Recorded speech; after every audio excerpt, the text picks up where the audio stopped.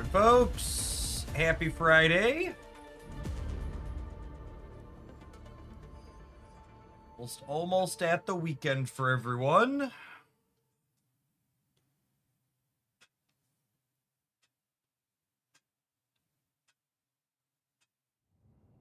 Muted? Nope. Don't think so.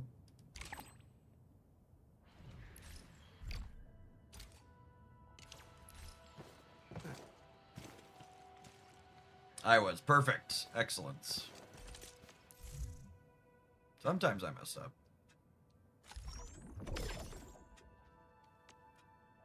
I like that they keep feeding me extra sanity bits. We could all use more sanity in 2020. 2025, yes. 2026? Whatever year it is.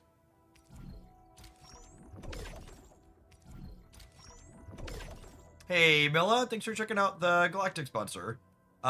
You'll need to just drop me a screenshot of your account at 13 and like a Discord DM, if that works, and then you'll need to ping me whenever your current sub expires, because Twitch doesn't let me gift a sub to people who currently have active subs.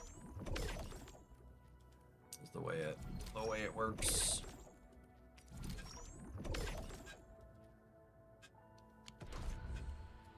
All right, just gonna go collectible hunting this morning. I'm gonna continue ignoring this event. I think my goal is to just find all of the treasure chesties. We're 8 short in this area.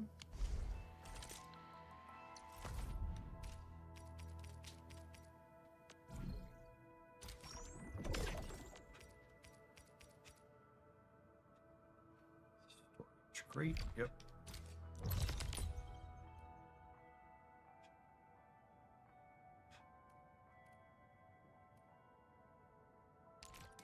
Nah, you can hold them up, Milla. That's fine. I can just only do them one at a time. Because Twitch is Twitch.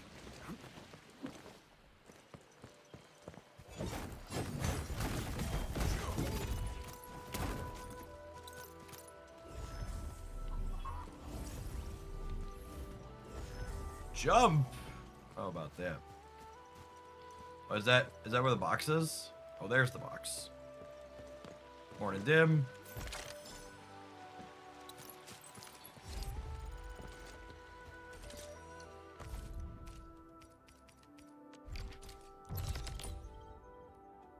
Well, that one's way up there. Almost in the other area.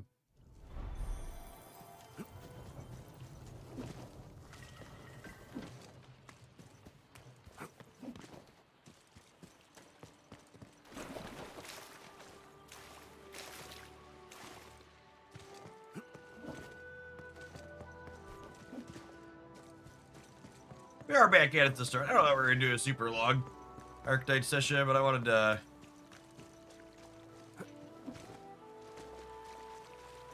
start with him this morning. Oh, there is one tucked back in there. You know, I completely missed this one before. I'm pretty sure we walked up in here and there was, I think it was an Oraline that was over here, maybe? I totally missed that box. Yeah, I'm planning to pull for Yvonne myself. She's like soonish, yeah? Like Tuesday? Got four days?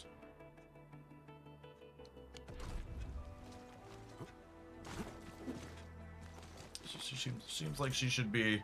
I'm hoping there's a way her kit can work well with Alesh. He's been one of my favorite characters to play. Been enjoying exploring all of his different options.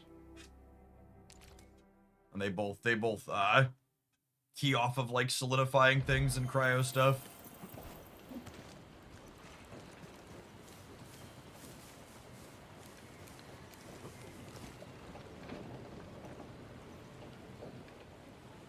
Was it up top? Haha. I was like, where is it? Is it unlockable? That's that one. We had a bunch up over there already.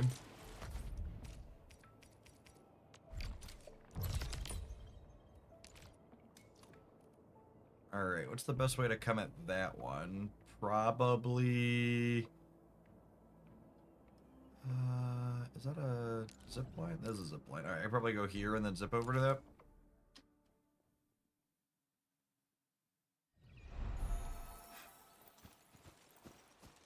One of the teams people have been playing Yvonne with is Gilberta, Alesh, and Zaihi. Sounds reasonable. Zaihi provides a little bit of healing, right? Which is nice.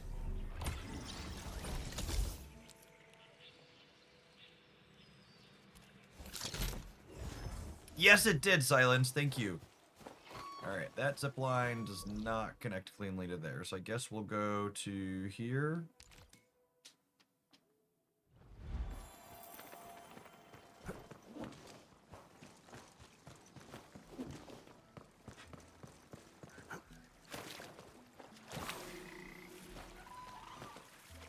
Maybe I'll have to build Zaihi up. In the meantime, in between time. This way. I want. Come back, frog!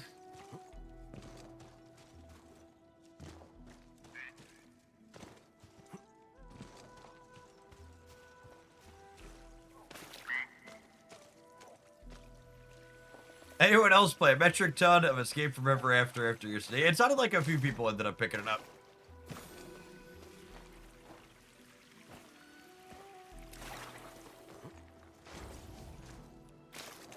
Oh, there's a frog puzzle over here.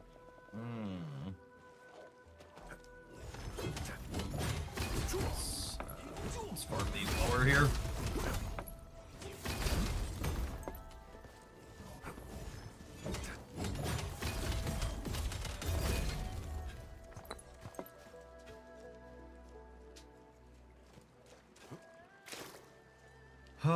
Where's the starting frog? Over here? Looks like it.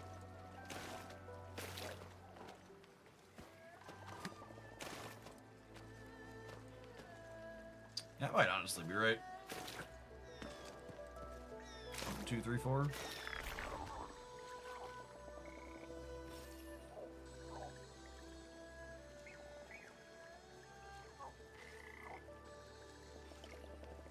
Lovely.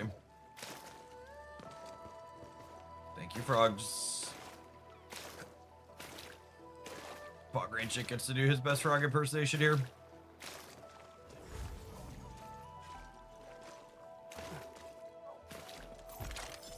Whee!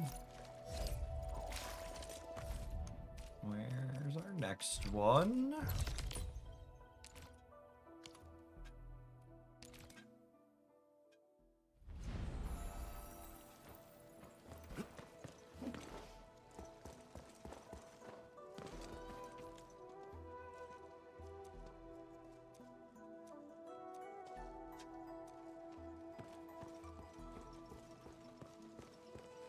Well, that was an easy, obvious one.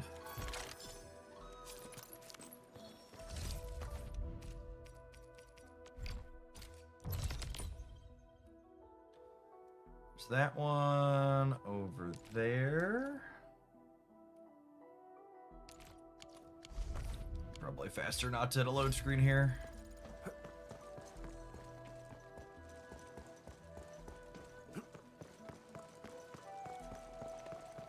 Don't think those go around that way. It's probably this way.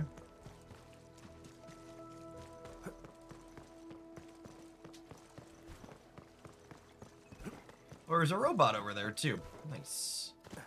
Pretty sure we did most of the ones in and around there. Definitely haven't been over this way.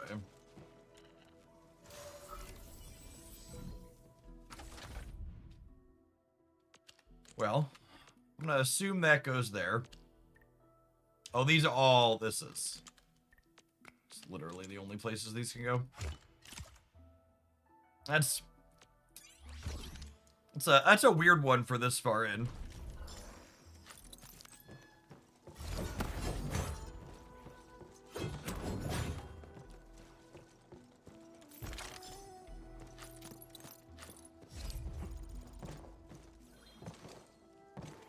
There are smaller goals in the Galactic Frontiers promo too if you're someone that just wants to support the channel with a little bit of time and aren't interested in picking up the sub.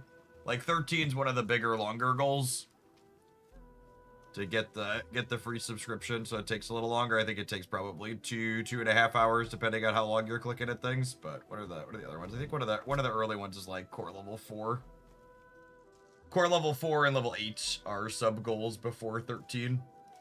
And those are both pretty quick.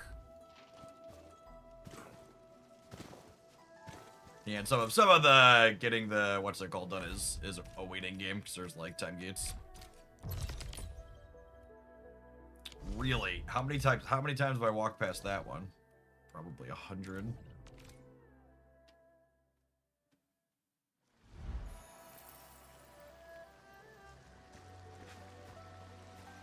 Just like around the other side of the rocks here? Absolutely.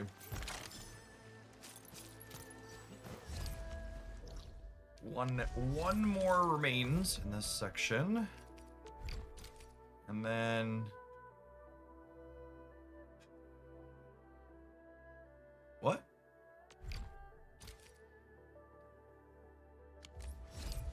Did it use that up while saying target not detected? Oh, I already have it marked here. Oh, that's annoying. That's really bad design that it eats my consumable when there's not one to be found. That's crappy. Those use a very, very real resources to buy.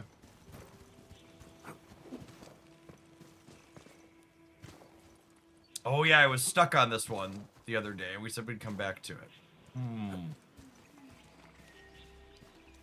There are like butterflies or something nearby.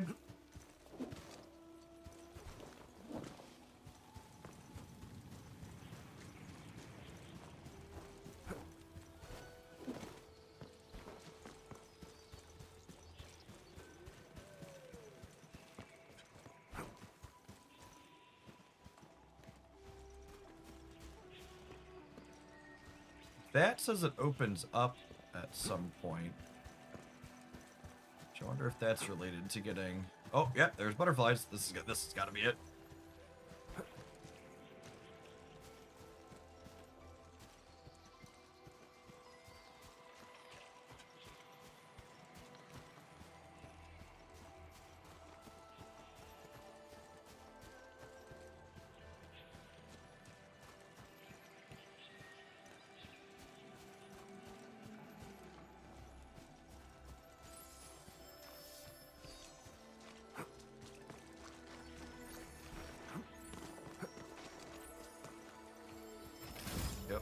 Strategic reserves like these can shift the tide of battle. That was a big one. All right, so we've got one other... Uh-oh. What happened? Why doesn't my Wuling base have power, chat? Why doesn't my Wuling base have power? There's 17 as a stretch goal past 13. All right, what happened here? I feel like this happened once before. Did I run out of...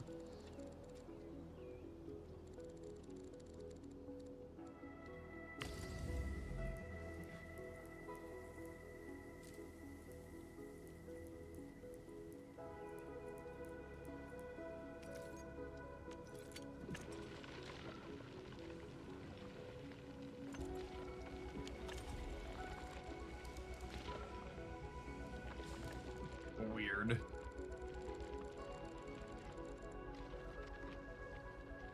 I did have this one turned off once upon a time. I wonder if that... I turned you back off for now. I think it's maybe I don't have enough Zeronite being produced with the 2 forges. Is what it comes down to.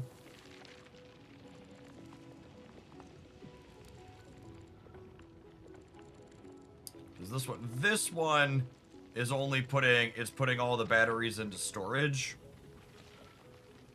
So I think when I sell too much, it's like what here? Yeah, because our Zeronite production went to 0. I think that only happens when I think I technically don't have enough Zeronite. I logged in and sold a bunch of stuff last night. I think I technically don't, the forges I have don't have enough to produce Zeronite for the components and 2 battery plants and the medicine.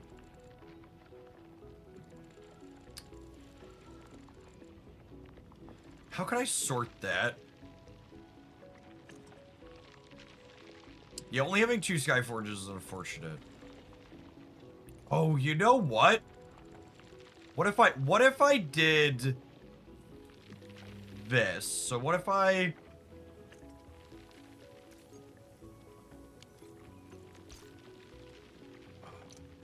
What if I did a splitter here, and then I ran a belt from, how do I belt? It's been a minute. And then I ran a belt across to this one. Or maybe I put it like here. This isn't gonna be very pretty, but I think it'll accomplish what I want it to accomplish.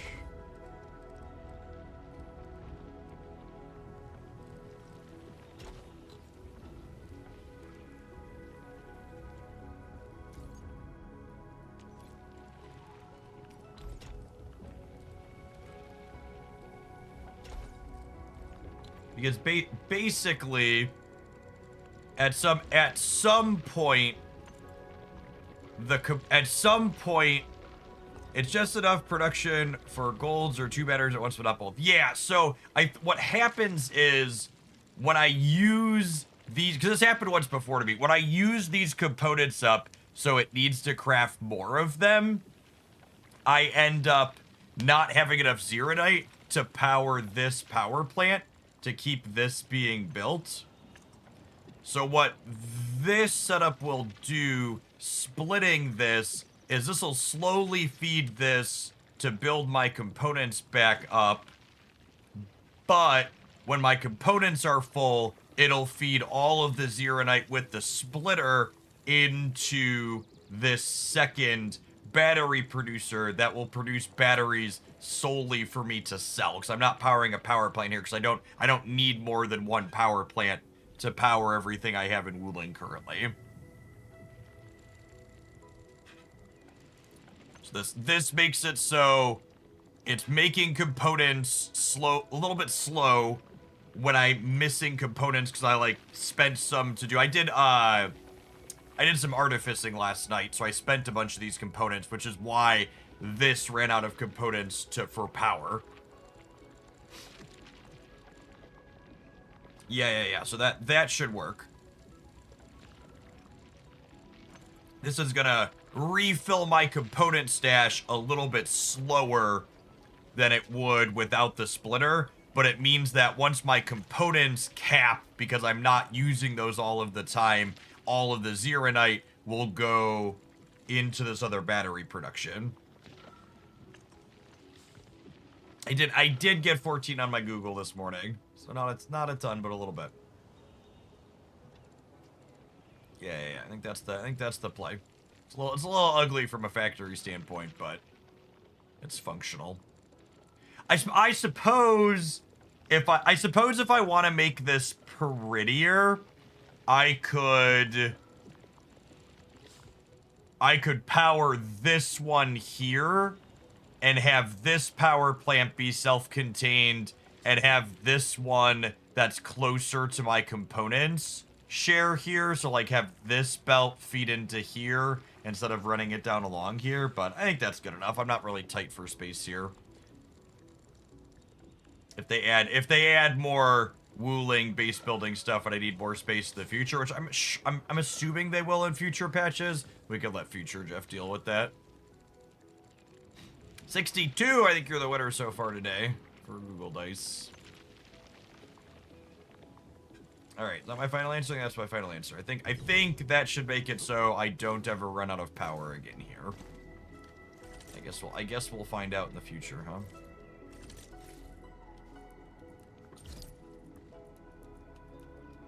Oh, I'm almost out of buck capsule A in my bag. Should probably.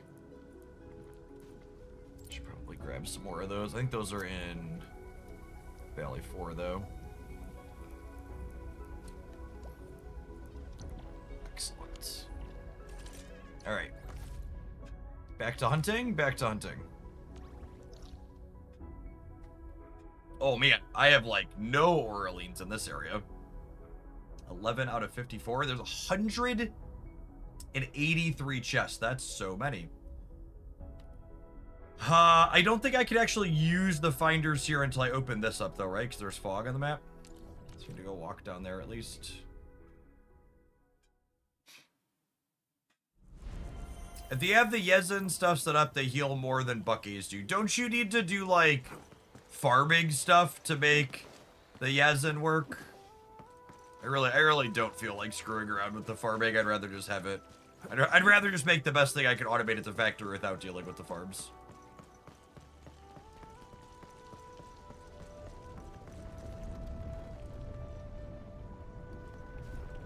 Oh,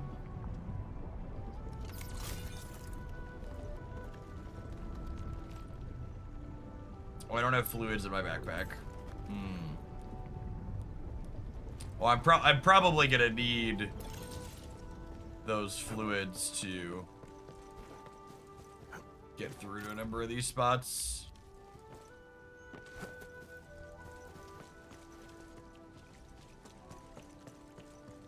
Yeah, looks like that whole area is locked behind there. Alright, let's jump back to...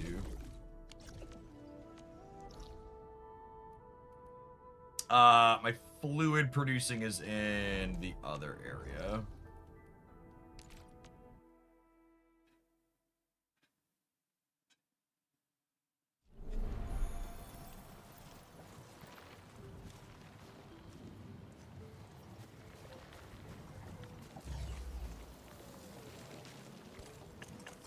I'm speed dating this weekend, and I need a killer joke to tell the ladies. Can you tell me what? I'm afraid that's not my strong suit. Oh, are these things? Are these what you're talking about? These ones I've been selling?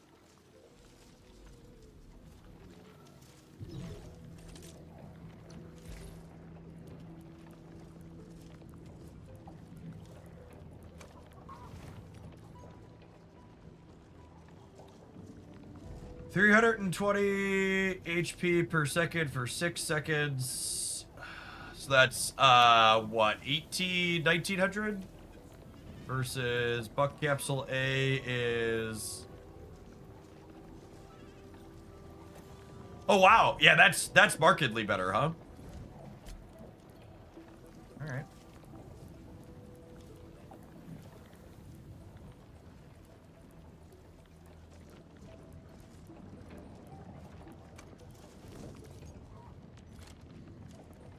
Guess we'll put that on the lads and lasses, huh? The slightest slip Good of shout out. mind decides who lives and who dies in battle.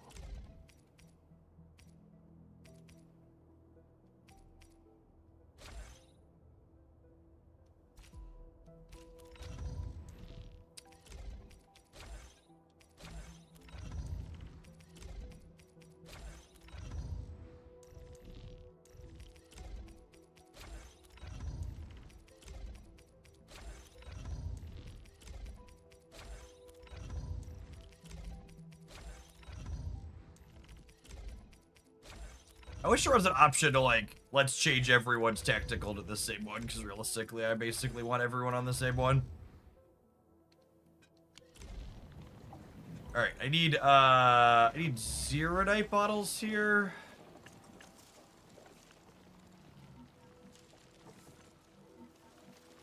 Is that what these are?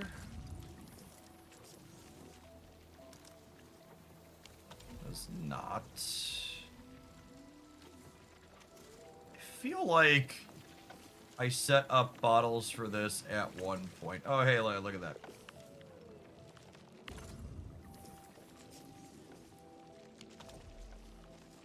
Unpowered. Why aren't you powered? Why did I take power away from you? What was past Jeff doing?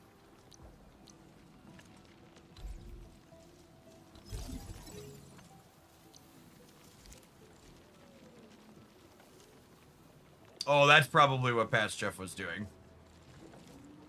We're over power capacity with that.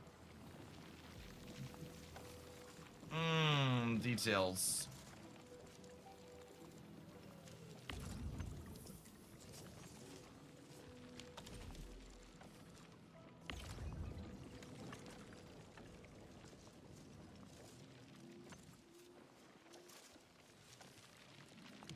Oh, and this needs actual Zerodite inside of it too, which I'm currently at 0 of because I messed up my AIC facilities.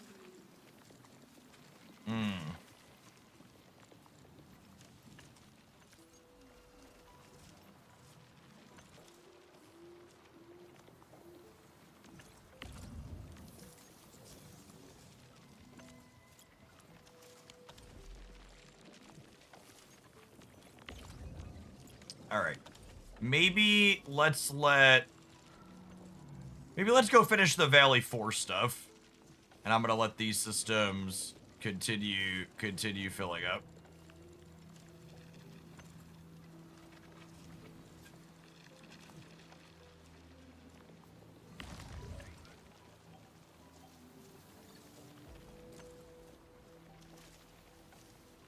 I guess occasionally Past Chef knows what he's doing. Yep.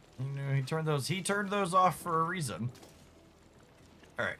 I'll let the rest of that construct. Alright. Let's do...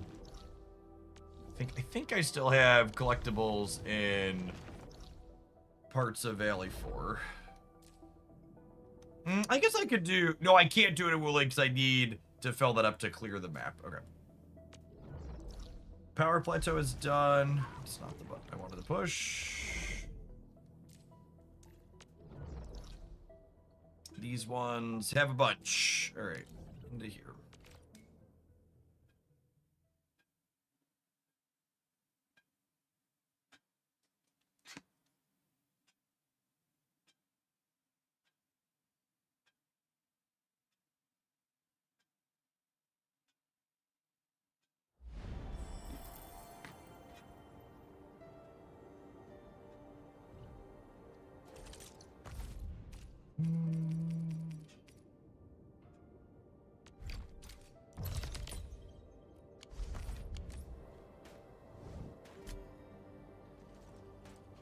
I was about to say it's under my nose, but it's actually more like it's above my nose.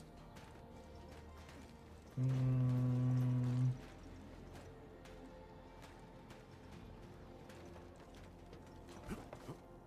make that jump? It almost looks like I can make that jump. I think the answer is we can't, but it almost looks like we can. We need to go up over the top of this, maybe?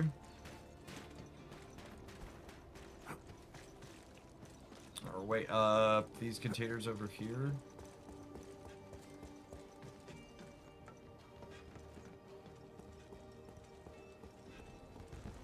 Huh. I don't think so. There's no way we climb up that way. But approach it from this side, maybe. There's another one up top there. Let's grab that one on our way over.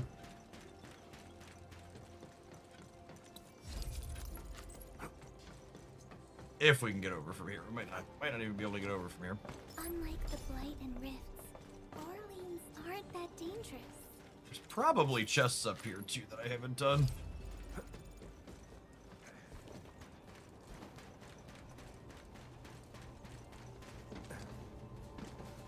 Can I get up on the roof of this building and drop down somehow?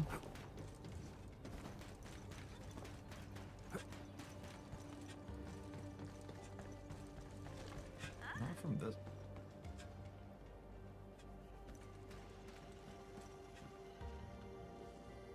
Groggy team member. Excited team member. I wonder if we can climb up from this side over here, maybe? Doesn't look like it. Fix the robot while we're here.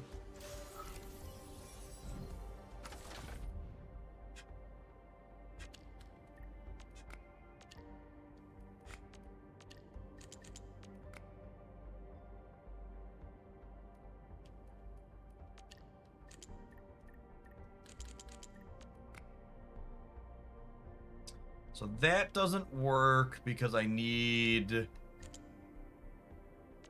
2 there. That's good. Nice.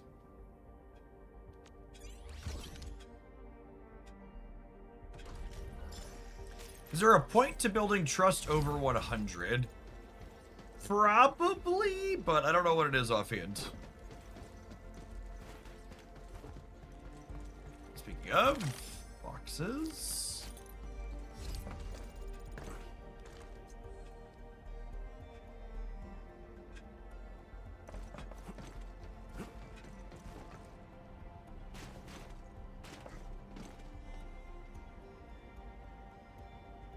Feels like there should be a way to get up top there. The only benefit I found to Trust Over 100 is it unlocks more character lore that I found so far. Okay. No gameplay benefit. Or like numbers go up stats type benefit.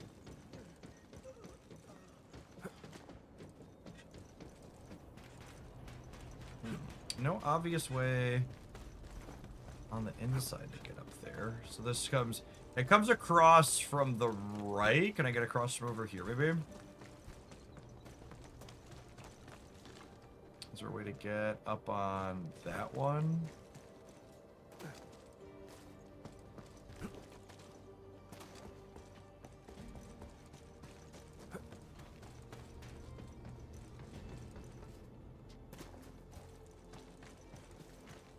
Blocked from that way.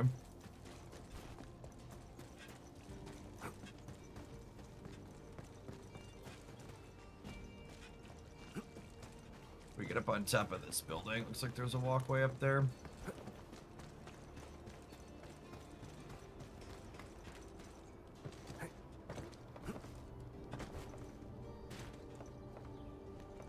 Doesn't look like that. We zigzag up here.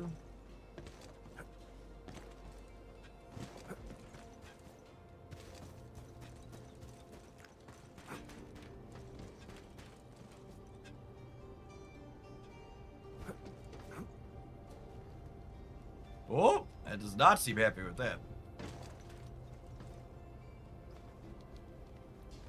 Just, you know, hopping on the rail. Does not like that edge.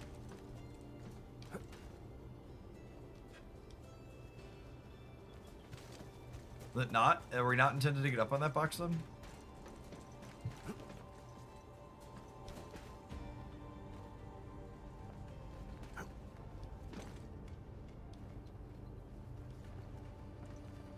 I'm gonna guess no.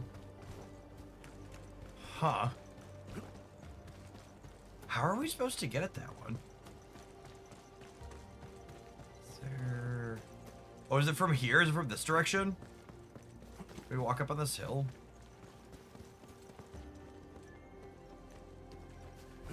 Maybe? No? About through here. Is there stuff over here? Oh, there's a chest back here at least. Well, these steam things launched me up, yeah?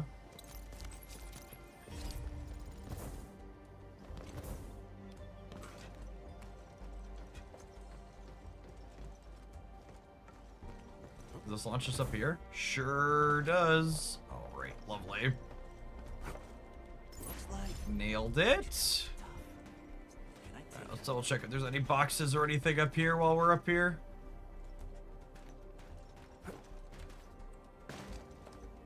Doesn't look like we can go that way.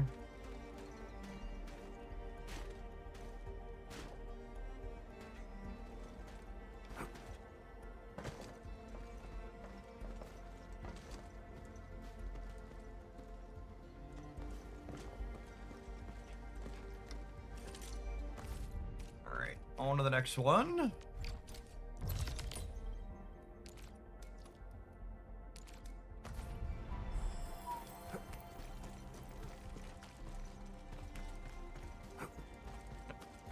Under us? Oh yeah, there's a hole down here.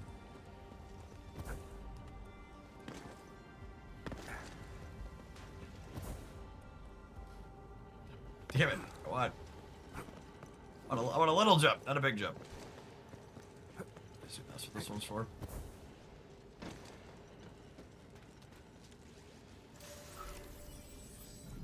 If you did much essence farming for weapons yet, I was having trouble with the Umbral 2 until I went and got a perfect essence for Leaf Fang and etched it a few times and a decent power boost from that. I have not done any essence farming. I ended up finishing the end game content with just getting Paw Grand Chicken, his weapon up to 90. So I've done all 3 of the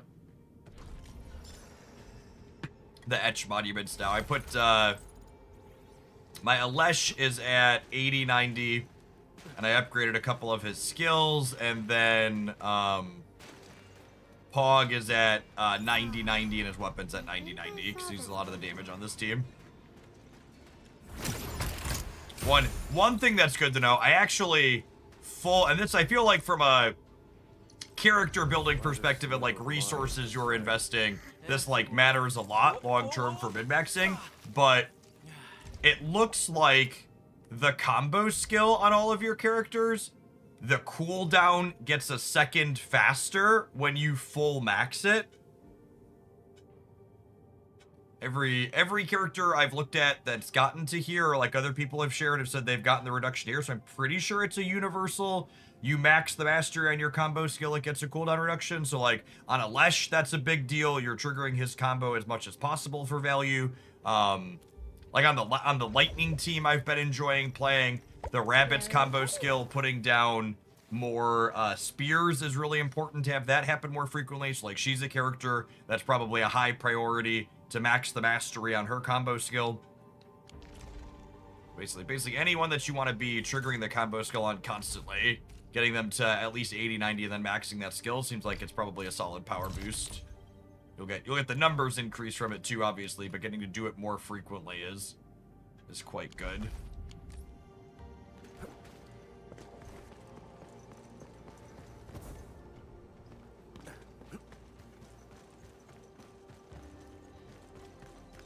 From a mechanical perspective, it feels more important then.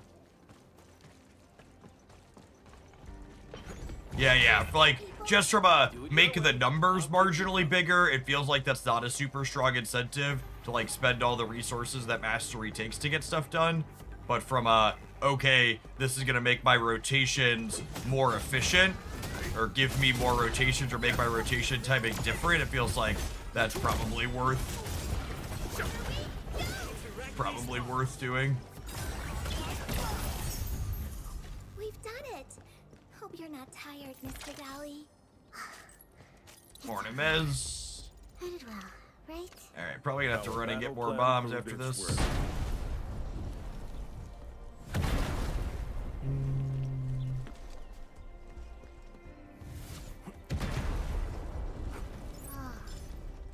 Let's crack all of these just in case there's a chest or anything under them.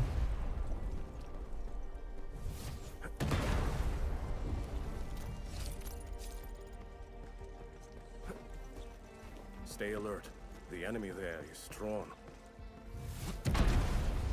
Watch your step, people. Get out of the way!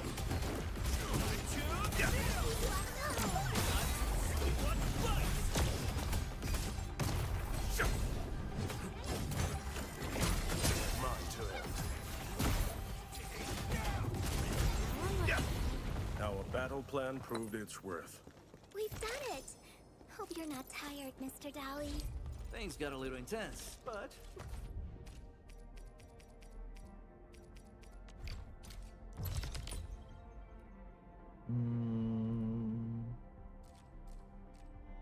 There's not a teleport point over there. It's unfortunate. Oh, I wonder if I could zip from here to here, probably.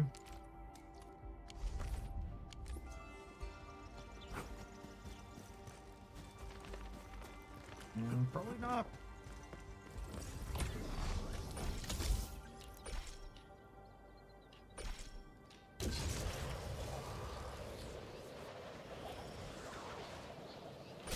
Oh gosh, it's awful that there's no mini map when you're ziplining. That's one of those features they said they're gonna be adding in an upcoming patch. finish it quickly. Something ain't right. Do it your way. I'll keep you covered.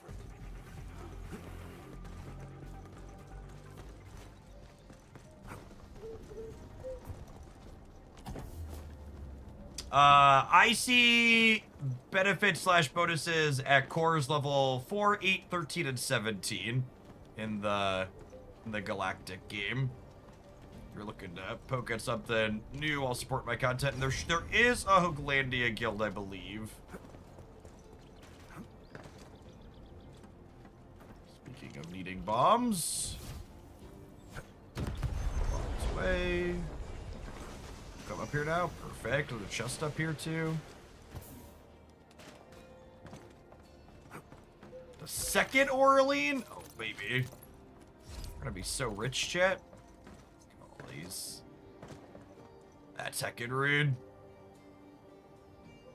Deeply, deeply, and incredibly rude game. Looks like magical stuff. Can I take another look?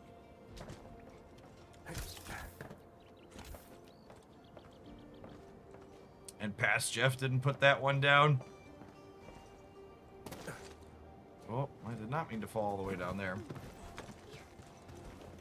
Some of these chests make me think I'm blind. Yeah, and there's some of them I use the search box on, and I'm like, yeah, I should have seen them.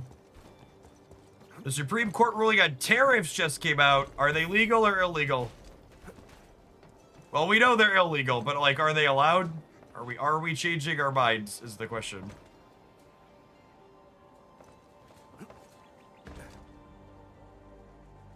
They struck down a ton of the tariffs. Oh, baby.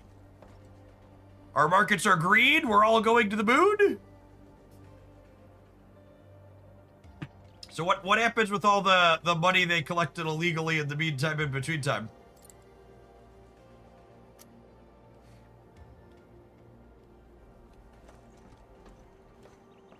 How do I get up there? I think there's a control for one of these around here somewhere, if I recall.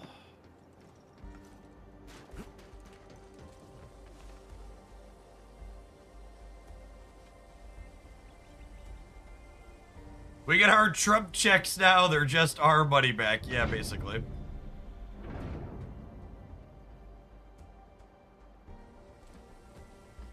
Oh, wait. You know what I bet it is? I bet it's... I need to...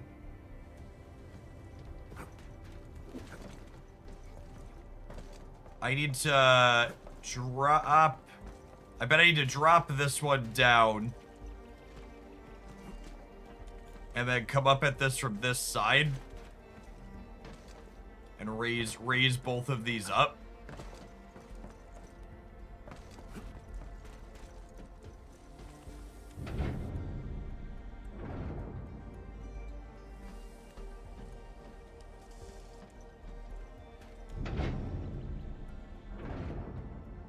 If I do that and come at it from the other side, can I get up on top of it?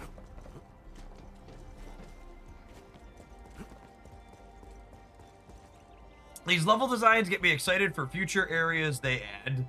Nice. Yeah. Me too. Like I've talked about it a lot, but like I really love the fact that like you actually have to platform through all of these places. It makes things like this, like puzzles like this, basically. God, well, if I can platform puzzles like this with the platforming aspect, basically just like aren't possible in like the Genshin-esque games where they let you like crawl up the walls because they're just like trivially easy when you crawl up the walls. But like the environment designers getting to like actually design environments to let you puzzle through things like this. It's really good design, and I like it. I like it a lot.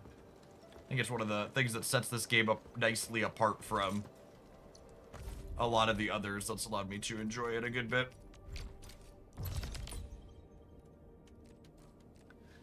Speaking of tariffs and money, chat, have an advert. Oh, that reminds me, I never turned off the auto ads on the YouTube side. I'll do that. We're going to continue exploring some Arcanite's Enfield this morning, and then we'll get along to Snapple in here in a little bit. Appreciate the early crew that's here for some variety.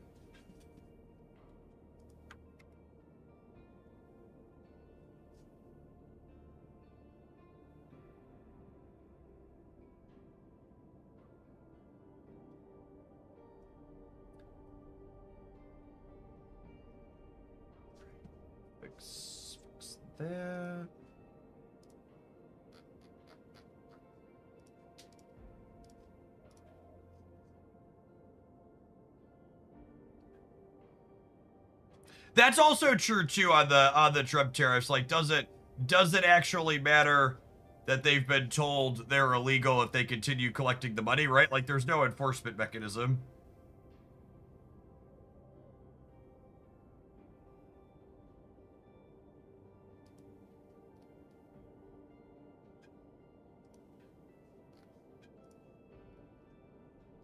Like, who? Yeah, who's gonna make him follow the court order?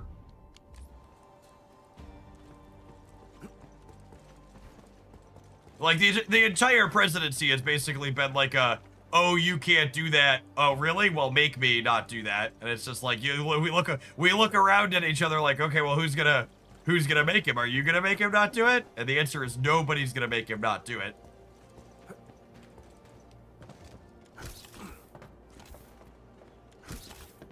I'm sure he'll have a amusing temper tantrum about the court's not siding with him, though. Well, that going for us, at least. Oh, I went up, and it's actually down. It's way down, way down. Time to keep my eye peeled. God, I love Pog's animations. They're so clean. Looks so good. Everyone's chipping in. The results speak for themselves. It's over. I did well, right? It's down, Things got a down little intense, over but there. we nailed it.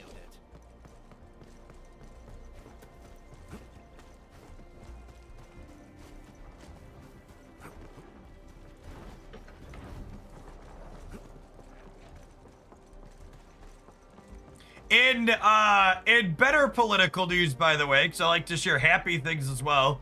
If anybody else watching is a fellow person who lives in Illinois like myself, one of our candidates running for Senate, Julia, she is running on a platform of Medicare for all and abolishing ICE.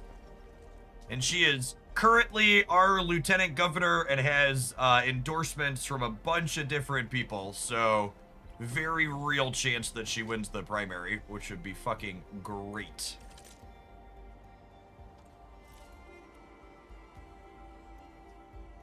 And then on the flip side of that, the other person who's likely to get, who could potentially get the knob, their mailer had, they were gonna make sure ICE wasn't wearing masks. And I was just like, oh, please God, not you.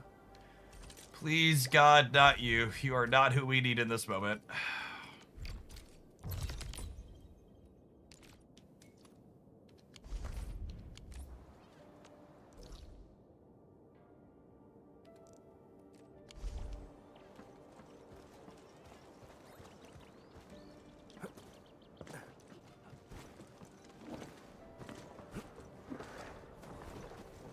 All right, where's my Oraline? Way over yonder. Oh, can I walk through this way? I think I walk through this way. Cardboard tech. What a nice amount of months. Thank you for that 69-month resubscription. Welcome, welcome The back. enemy there is strong.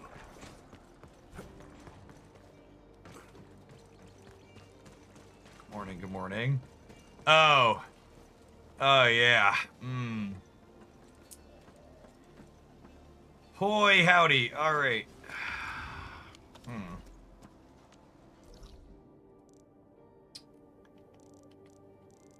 Well, where's my closest power line? It's like up over here. Man, that's a little bit of a haul. All right.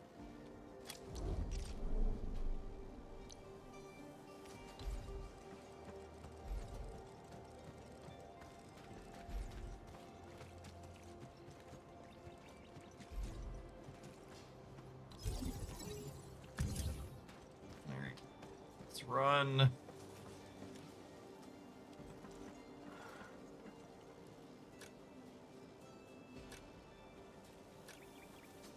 Oh, I can't plug it in there until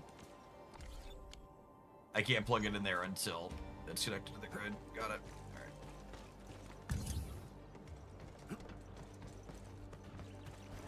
Watch your step, people.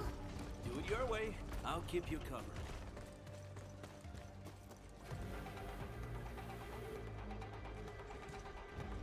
Sonic freeze. They go away? They went away. Alright.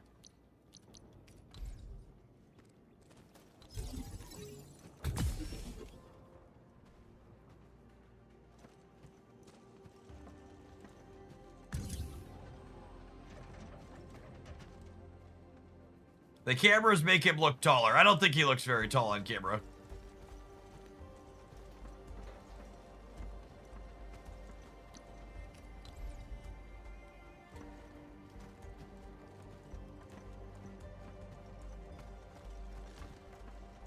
Ah, where can I put this?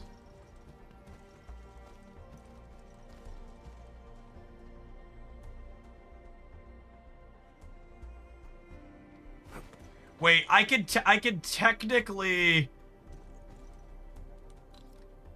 I could run this from here, and I could run it 80 feet, or 80 meters if I'm going to a big pylon, right?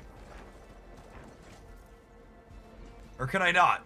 Do I need to put the big pylon down and then run it to that? Is that how that works?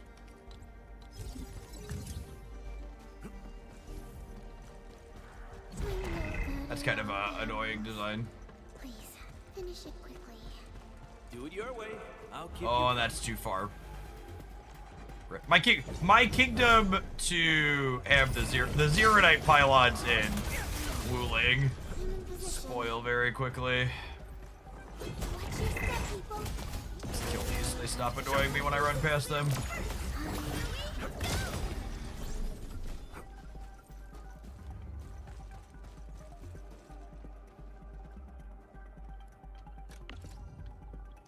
Action, move.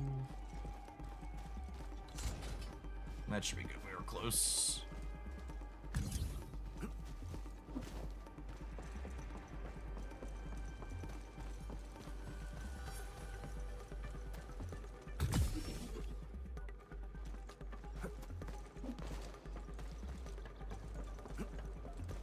Classic power line running right through the mountain there. Alright, we're heading this way. Oh, I'm gonna have to kill these people. time to keep my eye peeled.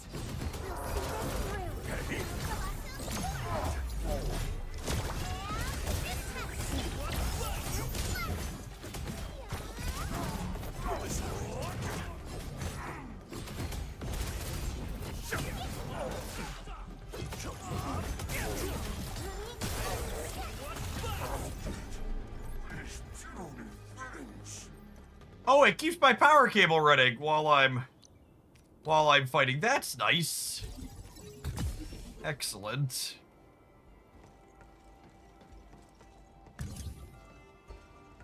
All right, and this should get us to here, no problem, yeah. And we're all powered up. Excellent.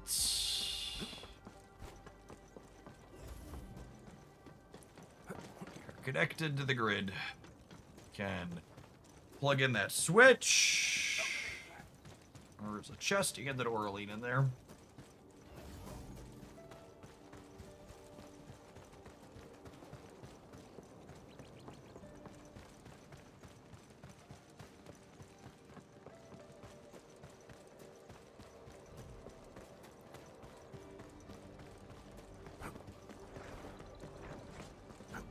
I suppose if I ever need to mine that Iridium, it's real close now.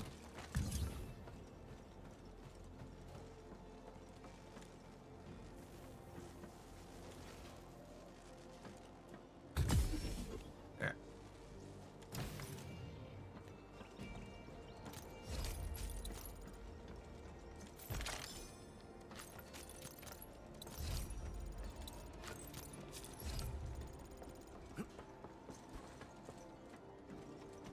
Was the actual Orally not even in there? Where is it? Is it?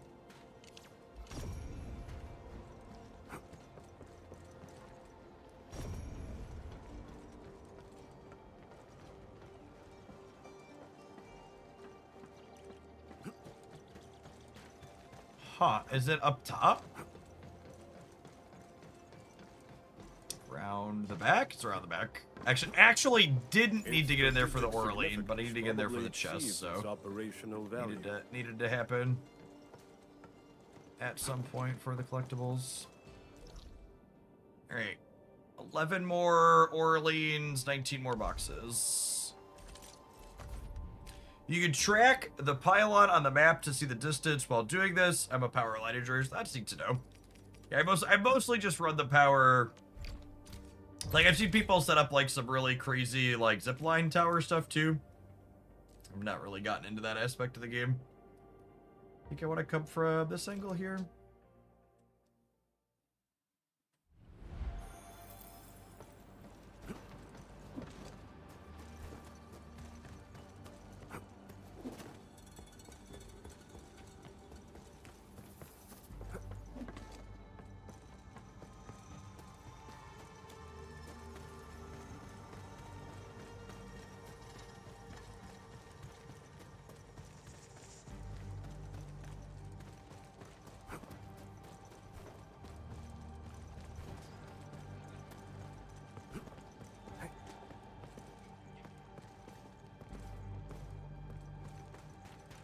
Oh, hey, I bet I haven't done that fight.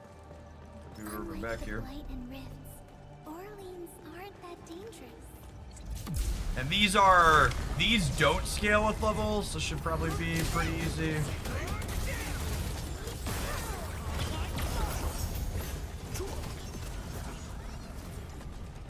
Go enjoy your snack.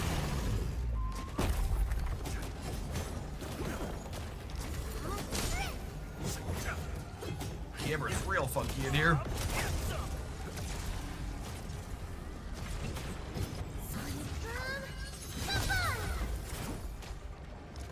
You got formation.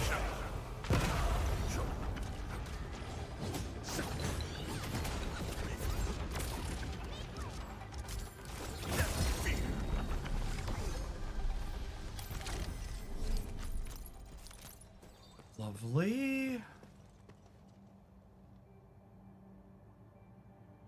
Make sure we're not missing anything before we pull the trigger on the next one.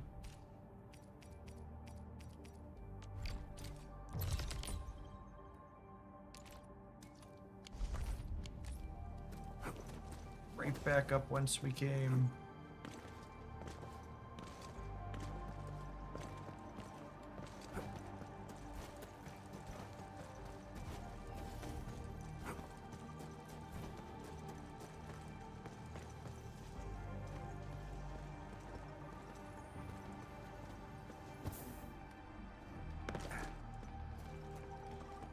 That's not. Watch your step, people. Do it your way. I'll keep you covered.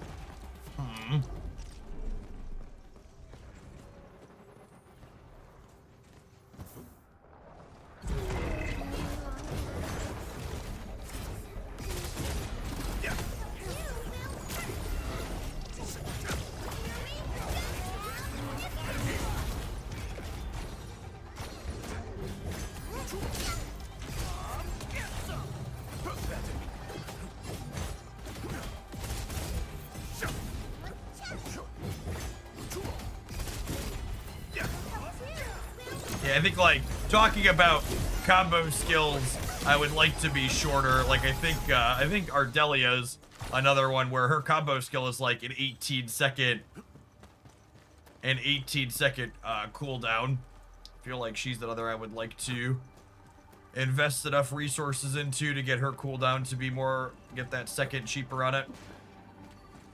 There's a reason to want to push to 80, 90 her.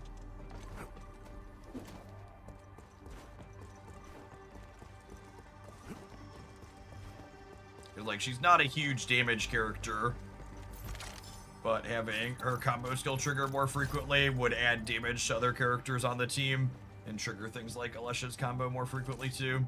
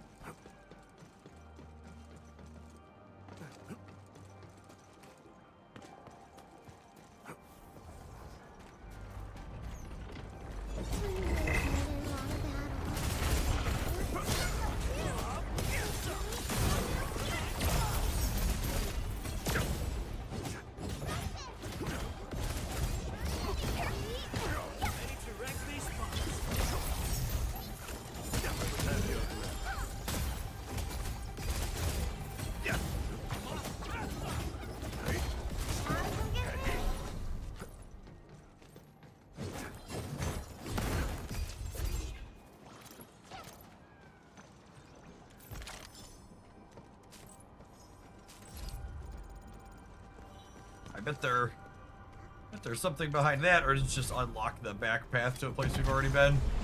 This might just be the back path to a place we've already been. Take a quick look. Yeah, I think we've been over here before.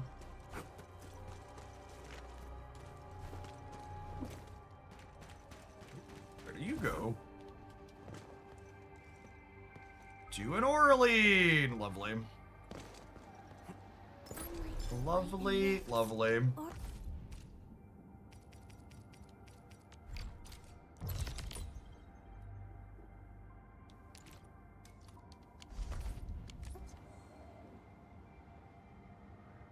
Right there, aim.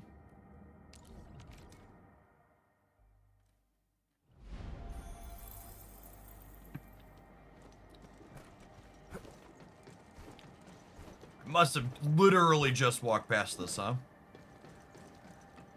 Oh, it's up top a little bit. Okay. Not quite directly past. Slightly, marginally less embarrassing. Alright, how do we get up there?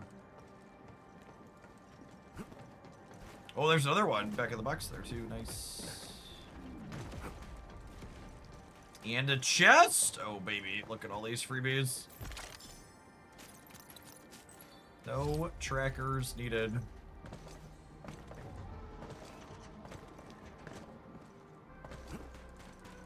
Alright, we'll loop back around for the other one here in a second. Its strategic significance probably exceeds its Probably operational another... value. Probably another, chest up here somewhere, too, if we're lucky. Don't look like it. Sad.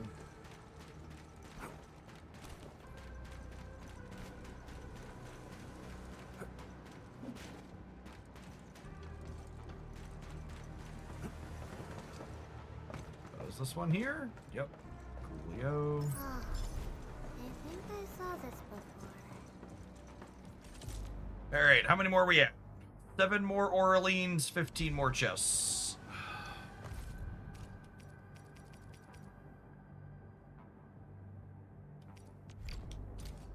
Alright, we have enough Orlean finders to find them all.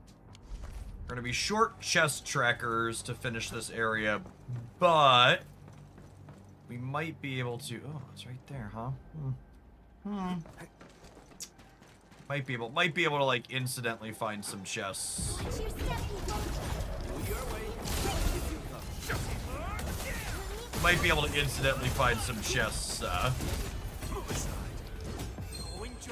as we find the Orleans we have been.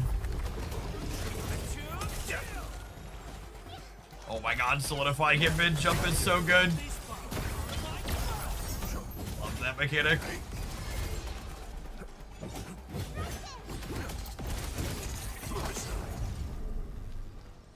Alright, I assume there's a way to get at this from up and behind. Yep. Ah, I think I saw...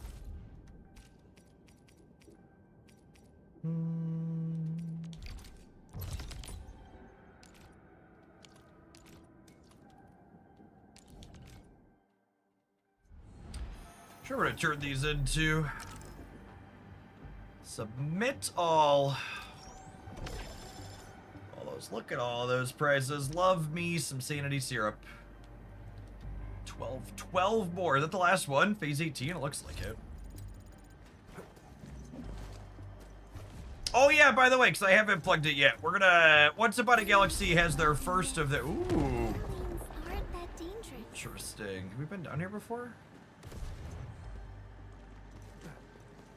Once Upon a Galaxy has their first monthly tournament that's fully in client asynchronous, starting this afternoon. So we're gonna play some of that at the end of the stream today to close things out. We're gonna do a little bit more of this. We're gonna snap for a number of hours, and then we'll wrap on some Galaxy game. Sanity syrup, that's what I call my rum. Listen, don't tell anyone, but Pogranchik's sanity syrup is rum as well.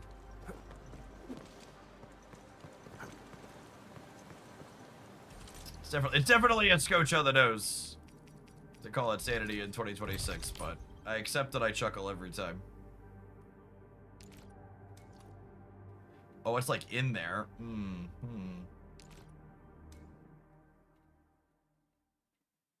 I see Pog is more of a vodka person. That's true. That's fair. What's his name?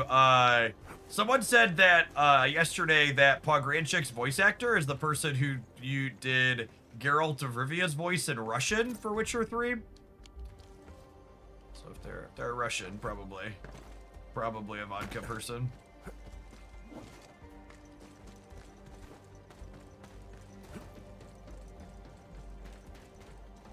We're lucky there's a chest up here too.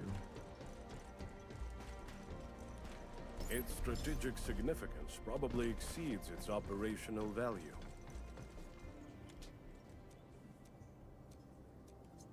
The dark patterns have aligned! 11111 Barty! Alright, let's check and see if my new alerts work, Barty. You're one of the first to trigger one of the bigger ones. 8 years, 8.5, 9 years, Barty Punker for 9 years. Look at that. Coming up on 9.5, and then 10 to infinity and beyond. It is an insane number. Thank you for all the support over the years. Sticking around through lots of different trips to different places and different games. I'm excited to see where 2026 leads us. We'll see if Pokemon Champions or Star Wars card game or Digimon card game, if that ever releases. We'll see if any of those stick, huh? Looks like magical stuff. 3 more Orleans remain. 3 more Orleans remain. IRL probably off a cliff. Well, let's wait and see how the midterms go. Let's wait and see how the midterms go.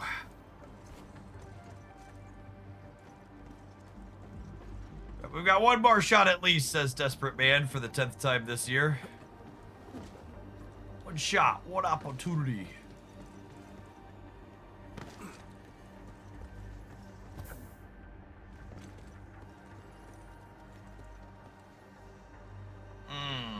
Okay, so we need to get over to there. Wait, what? Where are these taking me? Help! I've been kidnapped by jump pads! Alright.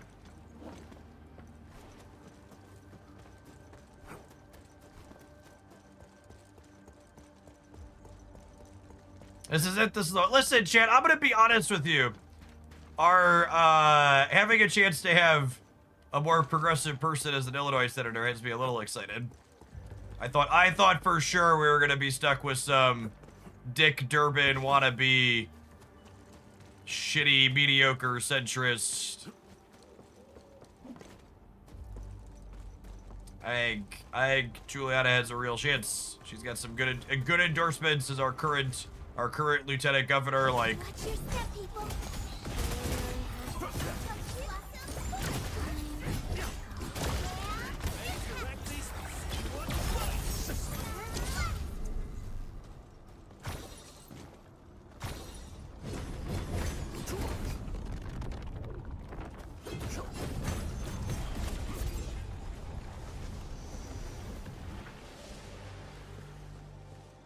Looks like magical stuff. Can I take another look? are you planning to play the new Pokemon release on the Switch 2, Fire Red or Leaf Green? I am not.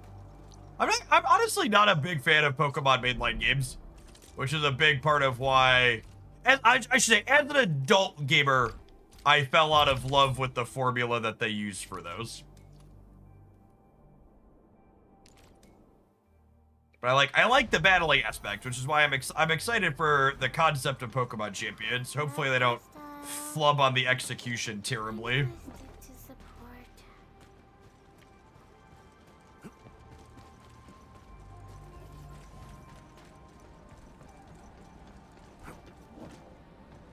Its strategic significance probably exceeds its operational value.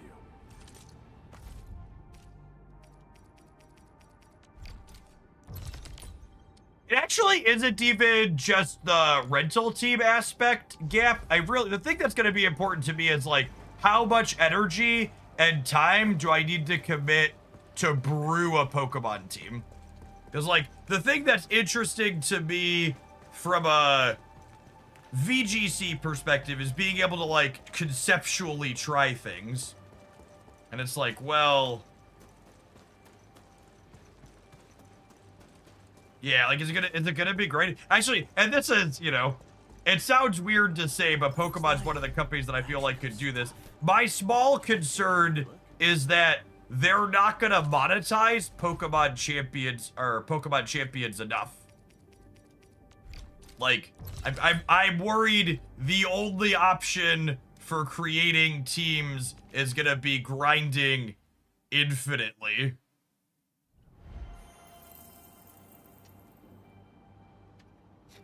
That's true. Rental teams would make playing viewer-submitted teams pretty easy if that was something we wanted to do. That is accurate. Which maybe that's enough. Oh man, I was already over here too. I missed one up top. Oh, I guess I didn't go up super high on this side. Yeah, I totally just stopped halfway. Lazy Hogland. That was a big one too.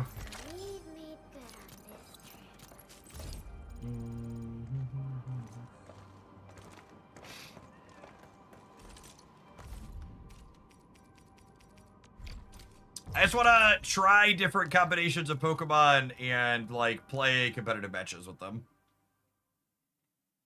That's all I would like to do. Give me a ranked ladder or on-demand tournaments and the ability to try different things conveniently.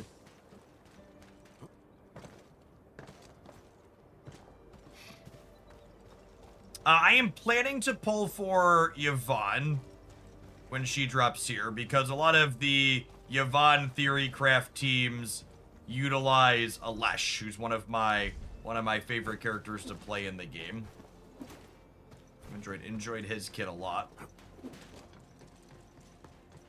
The team on a lot of websites for Theorycraft and stuff with Yvonne is Alesh and Gilberto, who I already have built, and then they play Zanhi, so I might build her up this weekend at least to 60-60 so I can, or 60-80 so I can put yellow gear on her and put a weapon on her so we can try her with Yvonne.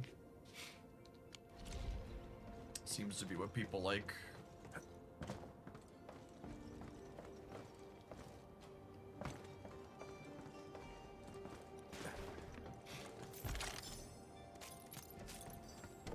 And then we don't know any pull order past that, right? I feel like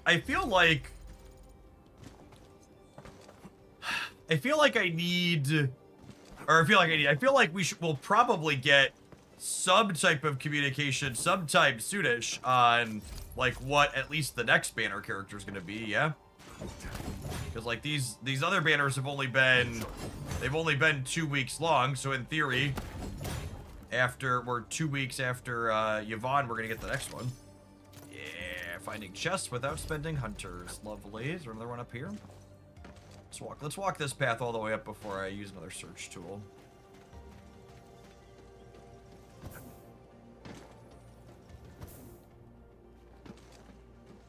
I think we found all the Orleans. Yeah. 10 chests left though.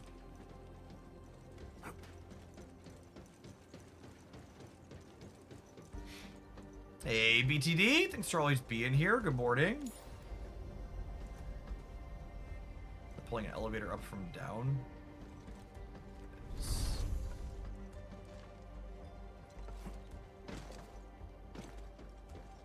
I woke up to a tariff refund, bless us. Yeah, but like, the consumers aren't gonna get the tariff refund, chat.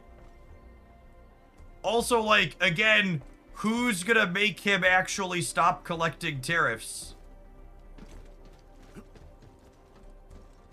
Like, I think it's great that the Supreme Court has, like, sided with not him, but, like, what's the enforcement mechanism? Is, like, the, like, huge question that needs to be asked whenever anything happens.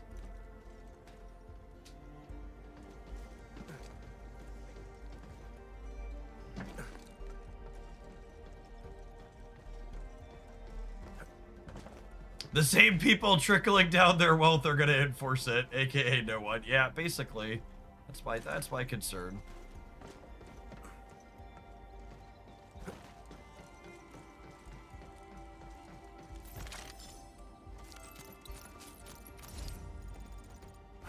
The tariffs are going into the Legion of Doom piggy bank. Yeah, basically that. Basically that.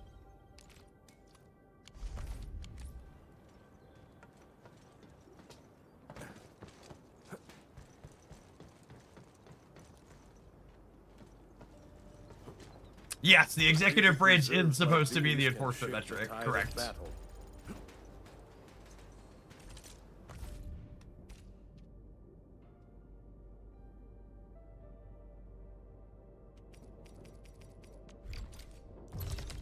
Yeah, I feel like I've heard mixed things about the Last Right team. It seems to be universally acknowledged that she can, like, do big damage, but the anecdotes I've seen from other creators that have built her and talked to people who have built her is that they don't, it seems a lot of people don't enjoy her play patterns. My best piece of advice, if you think you want to build a team or a character, is, like, roll those characters up to, like, 40, which is pretty minimal in terms of resource investment, and, like, go hop into a lower level protocol space. And, like, put a very small amount of time and energy into gearing them out and whatever at like 40. You might even be able to do it at 20 for some of them. And then, like, just go get a feel for, like, what do the rotations look like and feel like with this character in a lower level protocol space to see, like, okay, is this interesting or amusing? Is it stimulating for your brain?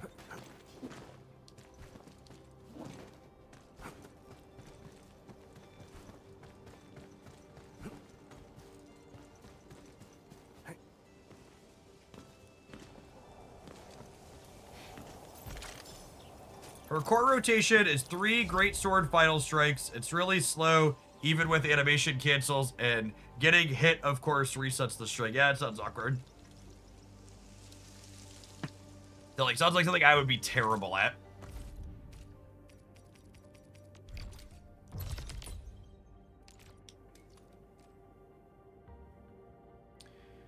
Oh, what's the quickest way to get down to there?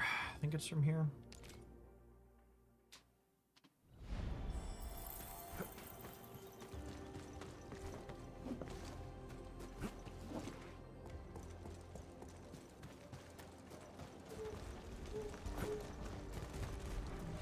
Yeah, that's true. Snowshine's block can give you a little bit more forgiving on the timing windows of things.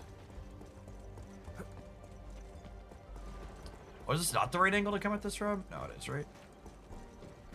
Yeah, cool.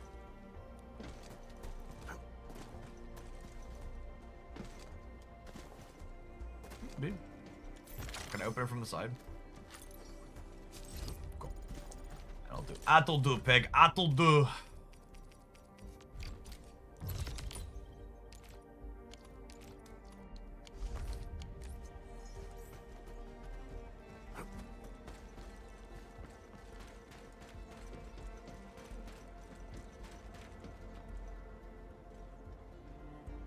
Yes, I really like the Rabbit Lightning team. It's been super. That one's been super fun. It's definitely a team at some point I'm going to finish putting points into. I want to get her up to 90-90 and get her potential maxed on her combo skills so it can happen more frequently.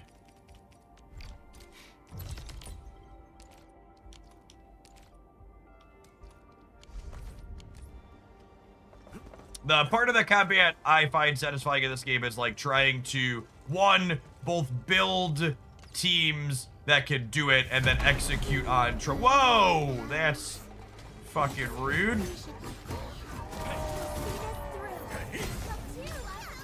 I've never seen a guy come out of a box before.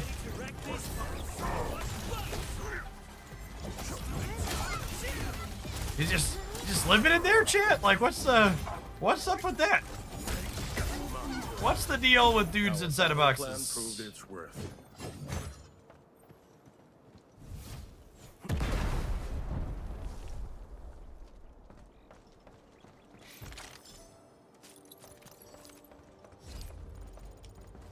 Yeah, we're gonna end on some Once Upon a Galaxy. Check it out there in client tournament mode today. This is the plan. This was his house, chat. That was his home, and you've destroyed it. I hope you're happy, Hogland. Yep. Yeah. All right. I'm out of treasure chest finders. I think I bought all of them for this week already. Need 3 more to finish this area. Unfortunately purchased them all. Alright, we'll have to finish up Valley 4 next week then, I suppose. Oh, I haven't checked my elastic. Alright, let's do my dailies real quick, and then we'll kick on over to Staple-Appin. Yeah, 300% is good enough.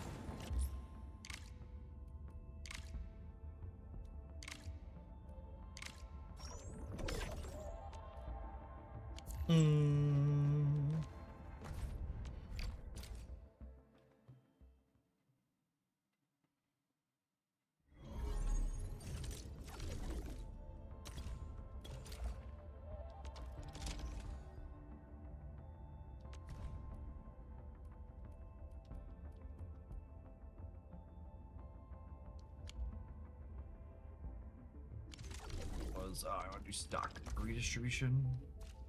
I feel like we should probably make a tariffs command for the day. Yeah, 200% is probably good enough to buy.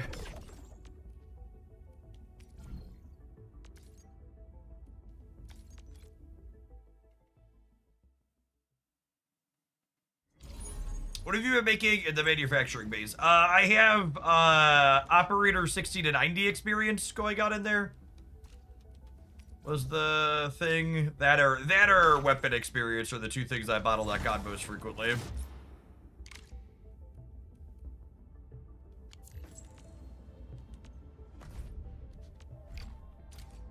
Can hit those real quick now. Long term, actually, I wish you could have them craft T-bills. Because T-bills are... They're resting. I've never tried this sort of work, but from a strategic perspective, it may be worth a try. Orders received. I've tagged them as my top mission priorities. I don't take this area of the game particularly seriously in terms of like trying to min-max it. No time to waste. My these little bits definitely are spewing some amount of the time on my account. It's just not an area of the game that I find particularly stimulating, so like I push the buttons and swap things around when I feel like doing so, but I also like don't stress out about making sure that it's 100% min-maxed. In fact, speaking of, I should spend my sanity points here before we wrap up for the day. Oh, I need to do one more daily here. Let's go give an operator a gift, and that'll finish that.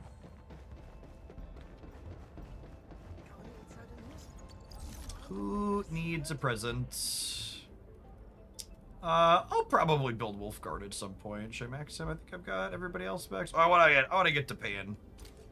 Get to Pan maxed out at some point. I want to build the physical operators up. So. Oh, he doesn't care about any of these gifts. Wow. He doesn't like my presents, chat. All right, fine. Fine, Japan. I see how it is. Wolfguard is gonna get the present then. Got a moment, Sandman? I found something interesting on my last mission. It's not Oh, he easy gave working me a with present. Look at that. All right, there we go. For me. Grazie. I'll put it to good use. They got a panda with sunglasses in this game where they don't market. I do feel like the pan deserves more marketing material. Concur with that. He's a wonderfully, wonderfully cool dude. All right, let's farm T credits for a couple of rotations here. Huh? Is it my turn already? Speaking of the rabbit team, let's play them. They're not quite as built as my a lush squad, but they're good enough to clear the top level of these domains.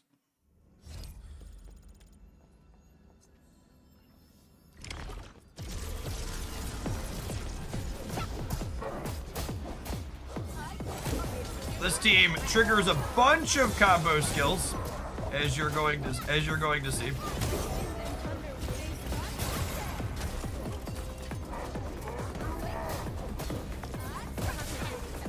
And then the rabbit puts down all these spears on the ground, and then the rabbit's skill pulls the spears back to her, and everybody she pulls the spears through takes a bunch of damage, and they all disappear. If you stack it up right.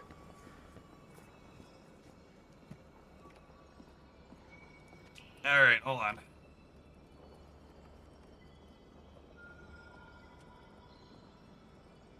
That was the nuke. Yeah, it's a big burst of damage, especially when you line it up with Gilberta's. Gilberta's ultimate there makes everybody take more damage, so Gilberta plus Perlica plus her skill.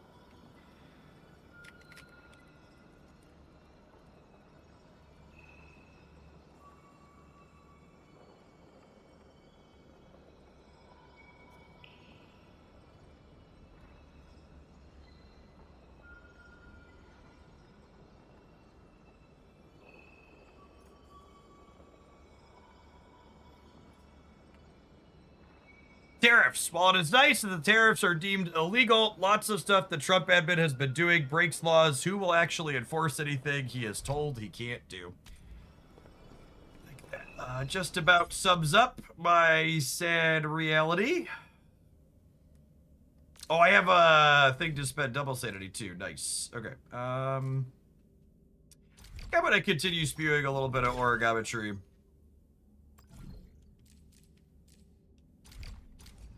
You can get 2 extra sanity points for 1 origametry per day.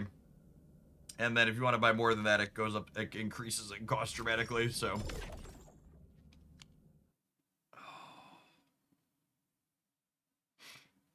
Spend that little bit extra to get more character progression. More teams faster. Come on, don't make it a secret. I heard Miesco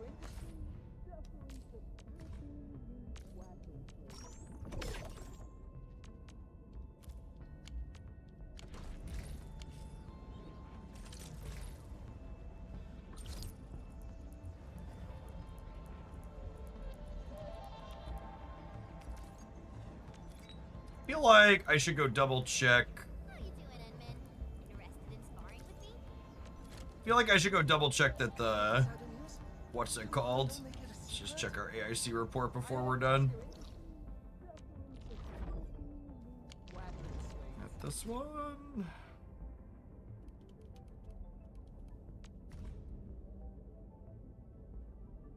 Valley 4. Wooling's still going okay.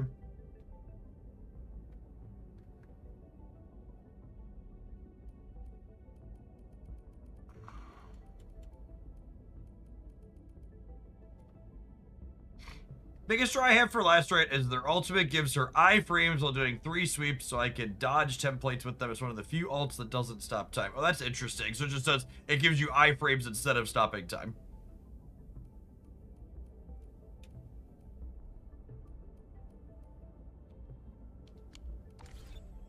Yes, I am planning to pull for Yvonne when she drops. We'll do that on Stream Tuesday is the plan. I think she drops at 11 a.m. 11 a.m. my time on Tuesday, so we will definitely do an hour or so of this, dorking around with her when she comes out. The number of stat packs I've opened share each other. Like, I've opened 5 Series 5 seasonal packs. And for me to get a guaranteed free card, do I need to keep opening the same pack? Or can I open regular Series 5 packs to get the guaranteed extra card as well? I don't actually know the answer to that. I think it's universal. But I'm not 100% on that. Just for the sake of clarity.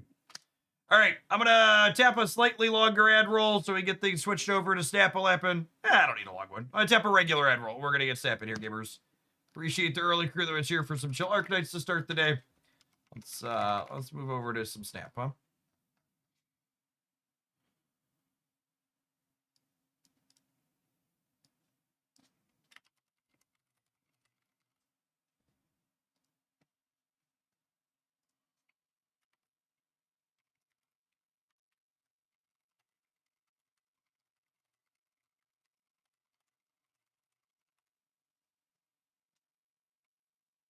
What's the number of packs you need to open? It's 18 rolls, which is 9 packs, because each pack comes with 2 rolls. So you get an extra card at worst every 9 packs, is my understanding.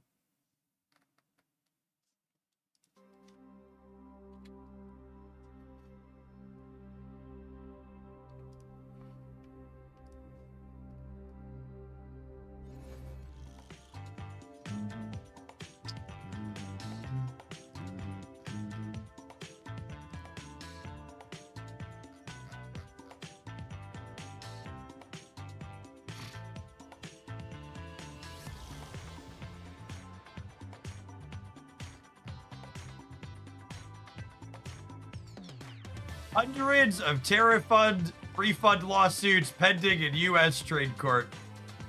Excellent. How are the markets? Are we green? Oh, baby.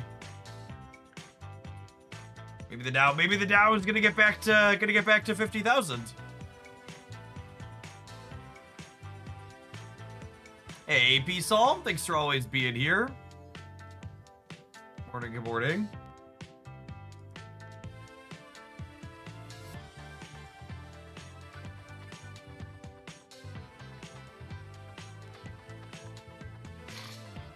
The foundation levels are 4, 8, 13, 17.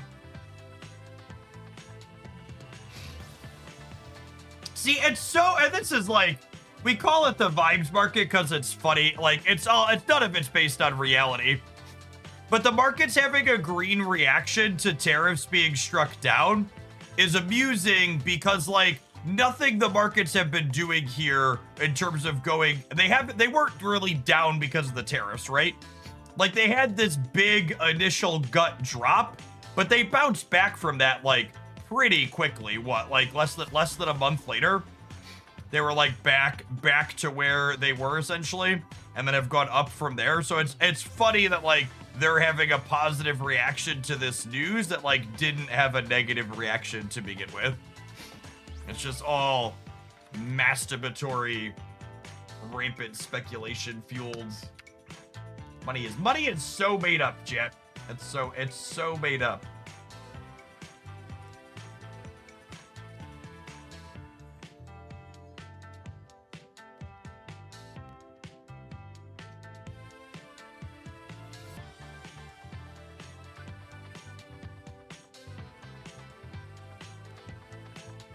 What?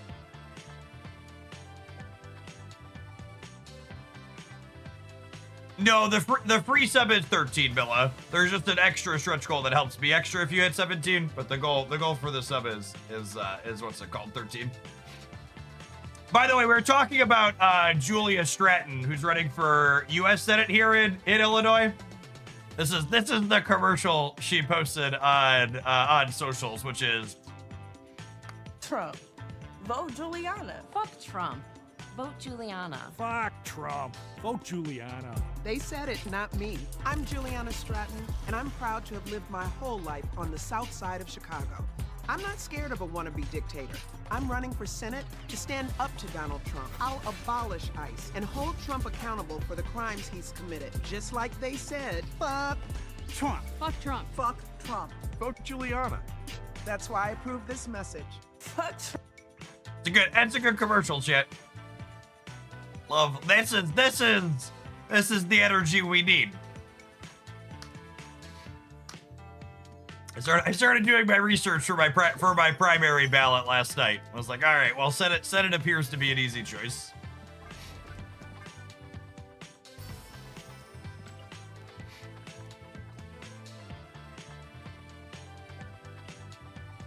What's the time limit? The promo for Galactic Frontiers runs 3 weeks, I think. 3 weeks sounds right. Yeah, 22 days, about 3 weeks.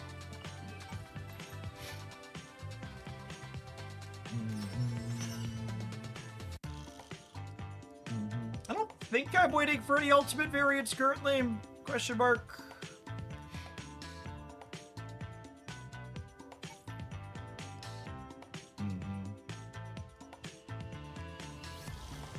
Ugh, I have two. This one's running for 2 weeks. I'm totally gonna cave before this rotates out, chat. I can feel it. I can feel it in my bones. They're gonna get some extra dollars out of me.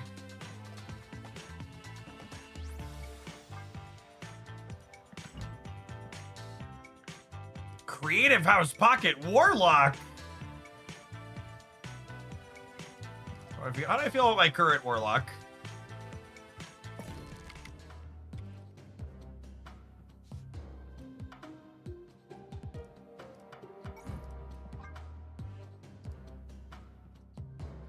I like that one better. And the Senate album. That's a win-win, chip.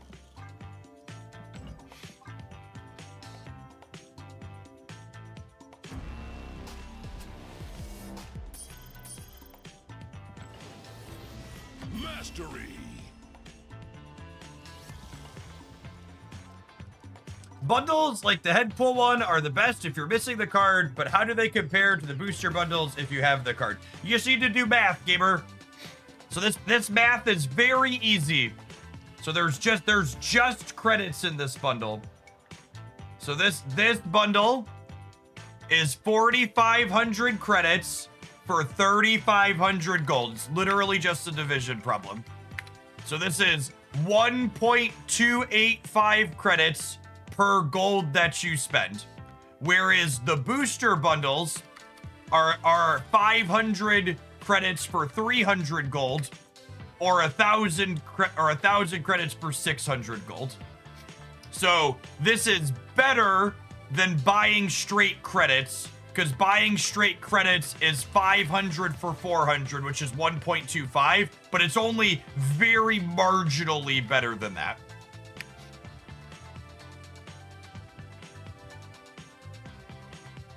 So the card's worth a ton. Any of these bundles from a pure collection completion standpoint, like if you view getting Headpool as saving you a non, like, you're not gonna play Headpool. He sucks, you're not gonna play the card. But like, if you're someone who's angling to eventually be collection complete, getting Headpool with this is effectively like getting 4,000 tokens, right? Is what it comes down to.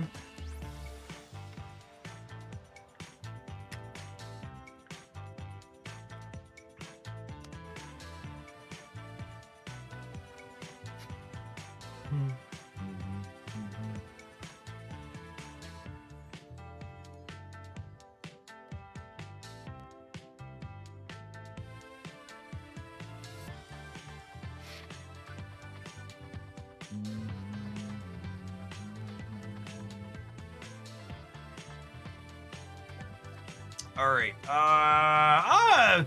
Let's double check Kraglin data.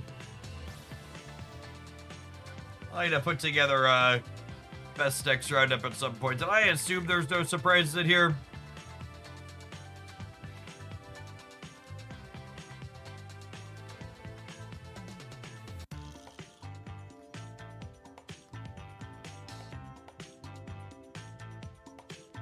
Should we play some Emperor Hulkling, chat? Why is there a cannonball? Oh, I guess cannonball is good with Galactus, right?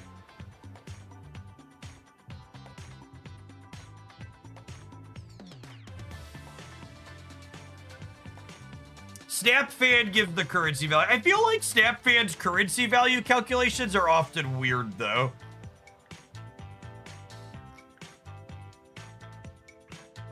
Like, where is it? Is this current and upcoming? Where is...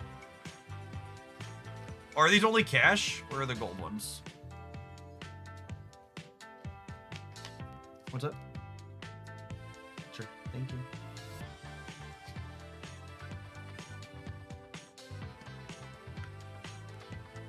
Oh, it's right there. Currency value 103%. Yeah, I guess that's accurate.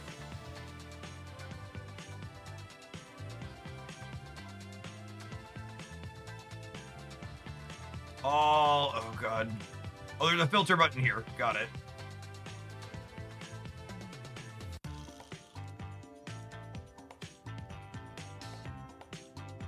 Yeah, and these are the booster ones. Okay, so that is a good comparison. Token Tuesday sucks shit. I really can't believe they haven't fixed Token Tuesday yet.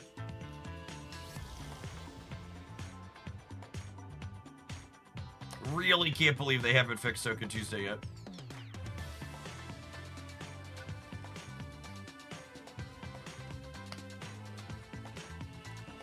Alright, sorry. Craglin, I got distracted.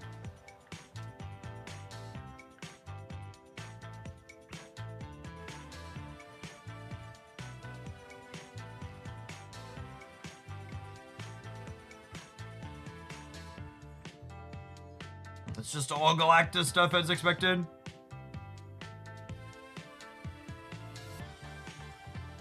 I mean, as someone who's like one of Second Dinner's biggest defenders, I feel like Token Tuesdays having bad numbers is literally them just going in and editing numbers in a spreadsheet somewhere, or editing numbers in a database.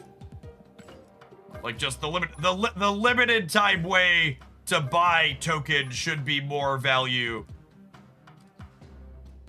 Should be more value than not.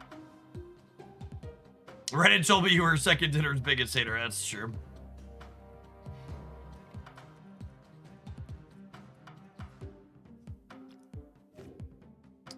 Also secretly accurate.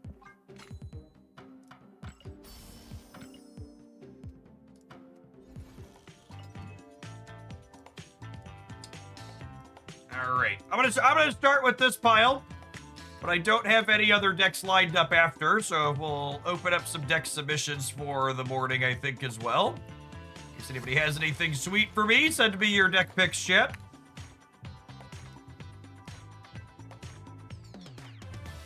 Let's throw the like the stream up poll on the YouTube side.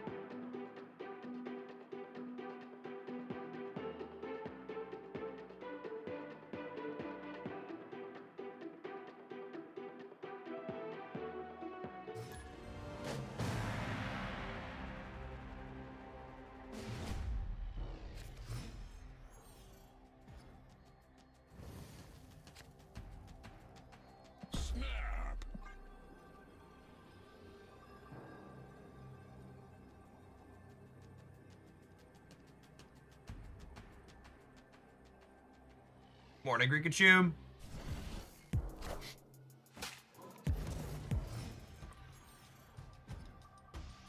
Who'd we lose? Wait. Parker!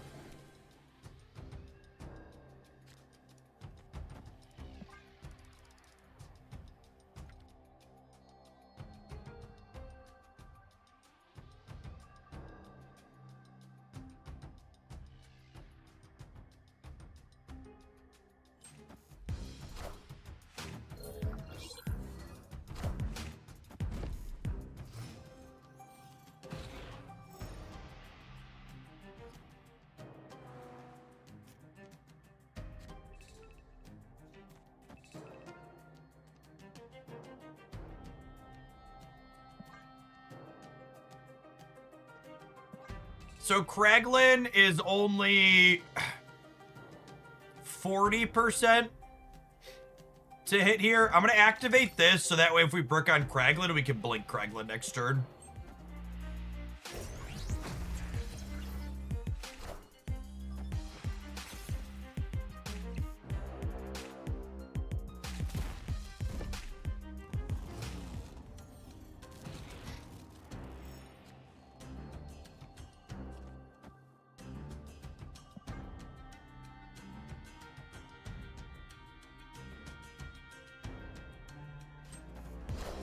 Alright, so this is, turning him into Emperor Hulkling.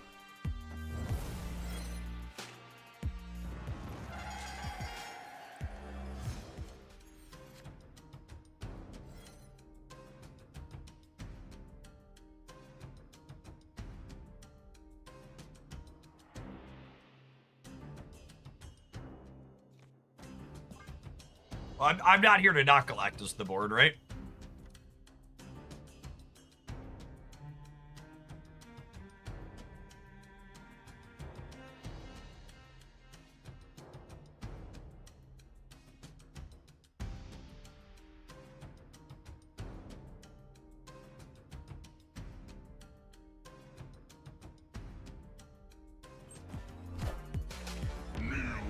We wouldn't put him in the deck if we weren't going to play him, exactly.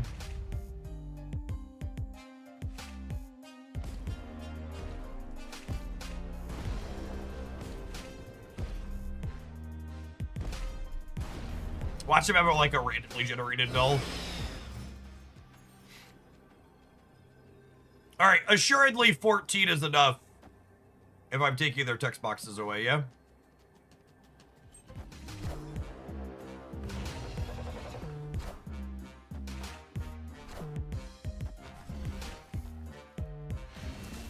Excellent. Excellent.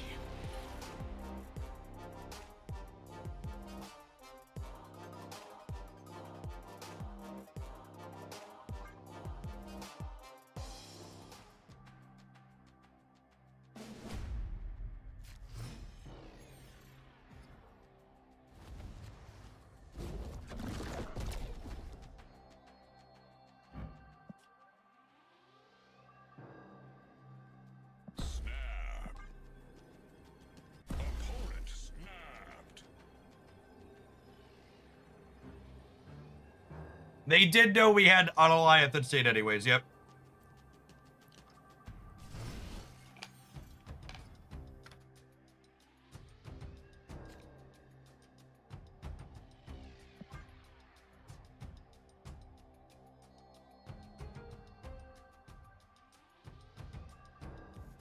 Dania, thank you for the third of a year. Appreciate that. Welcome back.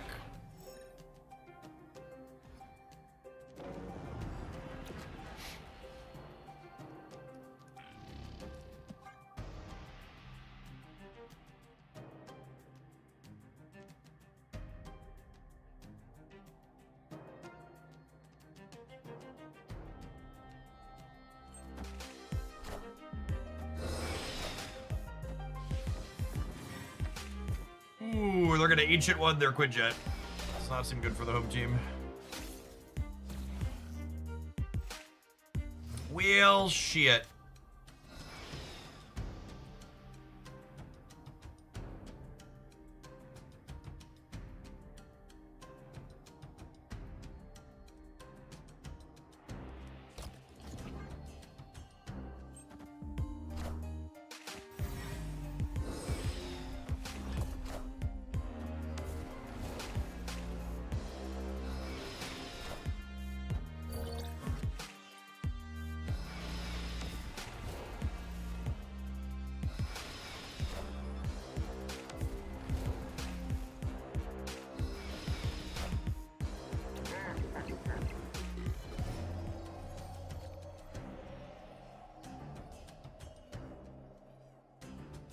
All right, well.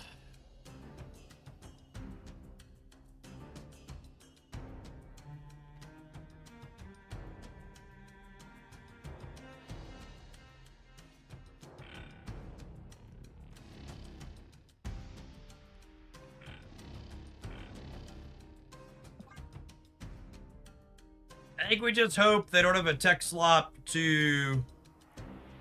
I think we just hope they don't have tech slop to clear the Emperor Hulkling.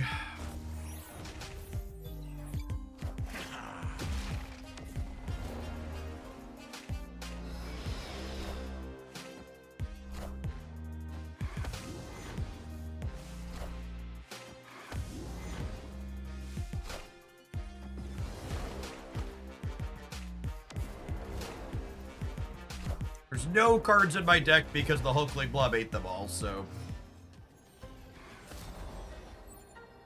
I need 9 points for the left.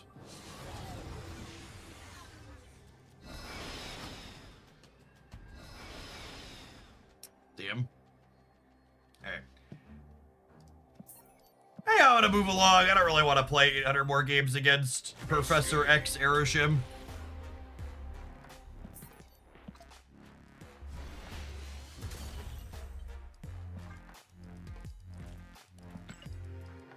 Like the opposite of my idea of a good time.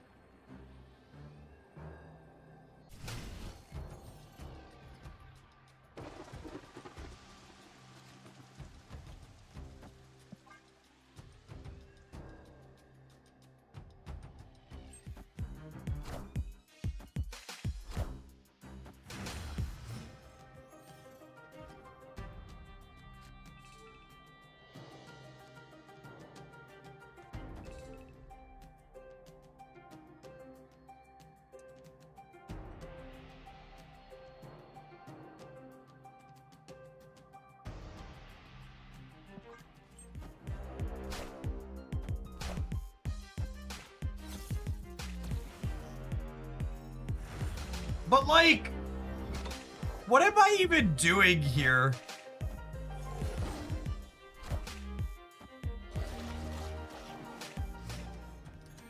Our deck kind of, this deck is so boring. Kraglin is the worst card they've released in a long time.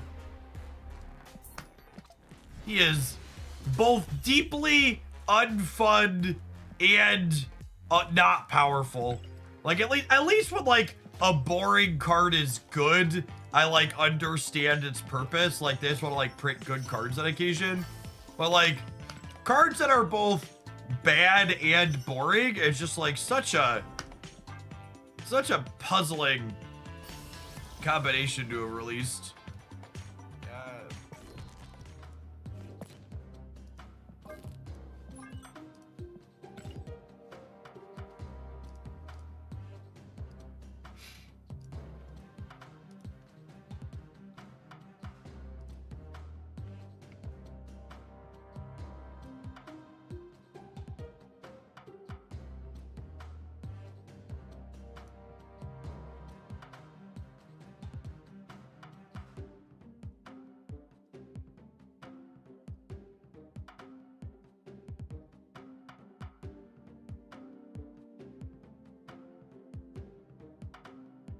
Arrow in the holodeck. Star-Lord Evo stuff.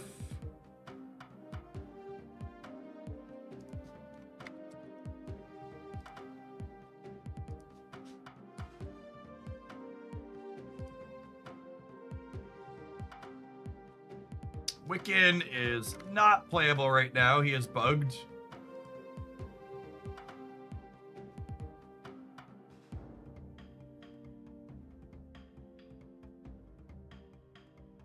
How have the metrics been with the weaker season? View counts and viewer counts have been bad. It's bad. It's bad for content when cards aren't worth playing.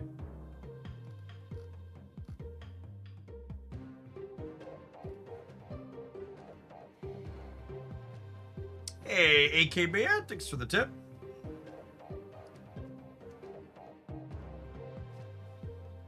Play Zombie Galacti, include Star-Lord if possible.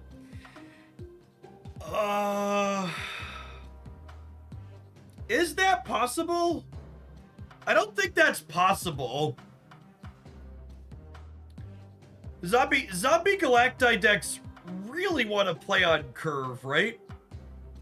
Yeah, I've got space to take like probably 2 more deck submissions, Duck. AK Man just claimed the first. Yeah, Zombie Galacti is like good and fun and solid. I'm gonna cheat on my homework and look at if anybody else has done that, but I feel like from a pure deck building perspective, those don't sound like they go together. These are just booster farming.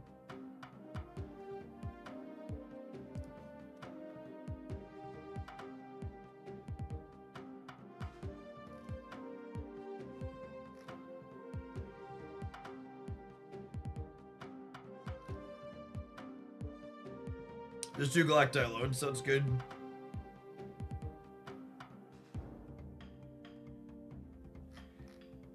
You know, it's not...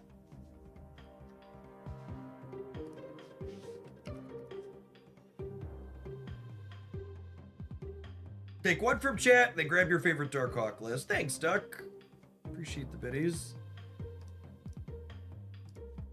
There was one of these last month I enjoyed.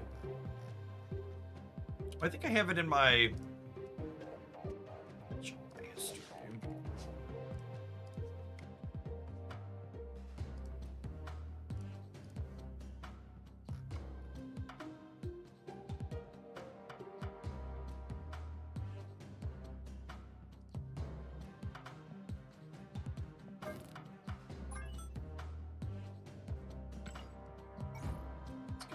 Black border on him finally.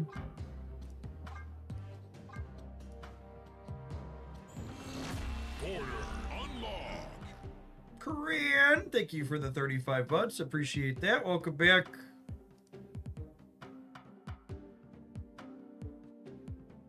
Yeah, I saw when you posted that one earlier. 2099. I don't know. This just looks bad. I feel like your weird decks never work for me.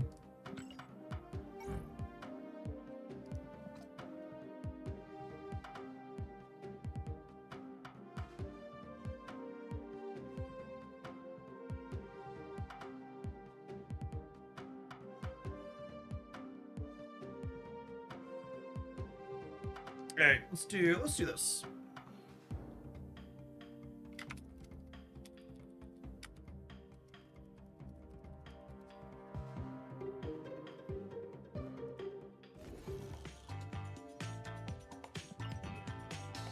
I don't think I have ice unlocked for Galacti. Let's check during the end roll. Let's take a brief pause for the cause. When we get back, we'll dive on into this one. Thanks everybody for hanging out today. Don't go anywhere. I appreciate you kicking your weekend off here at Hooglandia with us. If you're watching on the YouTube side, you enjoy the daily content, don't forget to tap the like button while you're here. Appreciate the folks who have done that already today.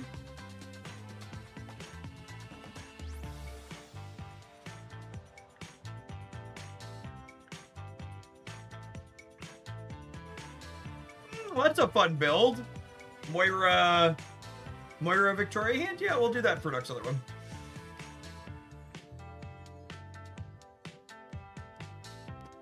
About a minute since we've done that. Let me check. I don't think I have I think I have the ice background here. Yeah. We can do that, start kind of matches. It's close-ish.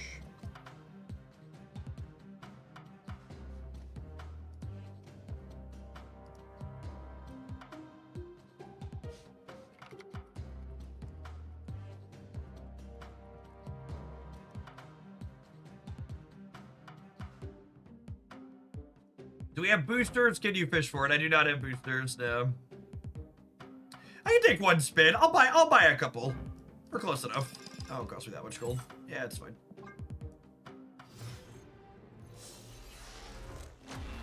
Infinity. What are we saving the gold for if not to spew?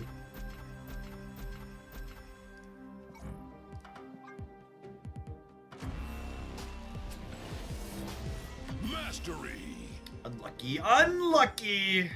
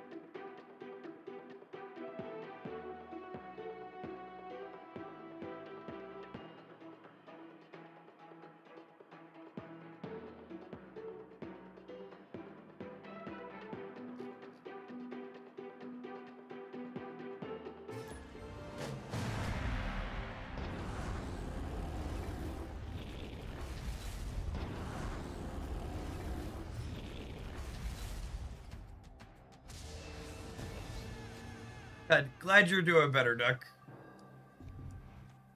Oh, snap.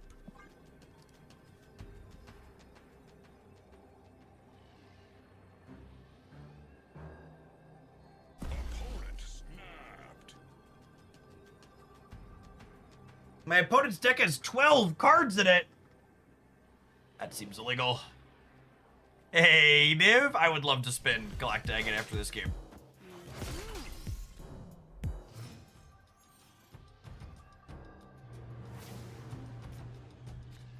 Well, you could tell my hand was great because Adelan flipped up.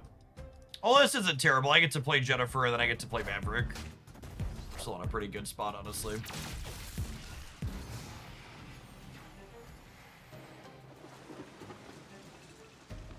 Oh, I'd have loved that.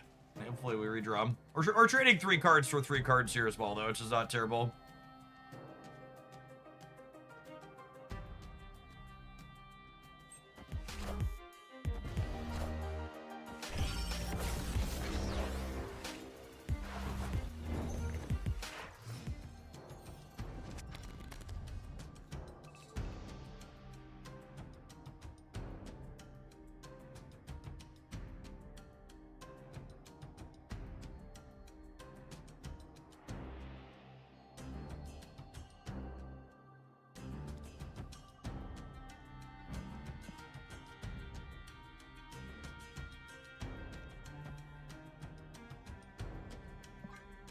I think we're in a good spot, yeah?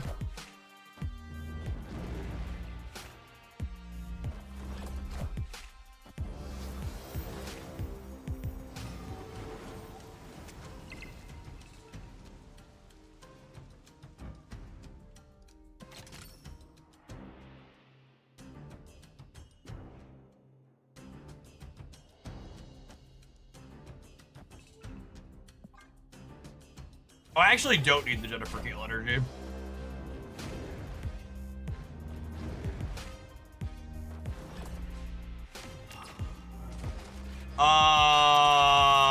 Honey.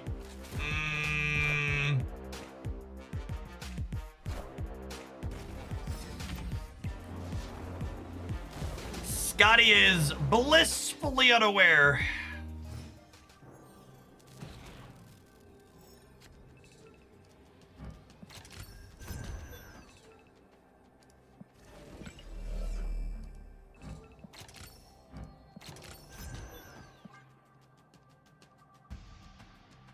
They're about to play out, Jeff. You just gotta trust.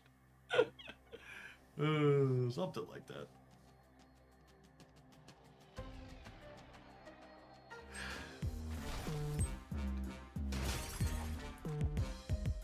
They also don't have 7 energy, so like they would have needed Fastos or Surge to discount their Zombie Galactic. Oh, they had Wingbeat, I guess. Cool, cool. Victory.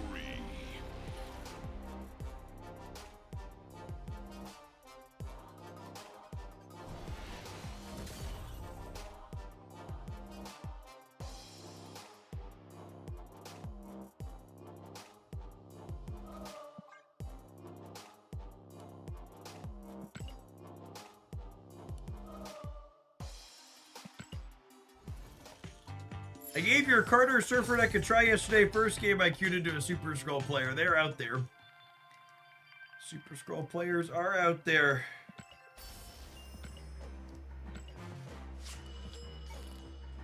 Alright, let's split Galacti, see if we can get him a matching background, huh? Assuredly this is the one. Infinity. I wonder if this deck wants Agony in it.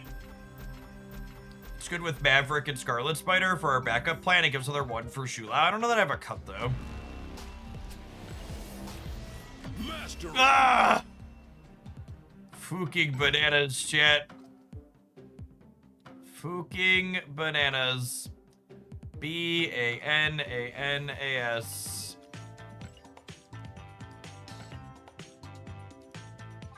Yeah, Prodigy's probably the cut if we want to fit it in.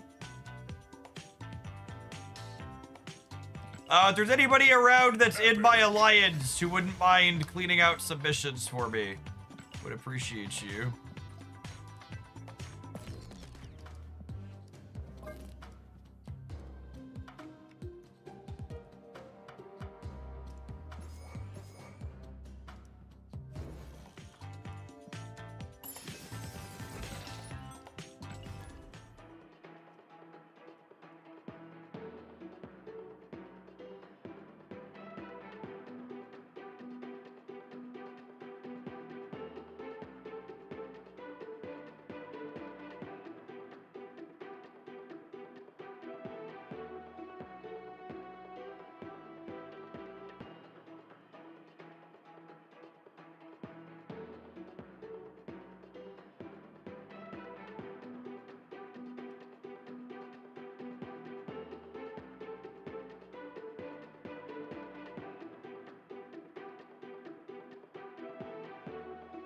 Mission board in slightly better. Thank you, Nord.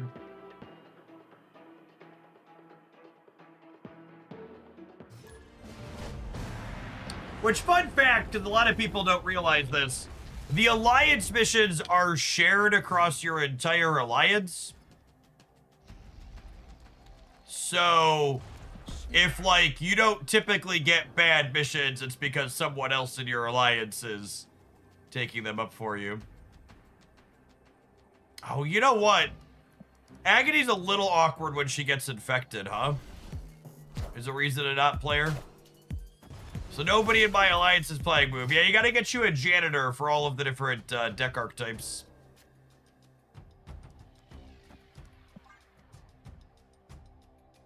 I've become the Move mission sweeper, yep.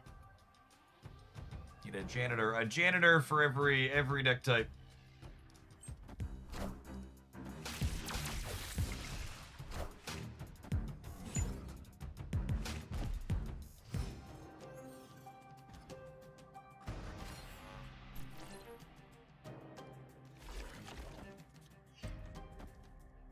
Oh, I guess I don't want her... I don't want her to use up the Agony.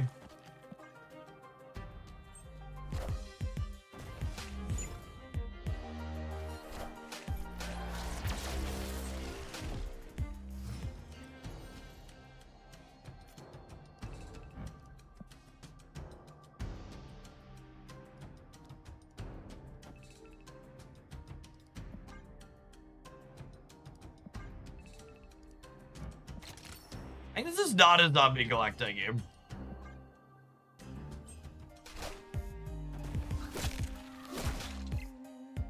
I'm gonna grab the extra energy here, so that way, if I hit a Merlin, I can play 2 cards to trigger the show. Perfect.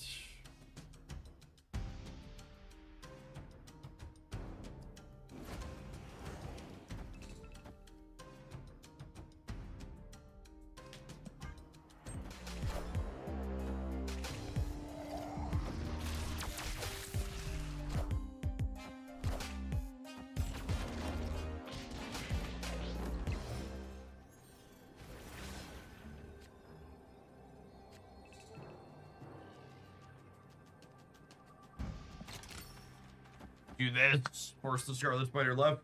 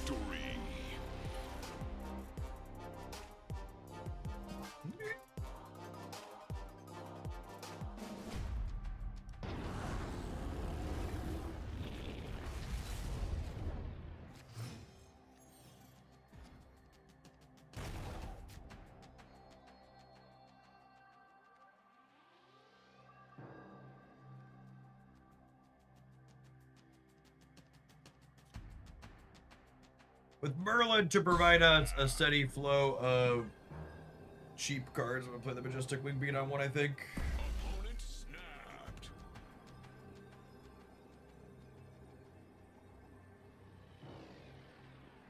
Morning, Colrith.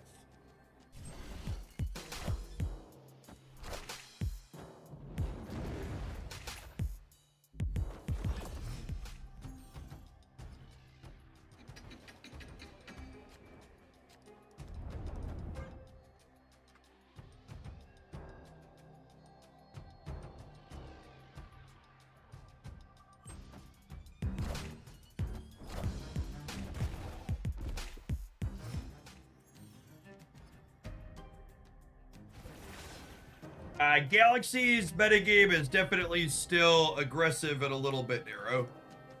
I think is an accurate summation. I plan to force Candy stuff hard in our drafts today.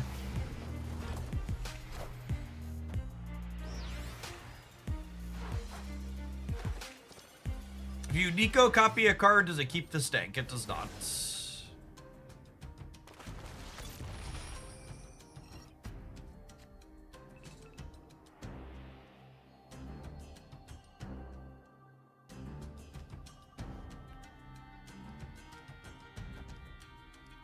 So we're gonna do this, and then we're gonna do this, and then we'll Jennifer Kale for this with the Maverick the following turn. Grand Central could screw us, but nothing we can do about that. Oh, you know what? I should play my Maverick center, so that way if Grand Central pulled in Jocasta. Omniversal. Unlucky.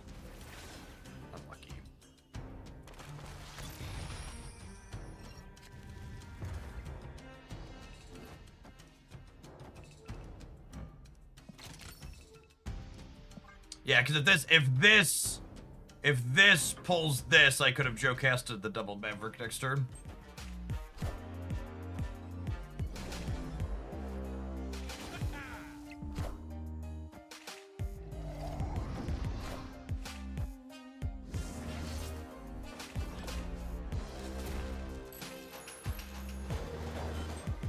Alright, we didn't lose the 1 and 3, but we also didn't win this one, which is sad.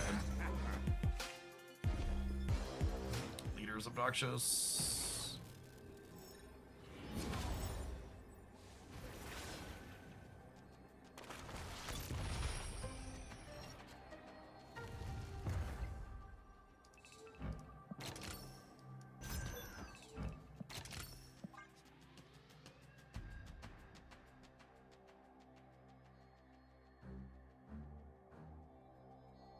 Surely they don't play Cosmic Ghost Rider. I would be surprised if the Man Spider leader build has room for interactive cards like that.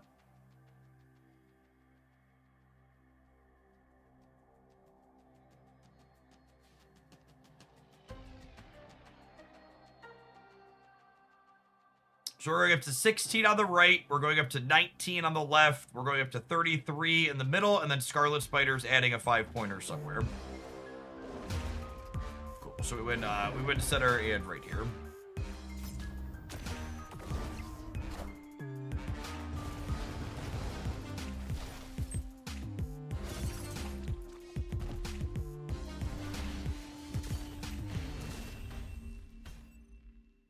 Victory. It says, this is what I liked about this build the last time we played it, is like, we could win games as a Scarlet Spider Shulau deck, we could win games as a Galacti deck, and then like Shulau and Galacti can work together thanks to Maverick as well. So you've got like two individual distinct game plans that like do things that could win the game, and then you also have like overlapping elements where they can work together when you have all of it.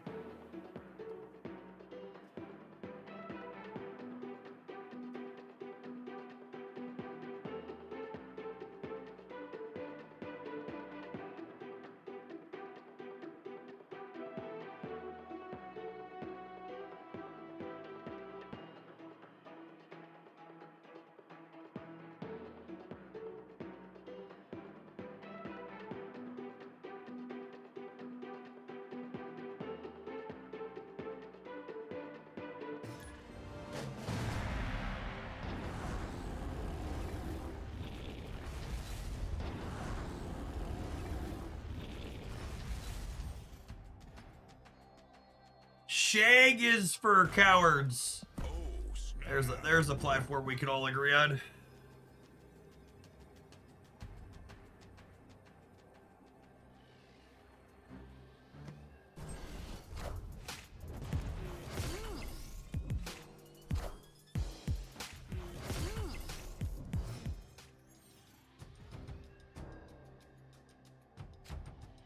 Surge.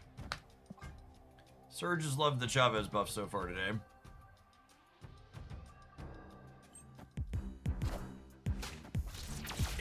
Insert Spider-Man meme here.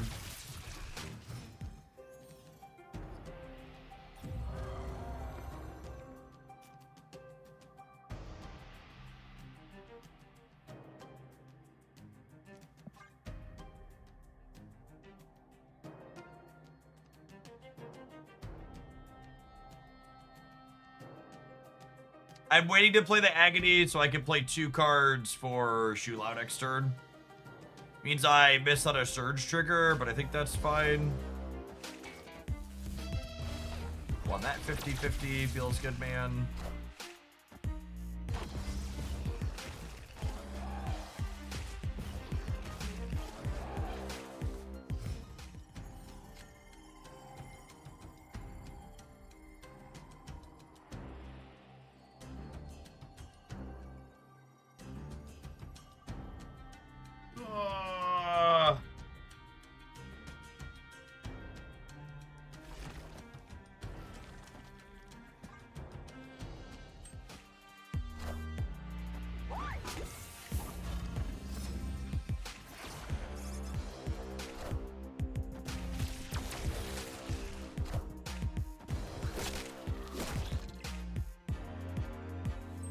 President Trump has announced he has a backup plan for tariffs after the Supreme Court has ruled them to be illegal. Excellent. Excellent.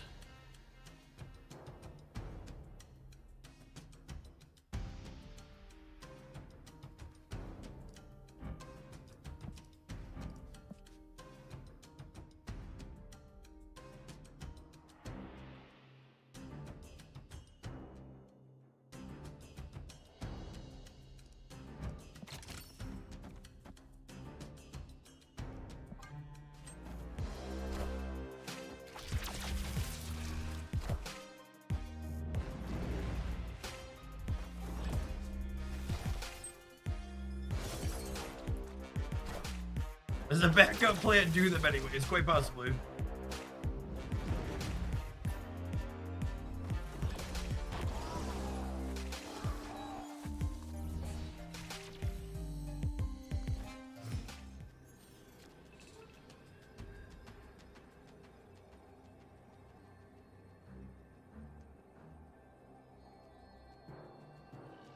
Definitely did here. I'll let them do their thing.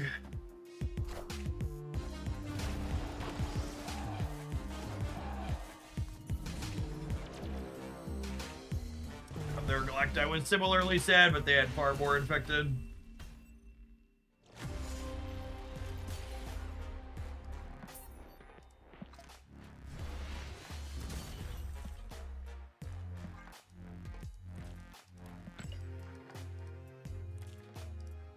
Alright, we'll spend our boosters upgrading Zombie Galacti.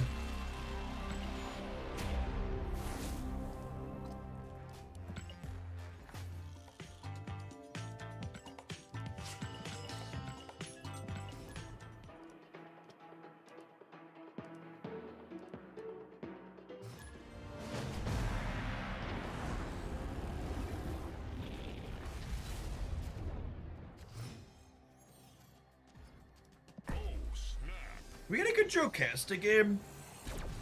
I'd like a good Jocasta game. Opponent snapped.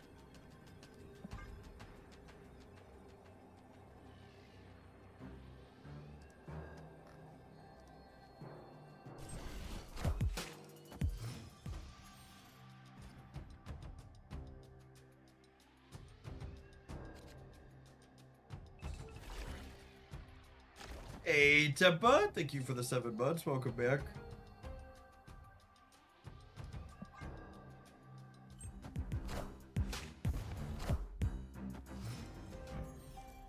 One piece of art.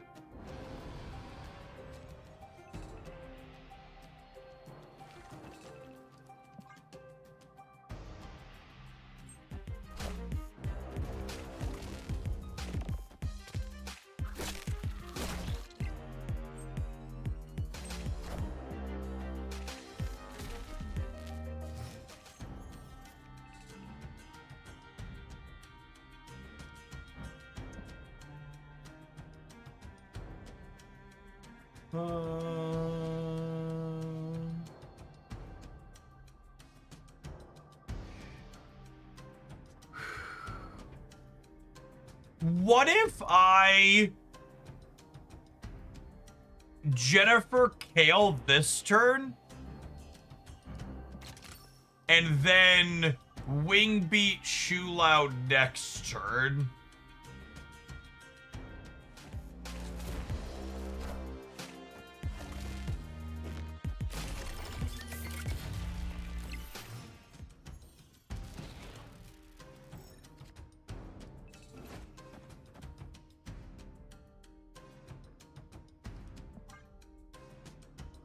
This will give me 8 and 7, so that'll be 15-point Collectibles. Cool.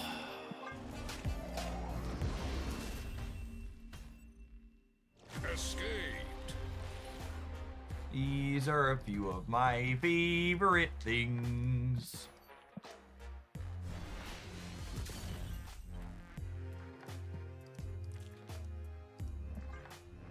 Does that move interaction work the same way with Angela? 3s get moved to Asteroid M out of the Angela trigger and then still trigger her ability. Yes, absolutely.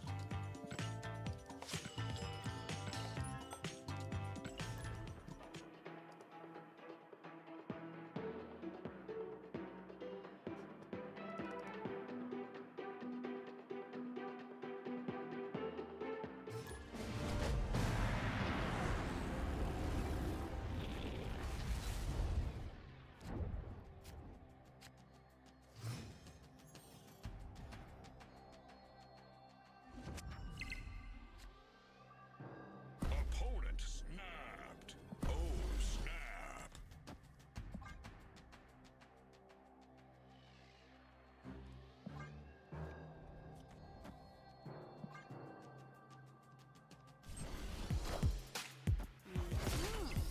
Dude, let's do this here actually, and then we can set this up as a Jocasta path, maybe. Oh, that's annoying.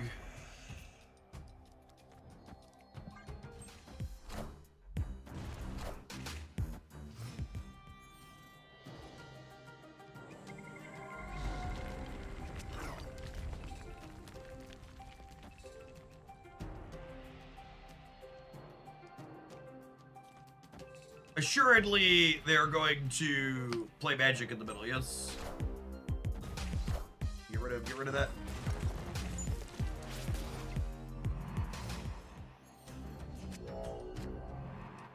Nico, my beloved.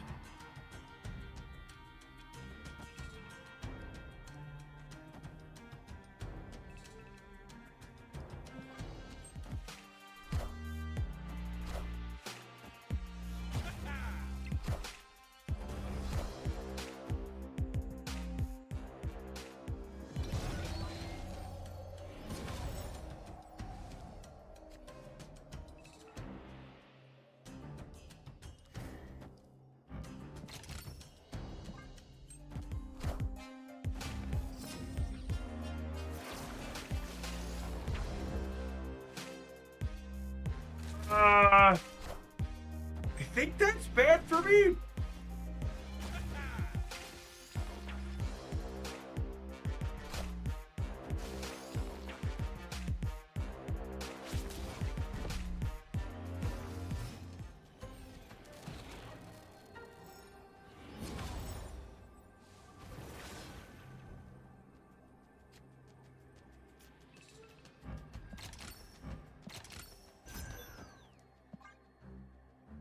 So I bet they're going to be able to play 2 cards, and then they'll be beating me in the center, and I don't have enough to win the raid.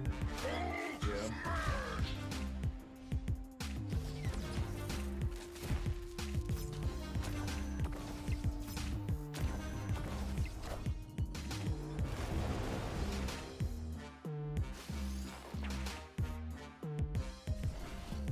So we lost this game on the back of the Spider Island 50-50 flip with the Merlin, yeah? If the Merlin had flipped right, we would have won. Would have been 30 over there. Tough.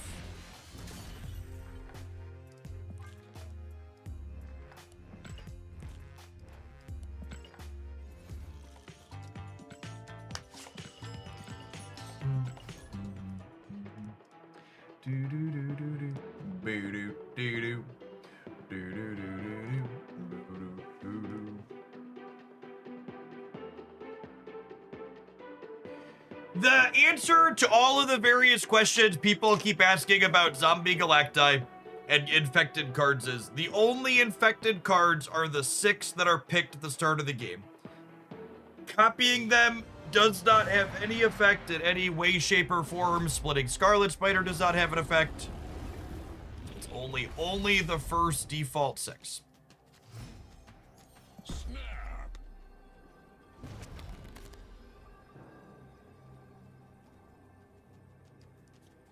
Yeah.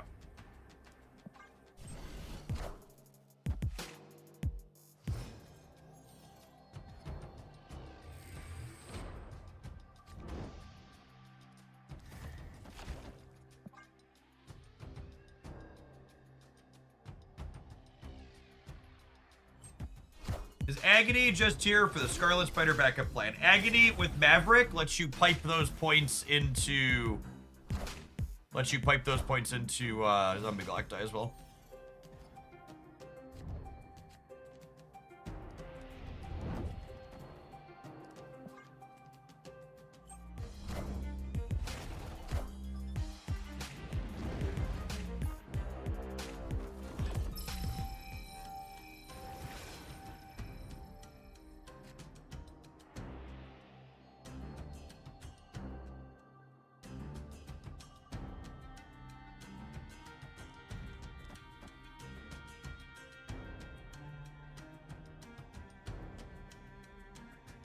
I think this is not... I think this is a Shulo game.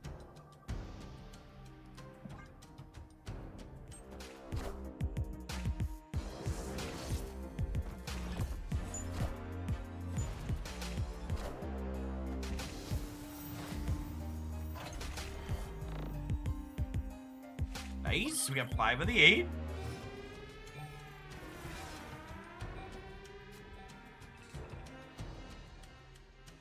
Jeff, do you think with Cerebro being +3 and Shulao existing, it's safe to put Surfer back to a +3? Nah, I think that's a pretty nonsense take.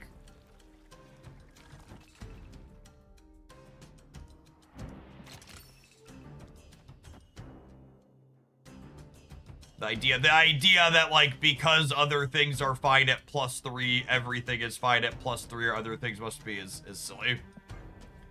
Like, the easiest way to be is, like, look at Silver Surfer. There are a number of competitive Silver Surfer decks that already exist.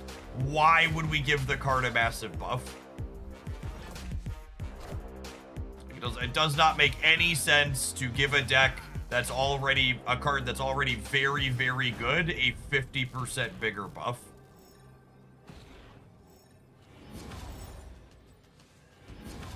You would only do a buff that large to something that's incredibly underperforming. Surfer is not that.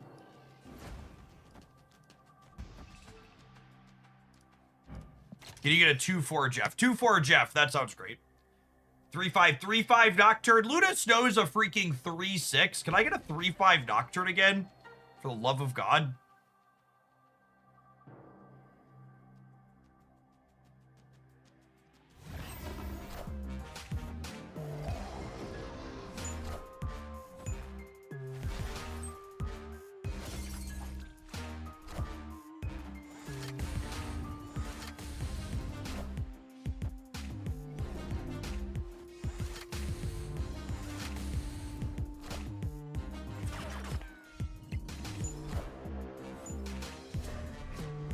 Speaking of Silver Surfer.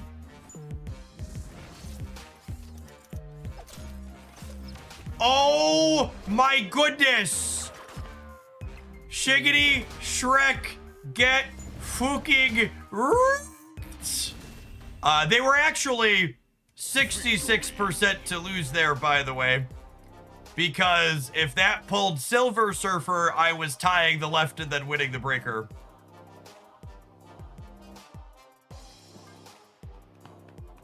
So we were good to go either way. Listen, chat, I gave them the polymorph for a reason, okay? I knew that the polymorph was on my side. I wouldn't have given them a spell if the spell was gonna be good for them. Witnessed a classic mistake here. I was carefully, coolly, calmly calculated.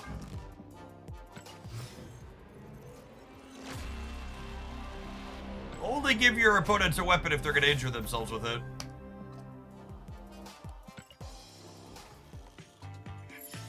Alright, well this deck's been thoroughly amusing, so I think we shall play a bit more of it when we return from the break. In the meantime, in between time, enjoy these adverts, and remember, if you're someone on the Twitch side that wants to dodge adverts for the next month, check out our sponsored game for next month, Galactic Frontiers. You can give it an install on PC or mobile and get a free Twitch sub to the channel if you make it up to Energy Core 13. Otherwise, enjoy some ads, plebs. I'm gonna grab my lunch in the meantime, in between time. Beer me.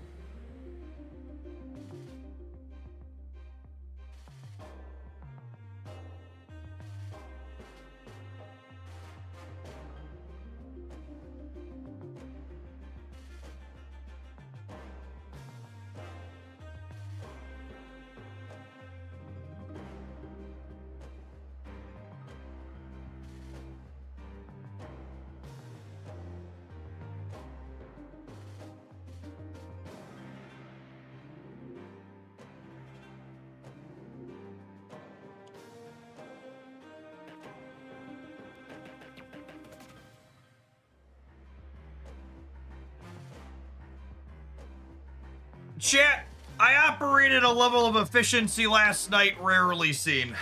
Not only did I go grocery shopping, but I took the time when I got home to pre-cut all of my vegetables so they would be easy and accessible to eat with my hummus today for lunch.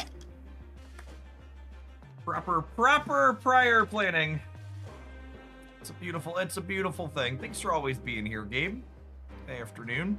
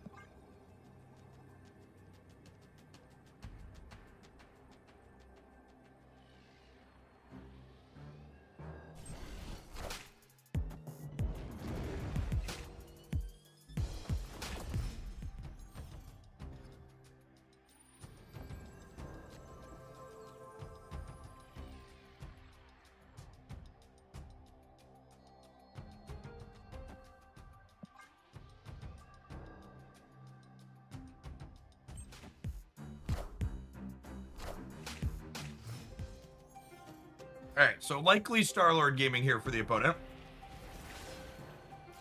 Awkward.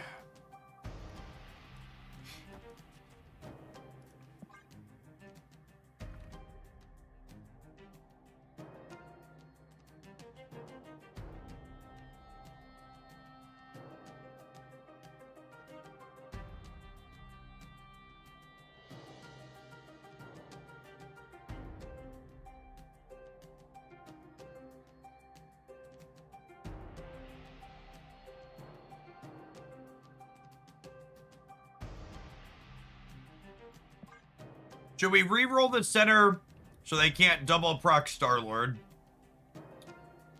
Yeah, I guess that's fair. Yeah, I suppose that's fair. It's better for them than us. I wanted to re-proc Surge, but you're right. That's much better for them. Shout out to my opponent for not only sweating here in this game of Conquest, but also taking the entire fucking turn timer to play just Sunspot out. What a good, useful space of everybody's time. Christ almighty.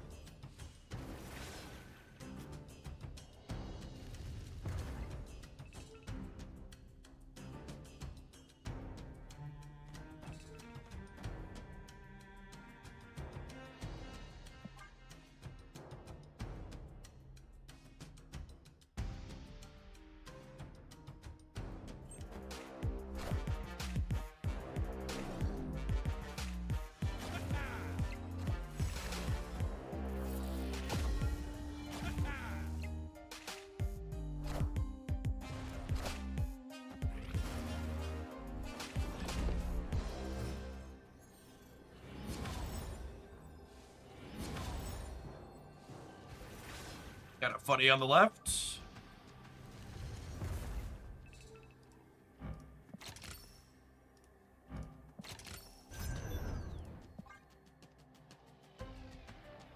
The other day, I had someone running down the timer every turn. I remember just advice and just left in a game 3 despite being up cubed because I didn't feel like dealing with how toxic they were. Yep.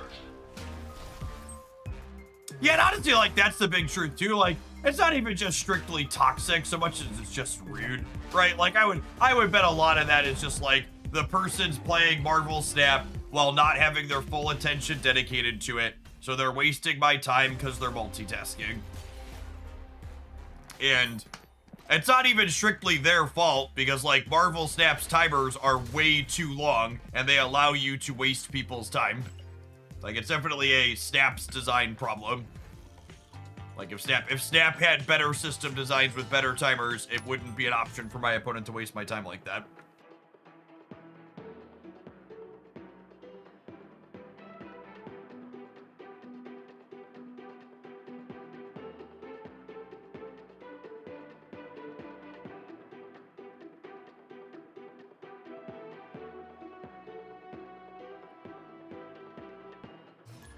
Trump is asking the DoD to release all the files they have on aliens.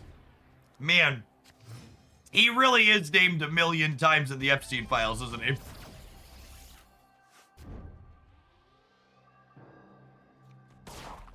Oh, snap.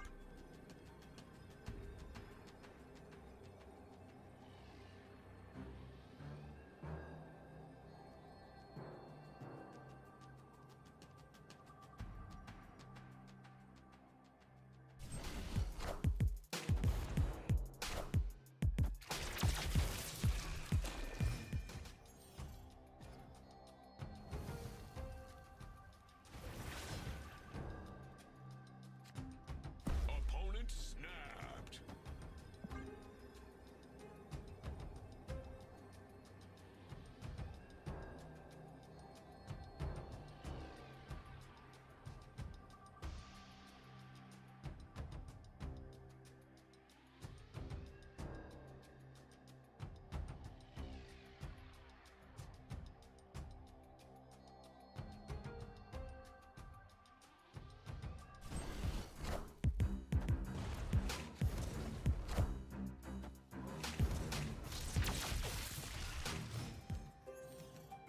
Losing my Maverick is big sad.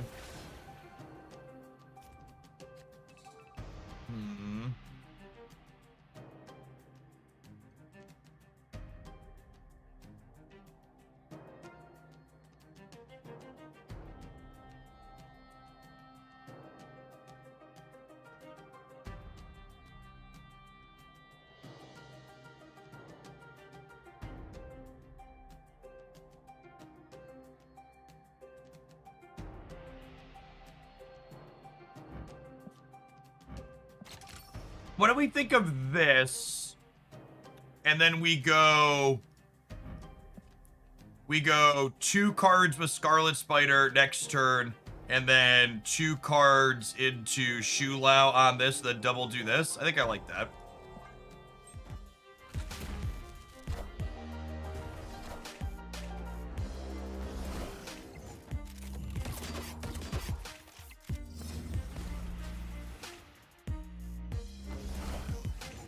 Are we supposed to double Jocasta the Vats? Maybe?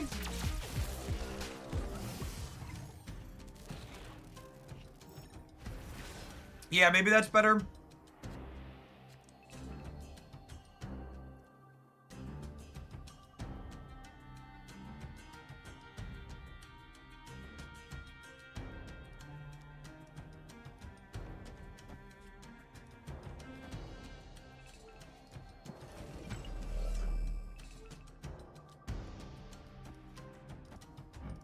Let's do this so that I can Shao with another card next turn.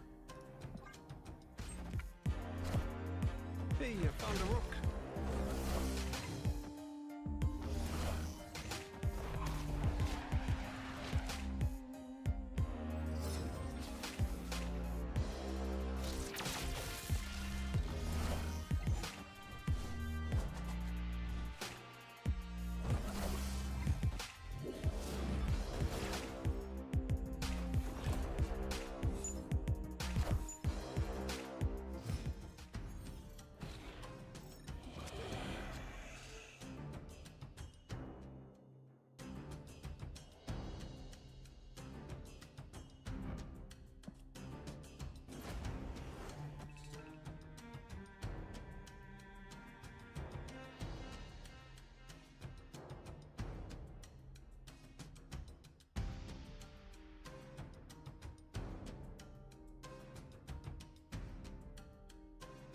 Do I want to once in future so I could zombie Galacti next turn? Because these would both get +2 off of it at least. This one gets smaller though. I think it's just this.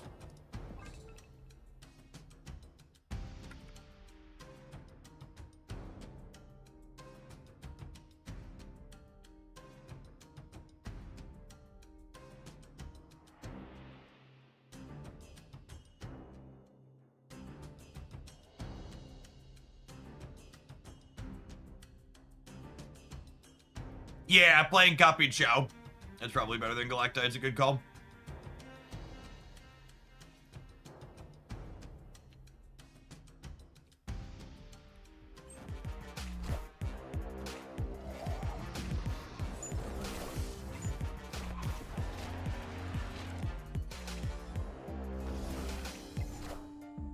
Yes, the Supreme Court has ruled that Trump's tariffs are illegal. And I have the utmost confidence that just like everything else the Trump administration that has done that's illegal, he will be held accountable and stop doing it. So we could all rest easy knowing that if there's one thing the Trump administration is really good at doing, it's following the law. So that should all be settled and done as far as the rest of us are concerned.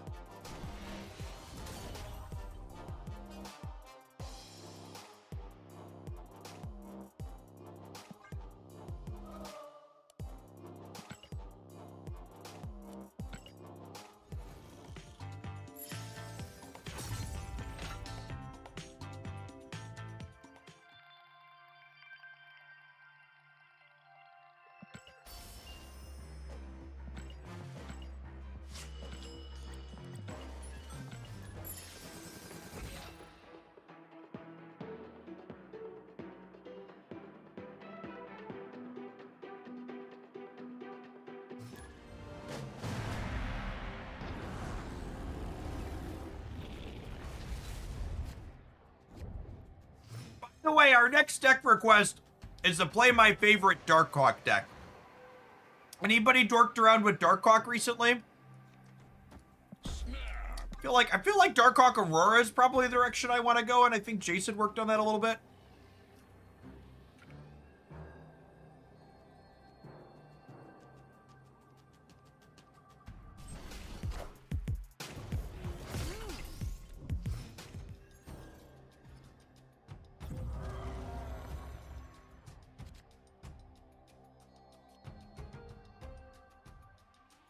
So I think I'm supposed to do this, so that way I can go 1 + 2 next turn to leave myself my Shulao powering up.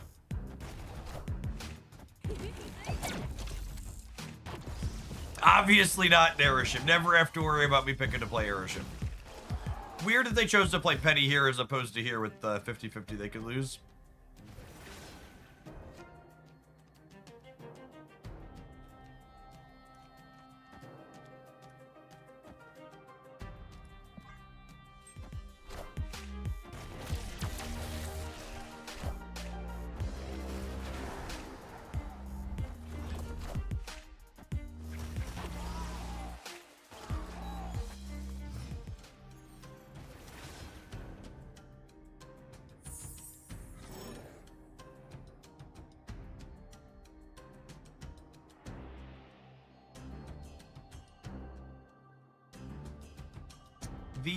The ice cube is potentially quite good for me, yes?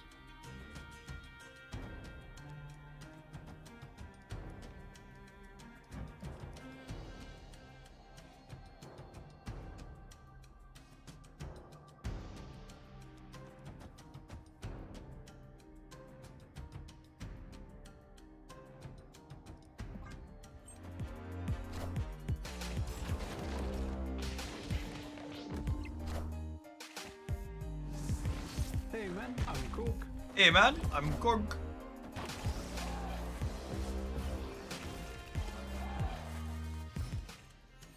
Hey David, hope your personal sphere is doing alright. Good to have you back.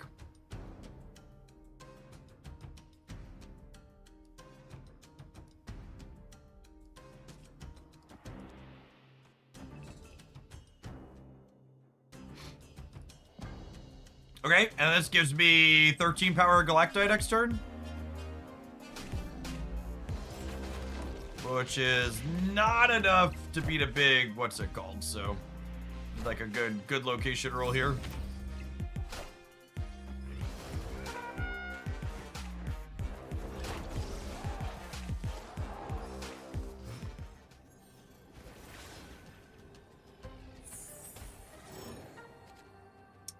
Do they boomer snap the task for the Zola here?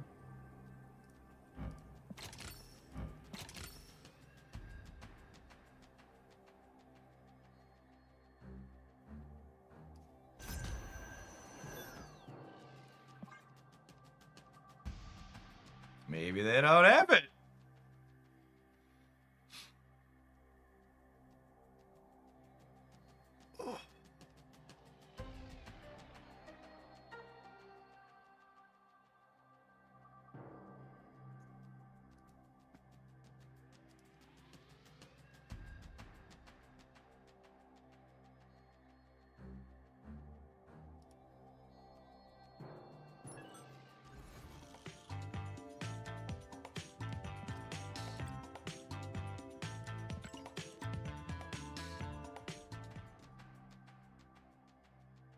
Hello? Marvel Snap!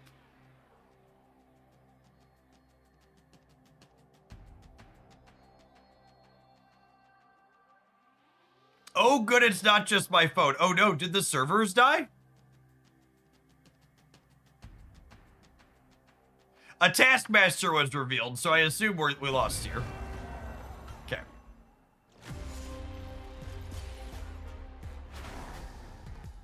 This matchup is quite bad for our deck. They're a much bigger linear deck than we are.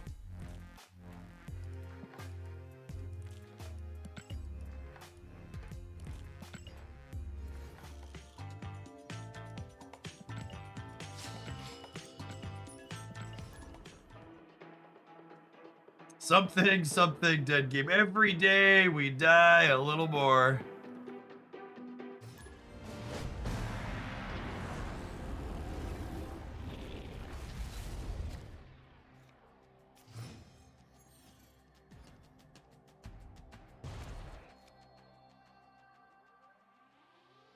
Oh, snap. I finally come back to watch Snap and the servers go boom. David is claiming responsibility for the stability issues, chat. You heard that. It was their own free will they've admitted.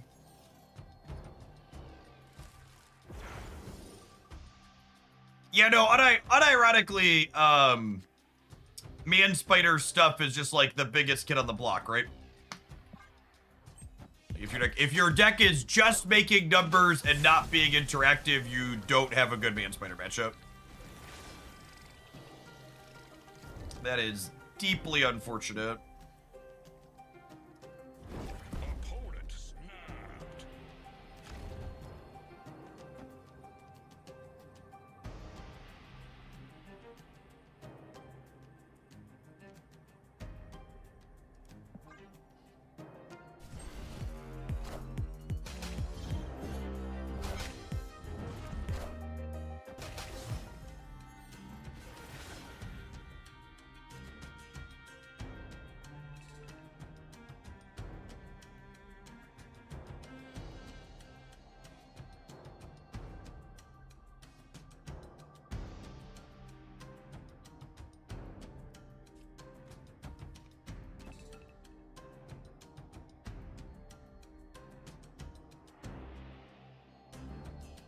What if I do this? And then I Jennifer Kale. So I have 6 energy next turn. And then that lets me go Maverick Jocasta on... No, that's awkward though, right? Because I can't Maverick here.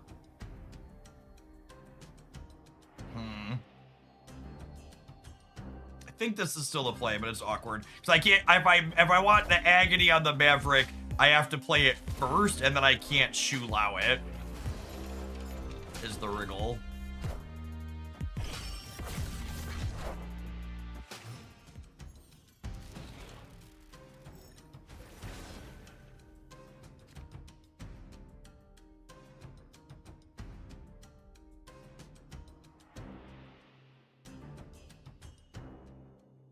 That's a pretty good one.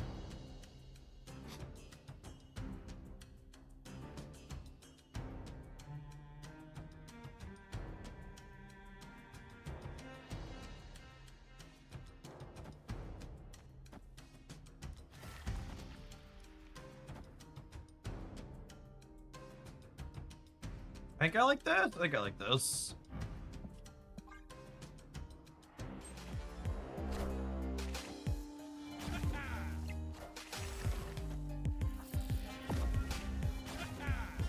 Did they just Star-Lord twice, but only for 1 extra energy each time?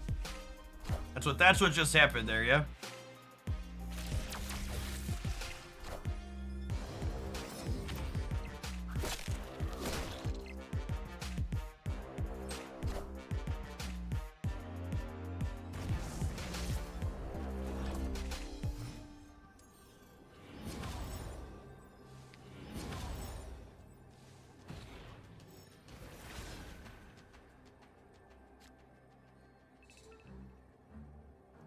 That is a very fun hit.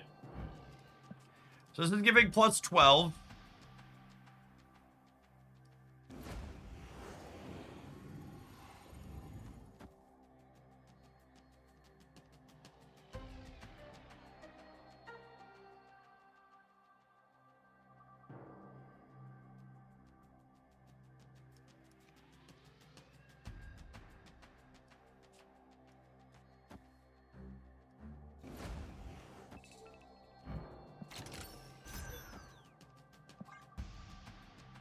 I'm assuming they can't win the left when we go to 19 there. And then we're playing hard for the center. Wakanda forever. believe we're beating 29 unless Polymorph does something really screwy.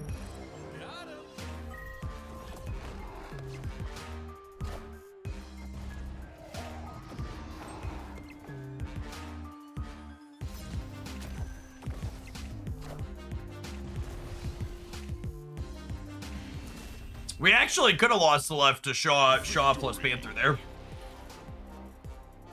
Or that would have required a really big commitment from them, and would have had to them know that I wasn't doing anything else.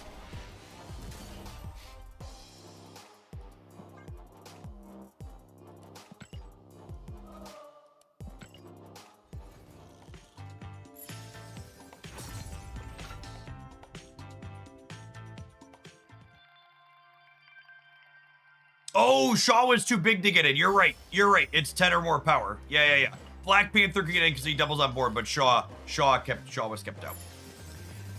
If you're someone in the past who's liked the idea of playing a zombie Galacti combo deck, but you're also not a fan of decks that just like need to leave the game and don't do anything when they don't draw their namesake, this is like the perfect mashup of zombie Galacti to be doing. Like we saw in that last game and a number of games over the course of the set, Shu Lao with the activate cards gets to just win games of Marvel Snap like it's been able to since Shu Lao was added to the game, but Shu Lao with Maverick could also synergize to make your zombie Galacti extra big in a pinch as well when that comes together, and your deck with Chavez, Agony, Wingbeat, Maverick, and Jocasta can also make zombie Galacti a pretty solid threat even in the games where Shu Lao doesn't show up, so... That's a fun mix. We played it before in the past during Shu Lao season, and it felt pretty solid again, even after they took, you know, a point off here and a couple of points off here, etc., and a couple of points off here. Turns out all these cards are still very good and playable after some small haircuts. All right, we need to take a pause for the cause to let some adverts roll. I'm gonna go through all my leftover vegetables and hummus back upstairs while that happens. When we get back, we are gonna play some Aurora Darkhawk. Thanks, everybody, for hanging out. I appreciate you choosing to kick your weekend off here in Hoaglandia with us. Don't go anywhere. RB. If you're watching on the YouTube side and you enjoy our off-meta decks that we're playing here 7 days a week, make sure you tap the like button on whatever video you're watching.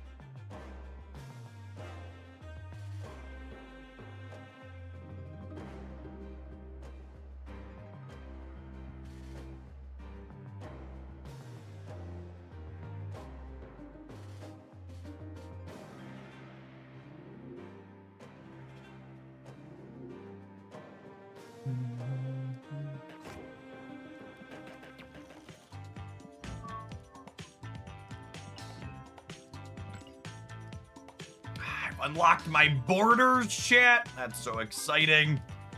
I love borders.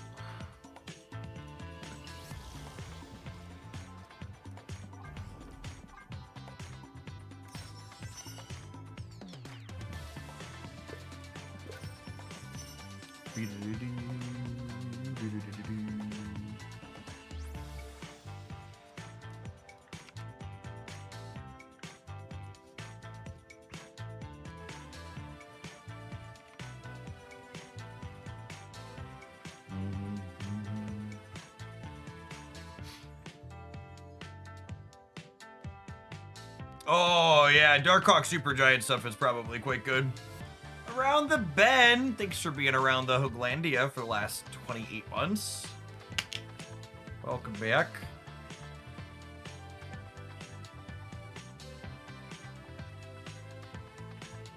This is the pile I would like to learn. Pixie, please.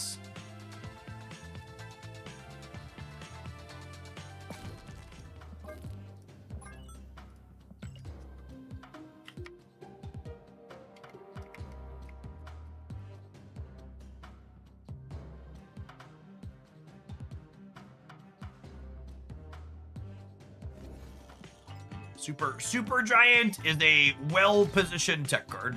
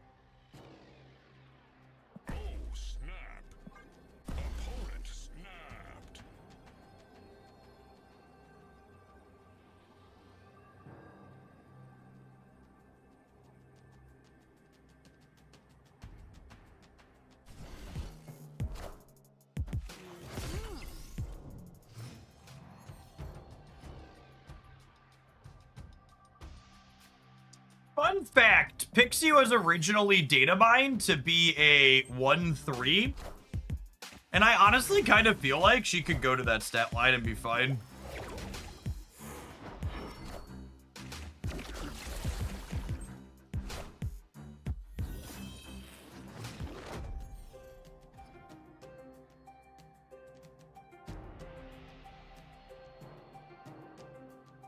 I'm gonna take a mulligan. Bounce deck got Shuri's Lab. I lost my aura. Escape. Make her a 1-1. 1-1 would be an upgrade from 2-2 as well. Agreed.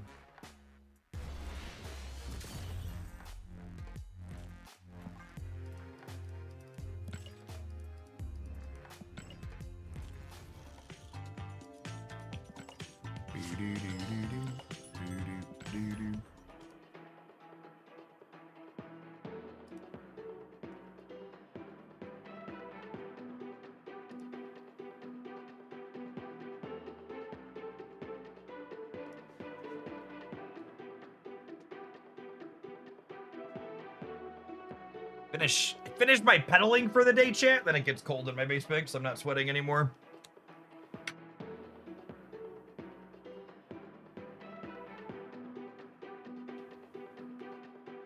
After 60 and 70 degree days, we're back to high of 39 this morning.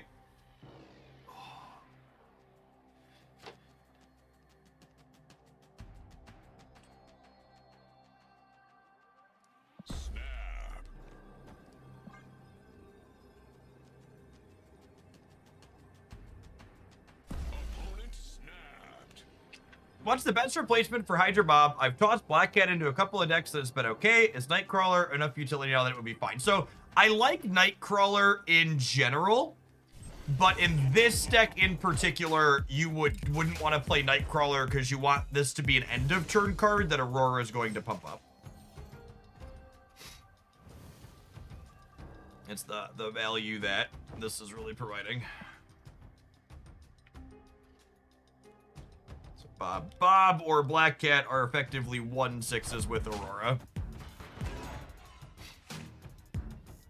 Chat, did I just play into Hotel Inferno in my Darkhawk deck? I did. Thankfully, they're playing Erishim, so my Hawk is still plenty large, but obviously a mistake. Let's call it out.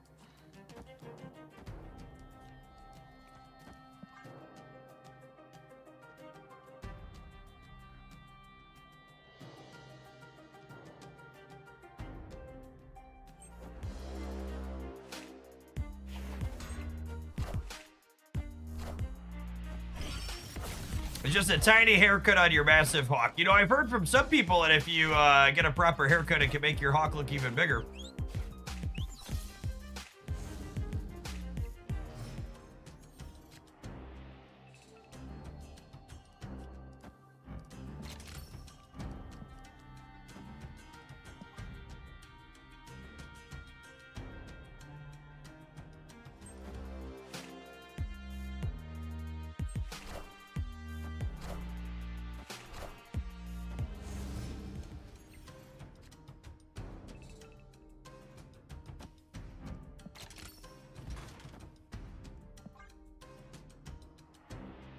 I'll have to decide, do I want to slam down a 20 power Galactus, or do I want to play Aurora out?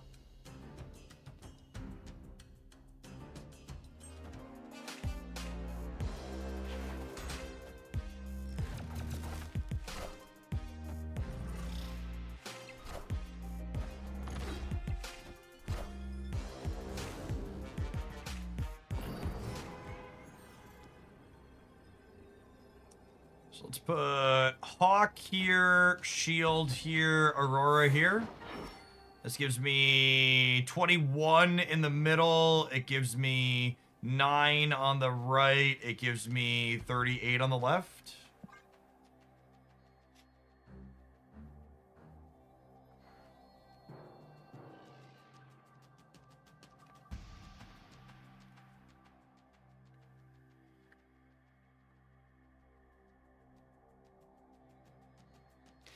Another option here with Galactus would be to fan out and play for all three. I could move like Sam, Bob, and the Shield over to here to trigger this again. And we could like slam Galactus here while leaving Hawk in the center. A couple different ways to play this out that are fine. Obviously, like most New York games, it's just a pretty large coin flip. Yes, moving a lot of cards to New York is worse against their dagger is accurate.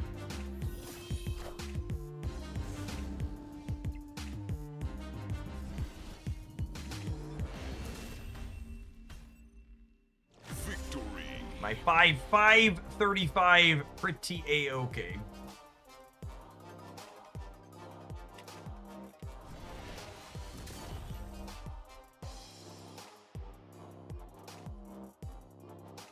Not bad. Not bad. .jpg.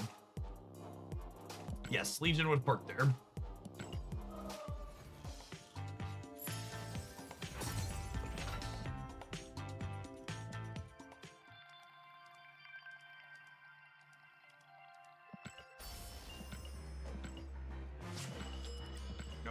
It's the Kansas City shuffle, Irby face. When they go left, you go right. Something stuck in the middle with you. Do do do do do do do.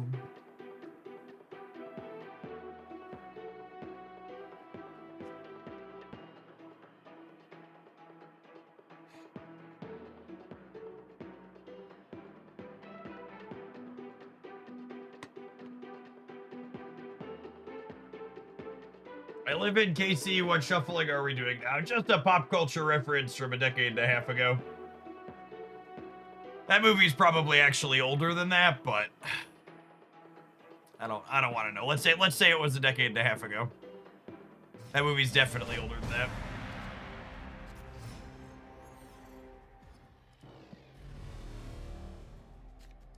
Oh, snap. Oh, snap. Opponent snapped.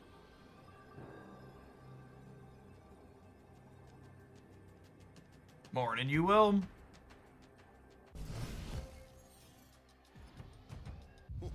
This land is always changing.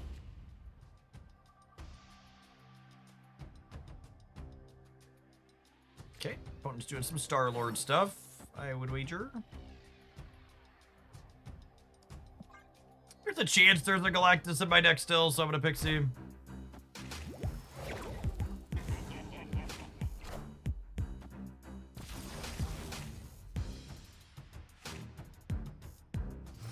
Narrator, there was in fact not a Galactus in his deck.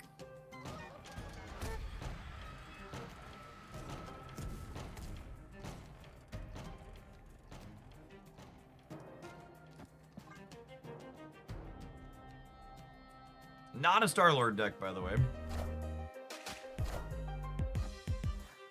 Are we dead? Feeling pretty dead.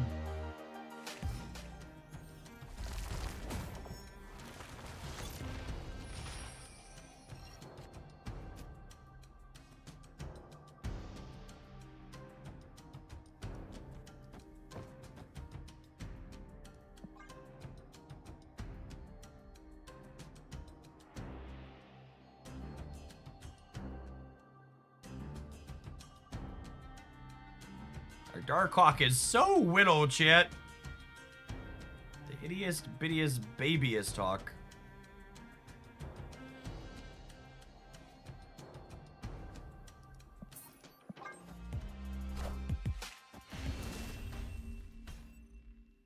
Escaped. I'm leaving the game because I'm likely dead. My opponent just took the entire timer to play out Doom 99 in their Doom 99 deck. Which does not bode well for how long the rest of their turns are going to take. I was gonna play out a game that we were likely dead in due to variance, if they were playing at a reasonable pace, but taking the full minute to play the easy, obvious play is good sign. Good sign to move along.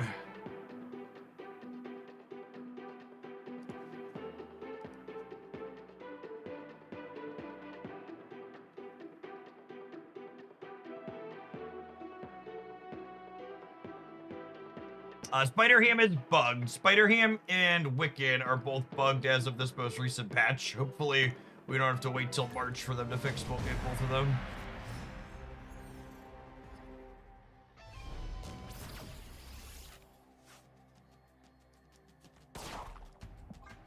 Snap.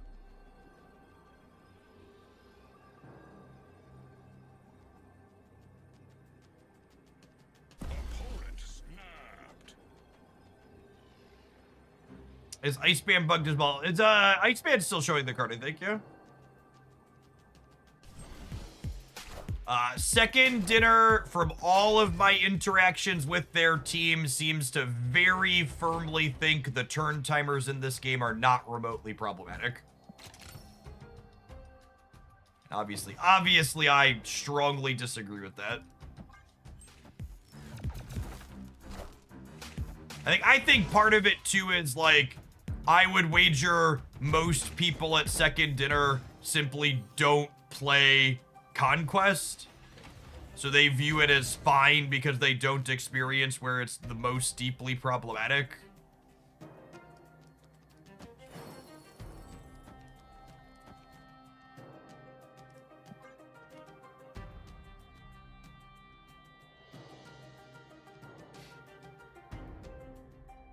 Yeah, people ask about Iceman. Keep in mind, Iceman misses in Grand Arena a lot because it doesn't work on the champion or their skill. Per the rules of Grand Arena. I found the rook. Might be misunderstanding the interaction there.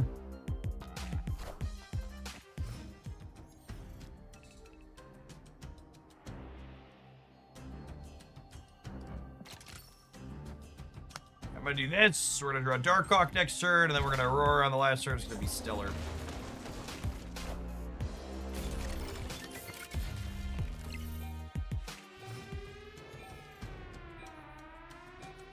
Unlucky.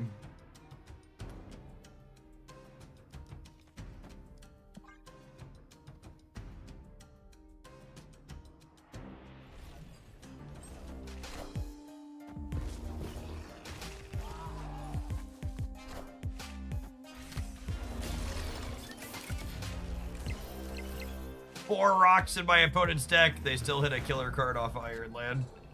Sedge.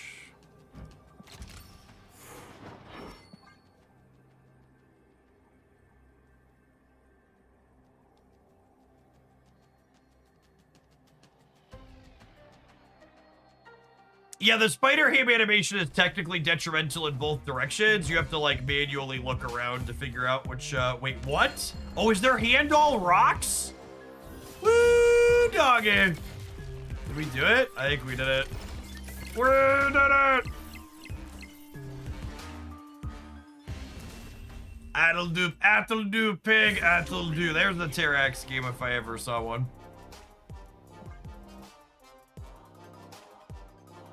Just Darkhawk things. I think I'm cooked. Actually, they did draw rocks. I never doubted us for a second. That was a test. Some of you passed. Like, I would like the record to reflect at all points was I a believer. Oh my goodness. There's so many flavors out there. Hips don't lie. Are you choosing salty to be the one of your morning?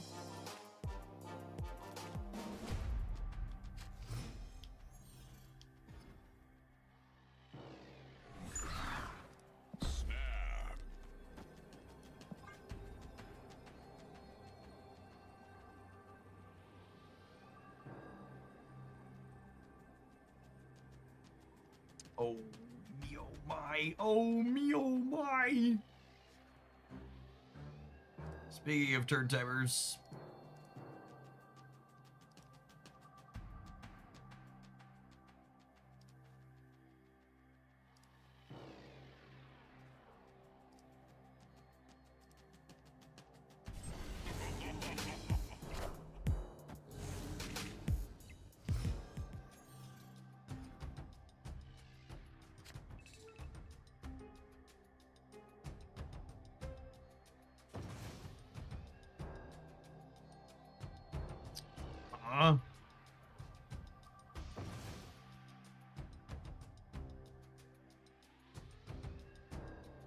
I think I want to just contest my Galactus path. Or are they actually here and they're griefing us?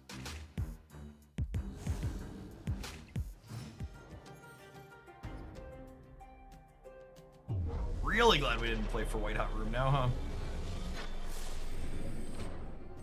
Oh, come on, Ben. That's some bullshit right there.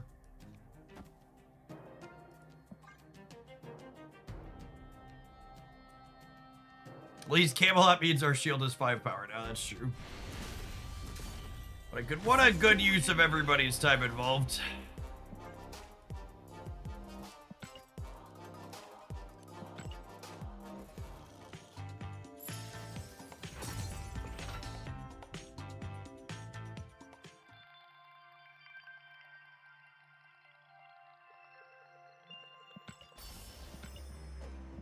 Hey Jeff, I'm back from a bit of a break. Do you think the Activate Surfer from your channel about 3 months ago still feels okay in the metagame? There's not a ton of Cosmic Ghost Riders, and Deafening Chord got nerfed, so there's almost none of that. It's probably fine. Maverick took a small haircut, but he's still really good in general.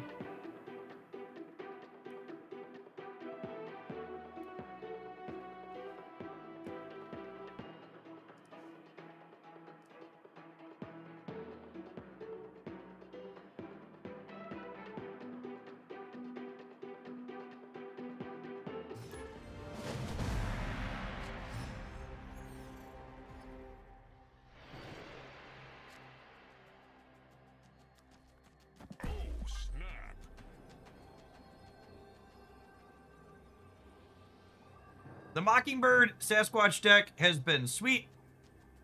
What do I replace Frankie Ray Nova with? Unfortunately, if you're missing Frankie Ray Nova in the Mockingbird Sasquatch deck, you'll have to replace her with a playable card rather than coping with a bad card. Hey, I found a rook.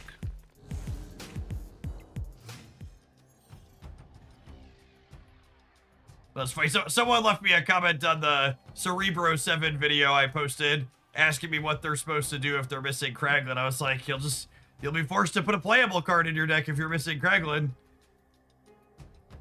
It's pretty unfortunate.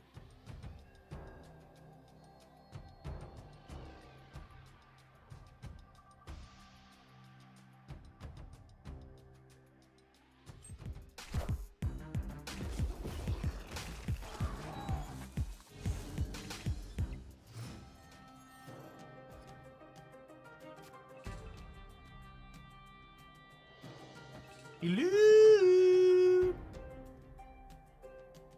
Discard enthusiast. Oh good, they're here. They're here.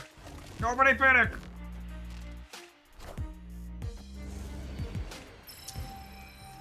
Is the discard enthusiast playing?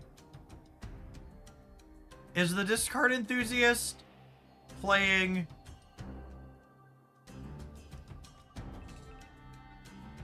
Playing Star-Lord? That ain't right. That ain't right, chat. That ain't right.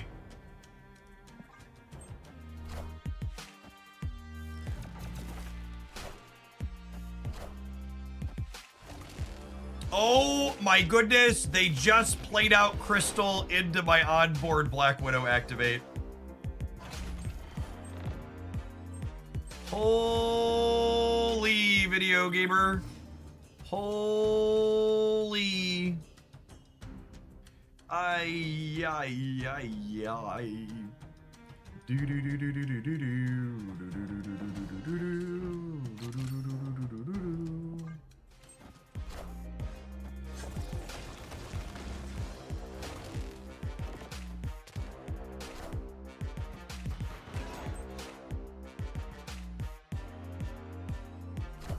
By the way, chat, it's currently cheaper to buy an AR-15 than 64 gigs of RAM in the United States.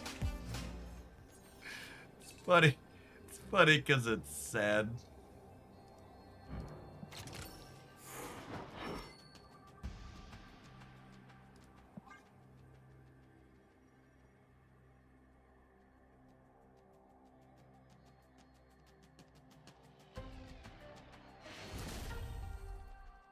Victory.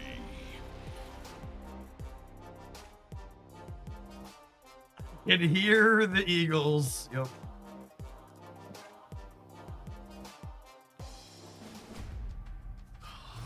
All of the electronic computers in my home, they're gonna have to last until, I don't know, 2030 or more at this point, and at a minimum.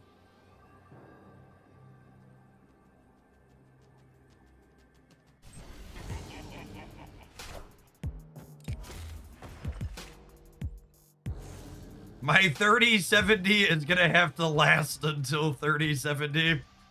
That's funny right there.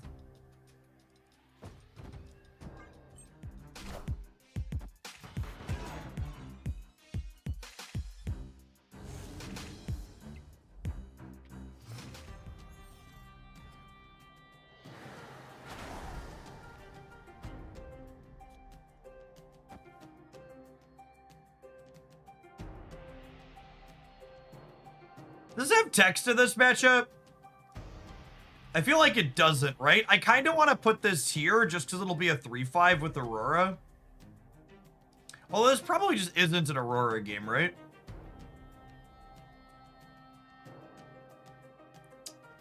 They could have She-Hulk. Nah, they're hella. They had Death. No, they're Modok. They're Star-Lord hella, chat. It's probably right to Korg. The downside to Korg is, Korg, if they play Thaddeus, lets them draw. With no Thaddeus, Korg is definitely Hey man, better. I'm Cook.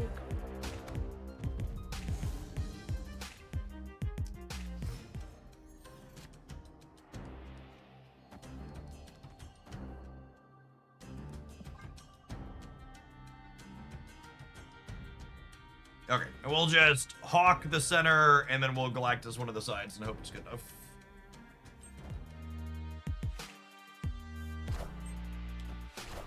Oh, Thaddy.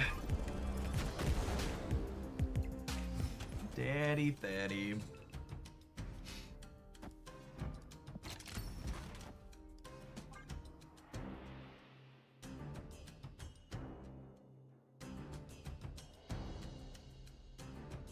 Opponent snapped.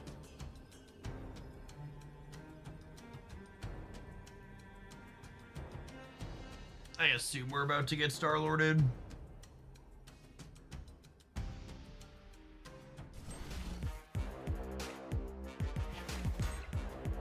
You like how they snapped and they have the Star-Lord and it still took them almost the entire turn timer?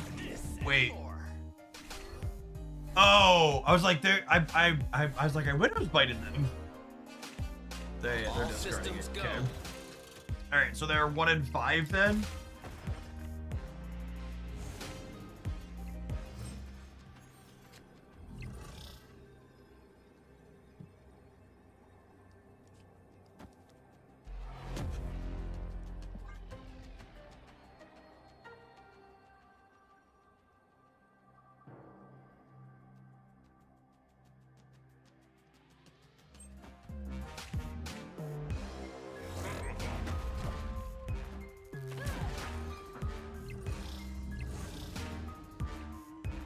That's embarrassing. Oh, 20-pointer. Shame mine's 22. Don't know about you, but I'm feeling 22. Poor info. He really needs 2 more points, chat. They've given 2 points to every single one of the 6 drops that's been in the game since it launched. Accept it, Fidon, at this point. Give the man +2. He deserves it.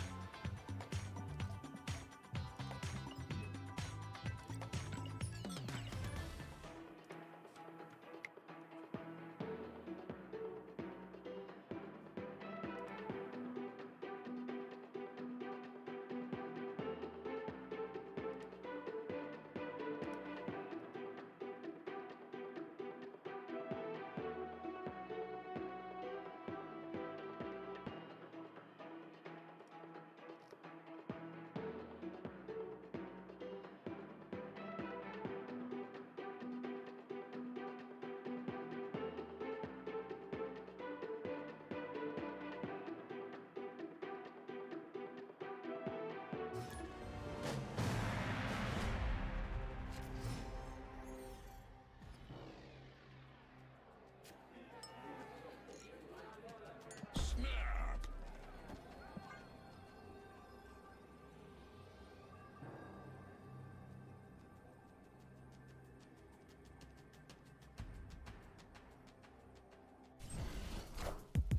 I found the rock. Oh, the rock. Good luck at the rest of your conquesting today, kitty. Our deck's an okay limbo deck. Not playing Zombie Mr. Fantastic out into the bar. He has a drinking problem. We don't want to tempt him.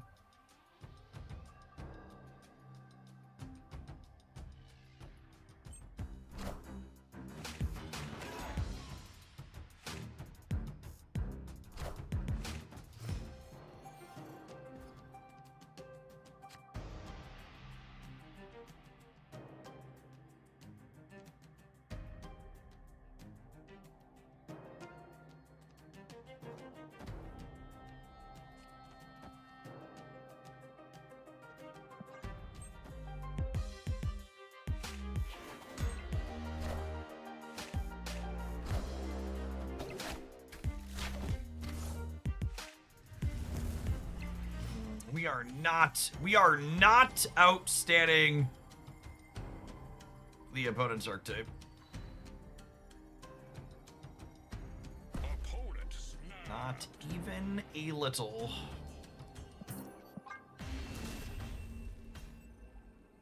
Escaped.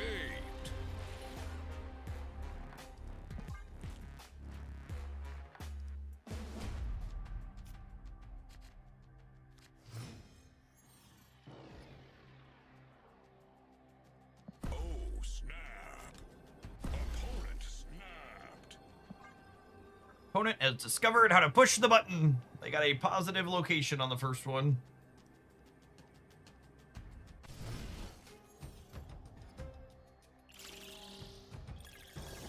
Activate. I want to activate. Oh my goodness. That is all of my big cards for Pixie, Sedge. But missing Galactus first steps is Red Hulk the correct swap. Yeah, it's probably fine, especially in Star-Lord metagame.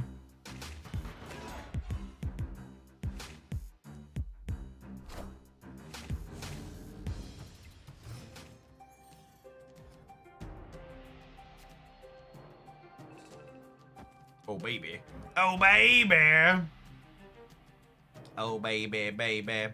Do do do do do do do. I'm playing her out still because she could be points for this. I didn't play Bob center because they're probably like using Ghosty to pull Dagger center and then she gets bigger.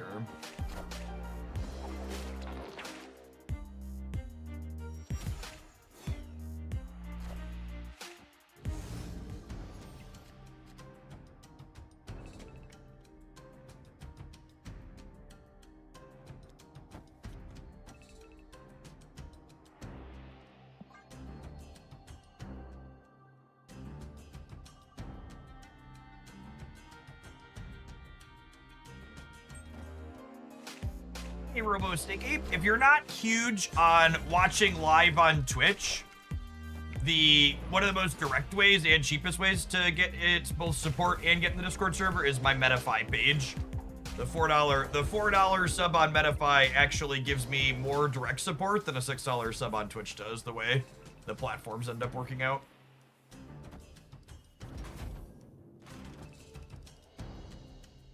I get you into the Discord all the same.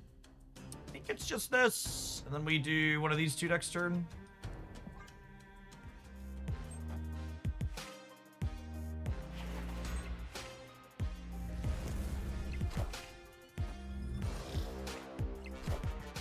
I am the Sorcerer Supreme.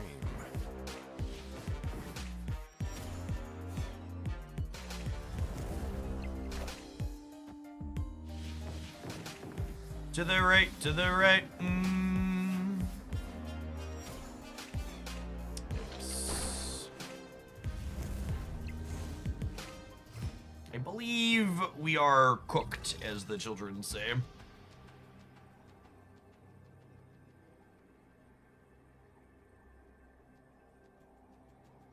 This is one of those matchups where our raw numbers are basically never competing with their raw numbers, Escaped.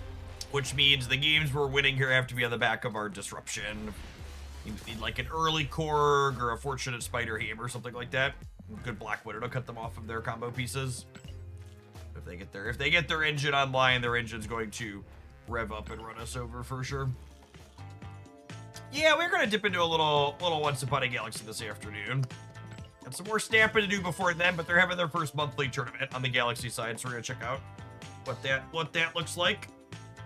We're gonna play some more of this when we get back after the ad break, though. I'm enjoying Dark Hawking. It's been reasonably competitive, and it's a fun mix of cards.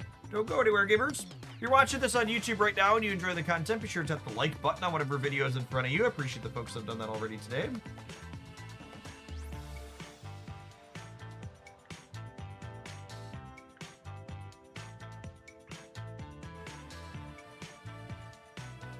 Once Upon a Galaxy is the first Soglandia game I thought looked good, but I didn't end up getting into it. Shadowverse hurt me too much. Man, Shadowverse, like unironically, I think Shadowverse might be one of the most disappointing games I've ever touched.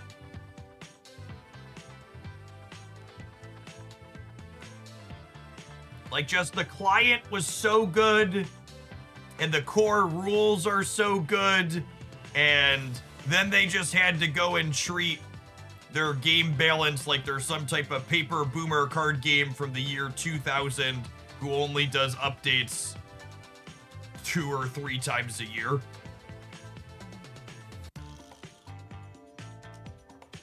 Such an incredible letdown. Like, Pokemon Pocket ended up kind of disappointing too, but like, Pokemon Pocket wasn't surprising that it was disappointing, right? Like, Pokemon games usually phone it in, and the software was a laggy mess from the start that lacked features. Like, it was very clear from the beginning. Like, my disappointment with Pocket was that it felt like they accidentally made a really good game. Like, Pocket was very clearly intended to be a collection first game from the start, and then like the gameplay mechanics happened to be really good and engaging and I enjoyed them, and then I was hoping that like when it was clear the gameplay was good, they would invest more into it, and then they just didn't do that.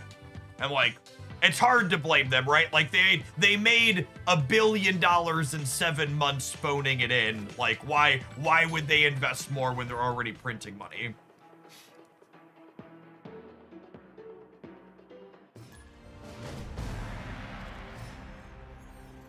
Like, Pocket, for better and worse, kind of ended up hitting my expectations exactly.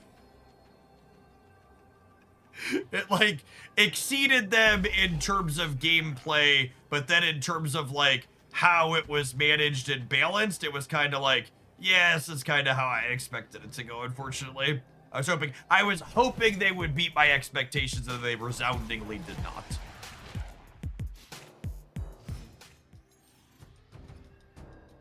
I draw Darkhawk here to have all 3 of our expensive cards before we Pixie. Ooh, just a Terrax.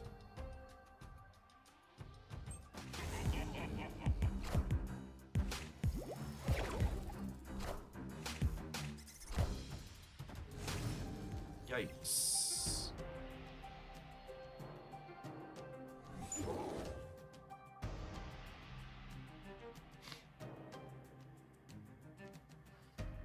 Well, Morbius will screw with death here, which is nice.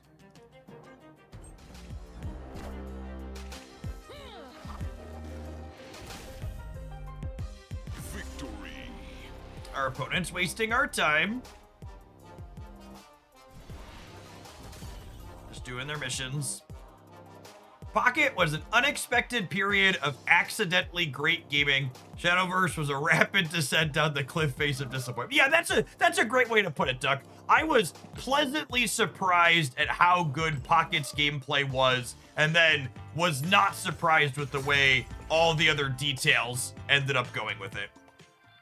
Whereas, like, Shadowverse, I feel like I was blown away by it from the start, and it was like, wow. And then it was just very baffling that they would decide to manage this gorgeous digital client and modern game in a way a company from 20 years ago would manage a paper card game.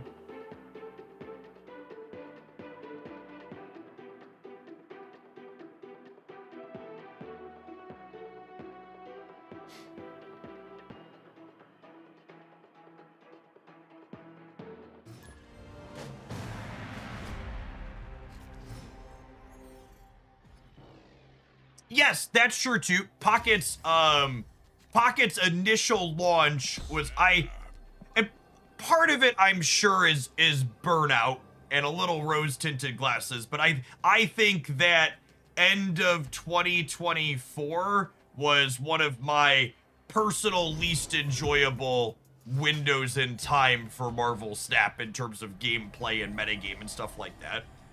I really was not having a good time with the game at that time window. Which is why I took a break. So I listened to my own advice.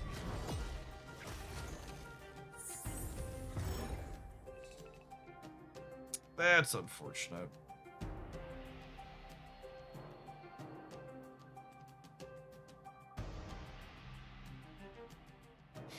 Yeah, unironically, wholly and fully agree with that. I think one of Snap's greatest strengths is that, like, I truly believe the developers give a shit and want to make a good game, and, like, they do enough balance passes in this game that, like, when they swing and miss, I have confidence that they'll come back to it and try again relatively quickly.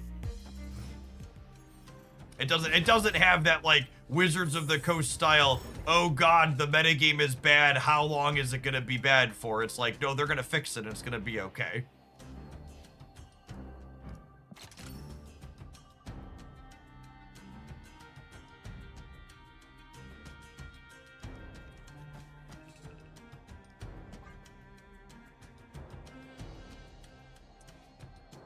Oh, I don't know if I'm supposed to Terrax here or not. Hand's kind of awkward.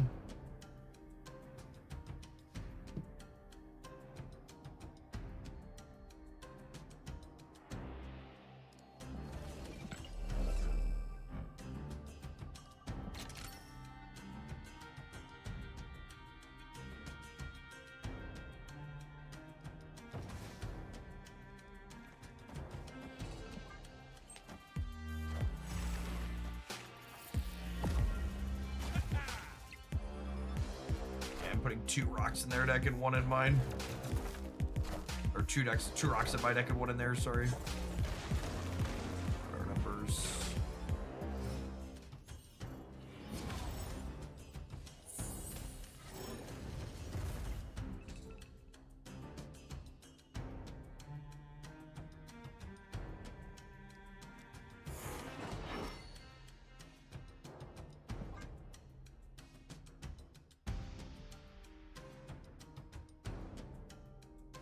They gave us at Bruce Banner and a 25% chance to Hulk out for Christmas. Couldn't blame you too much on that one. You know. Hail Hydra!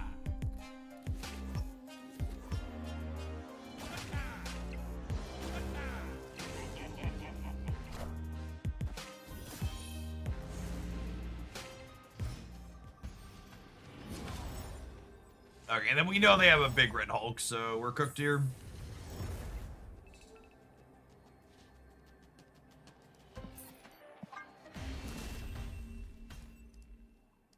Escaped.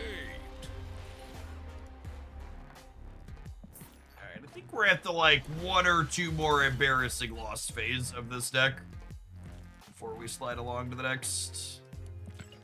It's had some good ones to start, so I'm not going to write it off quite yet, but definitely been a bit of a backslide here in the back half.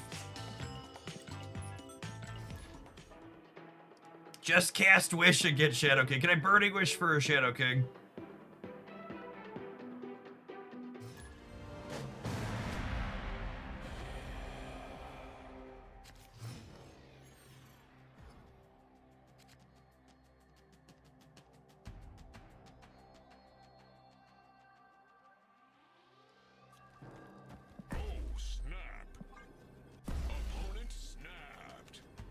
Any Burning Wish enjoyers in the chat?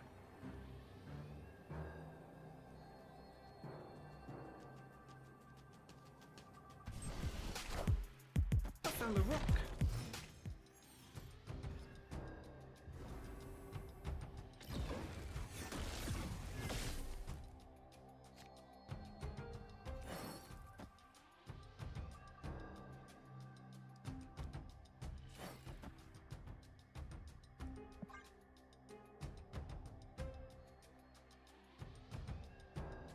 I don't think Star-Lord needs a nerf, but I think the metas he's created one of the least enjoyable in a long time, especially since all other card releases for the month are kind of ho-hum.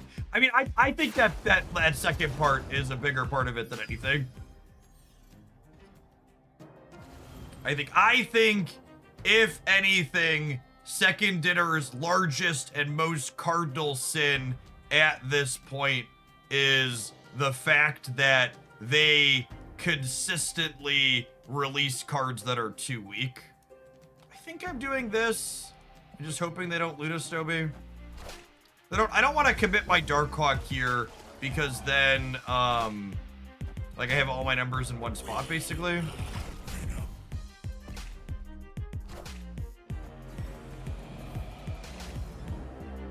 Iron Patriot Dormammu, and I'm listening.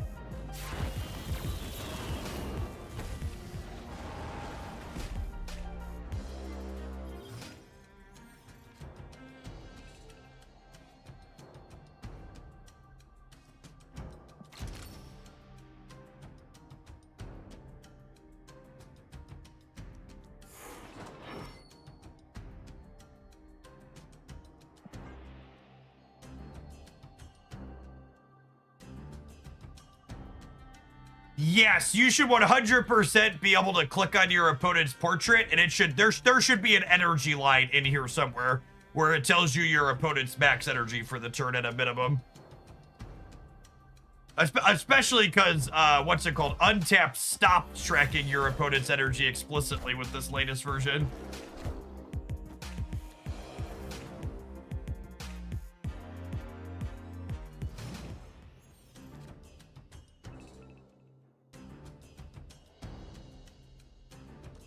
They were basically like, you know what? I'm good. It's cool. No big deal. Enough of that. Enough of that.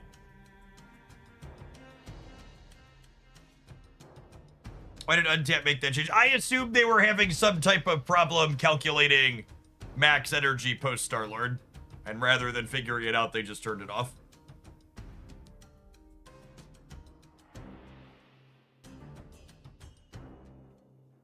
Chat, can I let you in on a little secret? Something I've been a little bit afraid to say out loud. I honestly don't know how Untapped makes money, and I'm shocked that it's profitable for them to write the software and run the sites that they run. Whenever people are like, why doesn't Untap do this, that, or the other thing? I'm just like, can we just be grateful they exist at all? There's no way they make money doing this.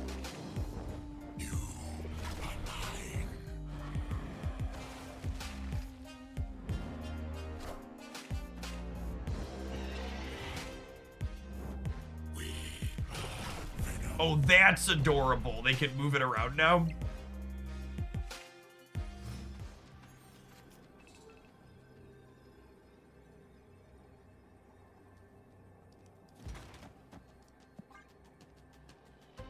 They have a adamantine infusion to get a 40 power dork back. You have a 40 power door, Mama.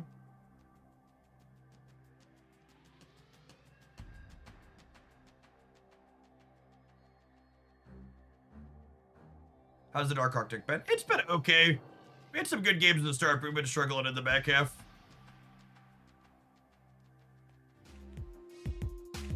I just don't know why there's an Iron Patriot in my opponent's deck. Like, is it some type of weird backup plan?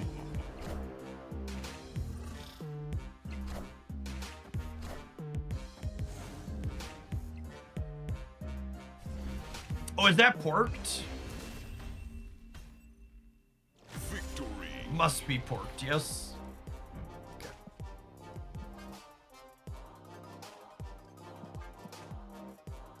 Oopsie poopsie. Oopsie poopsie. How did they have 2 Phoenix Force? That's a good question. Was one of them an Iron Patriot card, maybe? Where else would it have come from?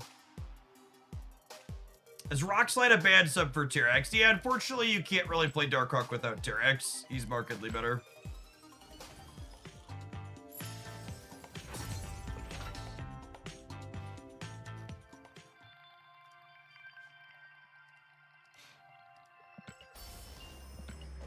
I genuinely believe Spider-Ham should be disabled until his bug is fixed. Well, I disingenuinely believe Spider-Ham should be disabled until his bug is fixed. We are not the same.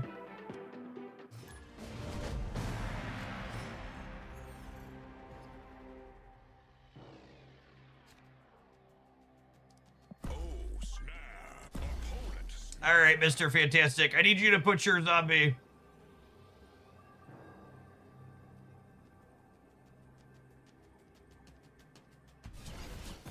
Need you to put your zombie into the sanctum for me. Hey Jeff, I saw you say your anti-billionaire rant video was your most disliked video in ages, and I have to wonder how anyone could watch you for more than a week and not know that that's always you and also true. Well, so Marvel Snap has a pretty small content creator community, and it's definitely true that, like, I'm very good at what I do. Very humble as well, I might add. Which means that there's a lot of people who don't agree with me at all politically, but still watch because there's almost nobody else that's putting out the range of decks and the volume of Marvel Snap content that I put out, right?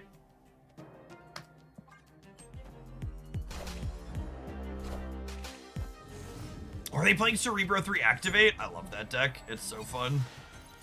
The most humble, some might say. Never before has anybody been as humble as I am in the history of the world. Bigliest humble.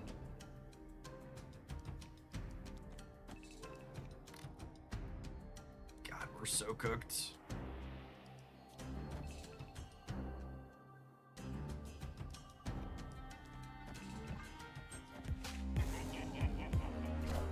You have to hear hard truths about the world if you want to see what deck Kraglin goes in.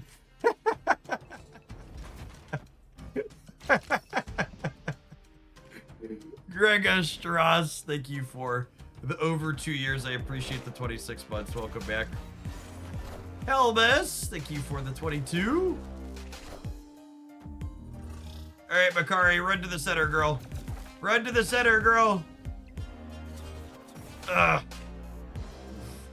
Whew.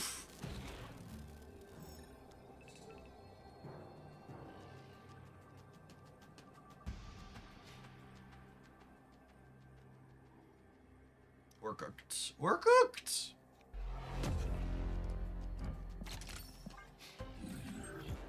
The Supreme Court ruling against Donald Trump's tariffs means absolutely nothing.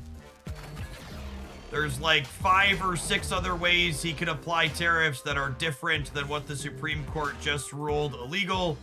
And even if he didn't have all of those other ways, he could simply just be like, I'm not gonna follow the law.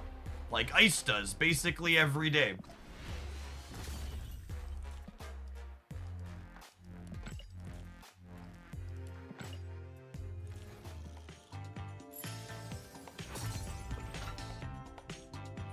This is your speaking of politics. This is a reminder that laws exist in the United States largely to keep existing systems of power intact, not to help or protect regular people.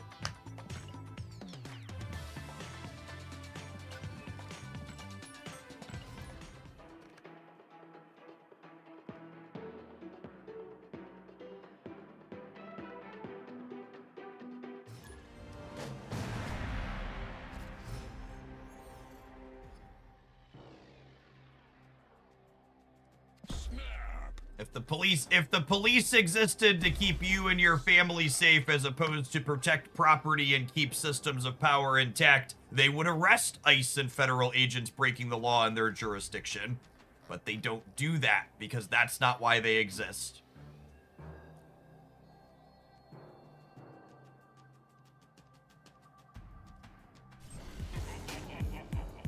Thank you for coming to my TED Talk.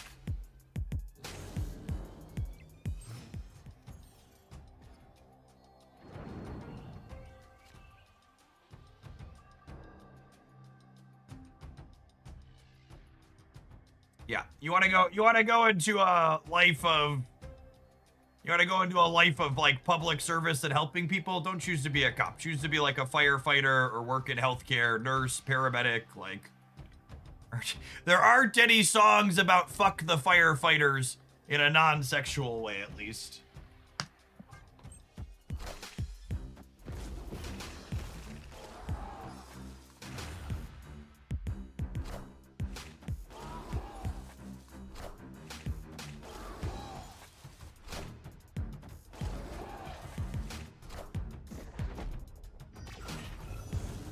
Man, ain't that a fucking mood? Be a librarian, you want to help the public. I'm gonna remember to loop that one in on my list with firefighter and paramedic in the future. That's such a good one.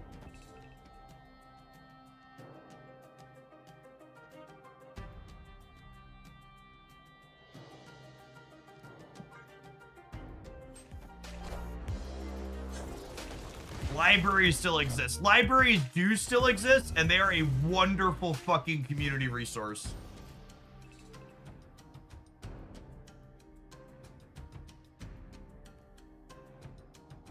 Libraries are stellar.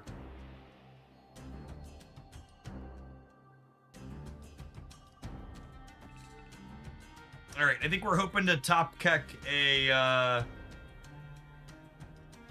I'm gonna pull the trigger on these front 2 zombies here, I think. Well, hold on. Maybe I do this, and then I can power up the shield. I already have 4. I'm gonna do this. I'm gonna pull the trigger on these first 2, just in case they Cosmic Ghost Rider me on the left.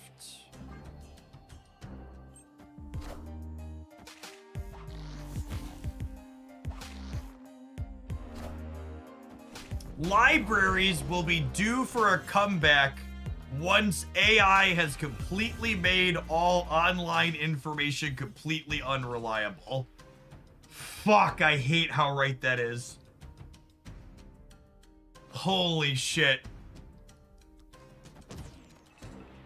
I've never heard anybody frame it that way before, but that is so real and true.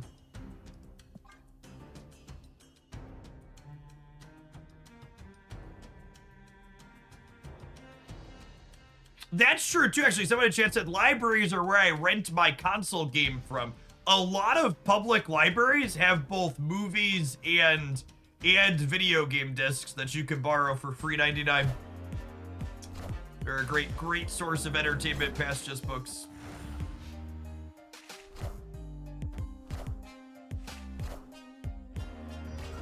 My kiddos also enjoy playing Dungeons and Dragons at the library periodically. It's a grand old time. How is that profitable? Woo, why you gotta hurt me?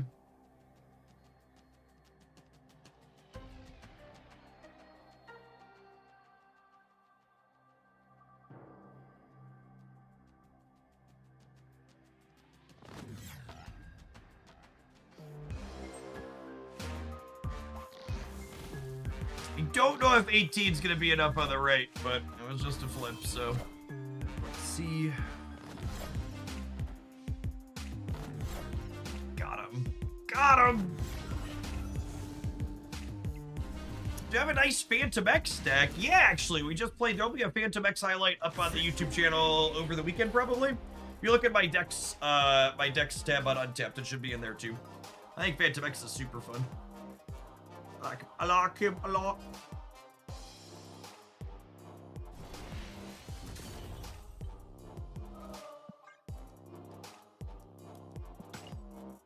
My local library has an awesome kids zone for the toddlers. Yep, yeah, mine too. Also very common.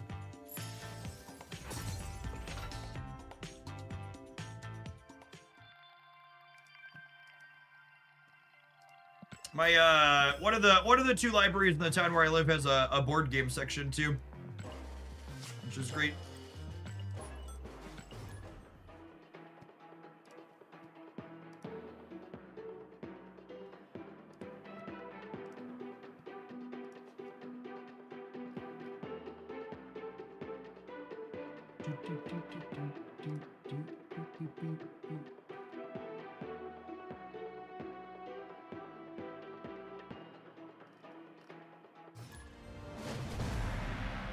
Time isn't what you think.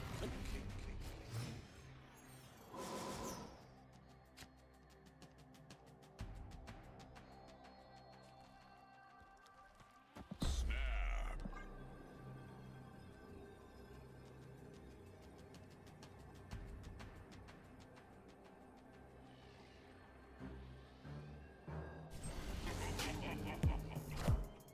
Hey, you found a rock. On the rock.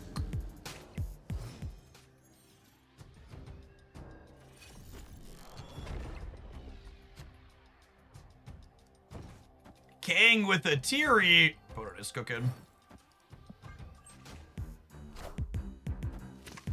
Oh no! There, Robert is well hydrated, shit. Well hydrated.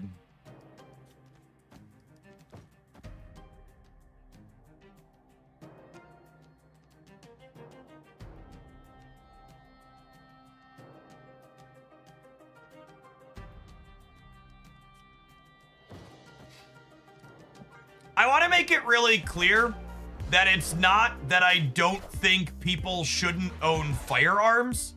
I'm just an adult with a brain in my head, and I understand that my family is less safe with a gun in my home. The odds of me owning a firearm and using it to successfully protect my family from anything with that firearm are far lower than even if that firearm is properly stored and locked away than a child in my home accidentally gaining access to it and hurting themselves or someone else. Your family is less safe if you have children and there is a gun in your house. It's just full stop, that is true. And on top of that, if you go one step further and really think about it, let's say you're a responsible gun owner who has it in a safe or whatever and it's properly stored so it's really hard for your kids to get access to it, then it's not fucking protecting you in the event that someone breaks into your house. So, like, you can't have your cake and eat it too, right? You can't be like, my kids are safer and my family's safer because there's a gun in my house, but also, like, it's gonna take me 5 or 10 minutes or whatever to unstore it so I can actually use it for self-defense.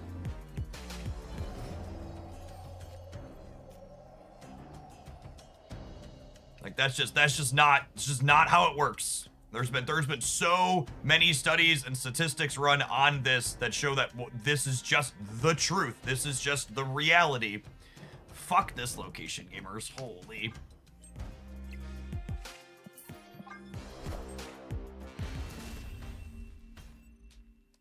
Escaped.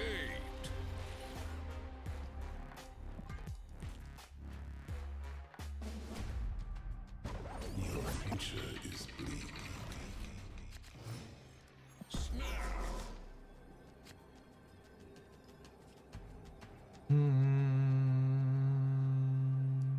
Let's get a 4-point ham.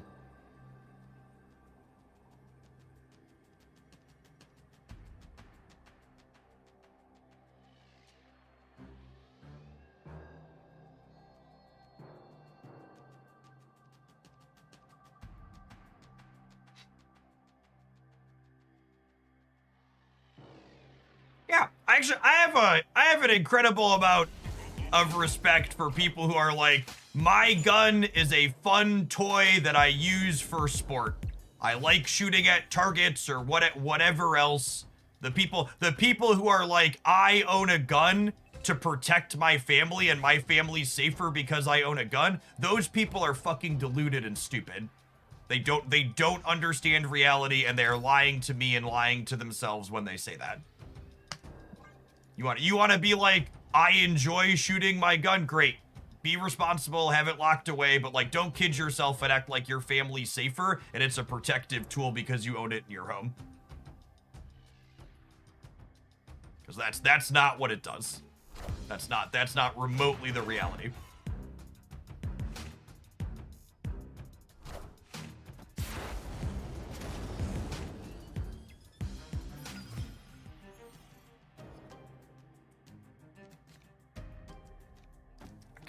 Excellent. Have some rocks, opponent.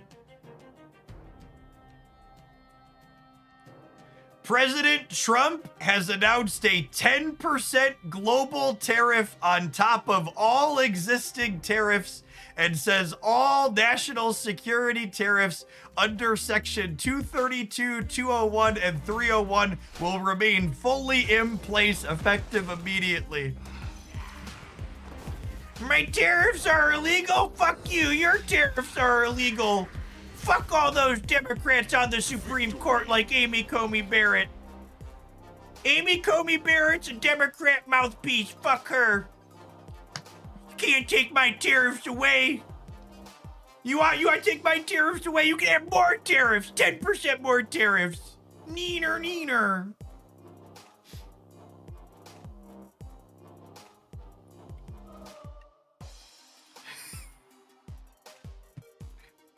It would be like less funny if like it wasn't so predictable, right? Like just like if there's ever been, I'm not sure there's ever been a more predictable response from a human being before in the history of the world. Oh, snap. than that response.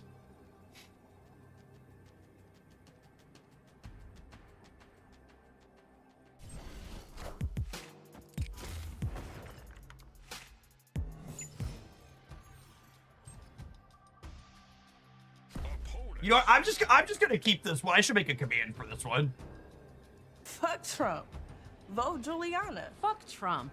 Vote Juliana. Fuck Trump. Vote Juliana. They said it, not me. I'm Juliana Stratton. That's so great. and I'm This proud to is live the my energy whole we life need, on chat. the south side of Chicago. I'm not scared of a wannabe dictator. I'm running for Senate to stand up to Donald Trump. I'll abolish ICE and She's great. If you live in Illinois with me, chat, vote for Juliana. Fuck Trump. She's running in Illinois. She is currently our lieutenant governor, and she has a bunch of endorsements from like really good, meaningful people, meaning she has a real shot to actually win it. Just fan-fucking-tastic. I was really resigned. I was really resigned to having to vote for some type of Dick Durbin-esque replacement, and I am super glad that that will not be the case. Oh my goodness, this person snapped me back before I get to double fucking Terex them for 6 rocks? Oh, baby. Man.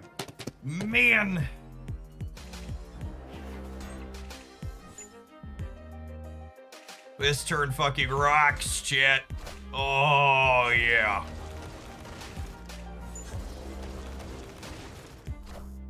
Oh, no! Not Korg! Shit! Oh, no! Not Korg! Oh, no! Oh, no!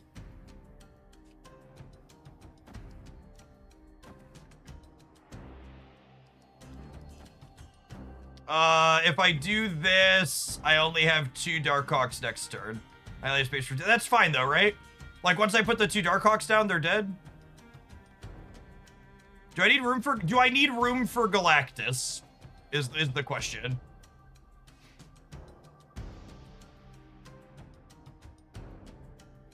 Oh, I want 2 Hawks, 2 Auras. Yeah, that's true. Okay, fine. Fine. 1, 2, 3, 4 open slots. Got it.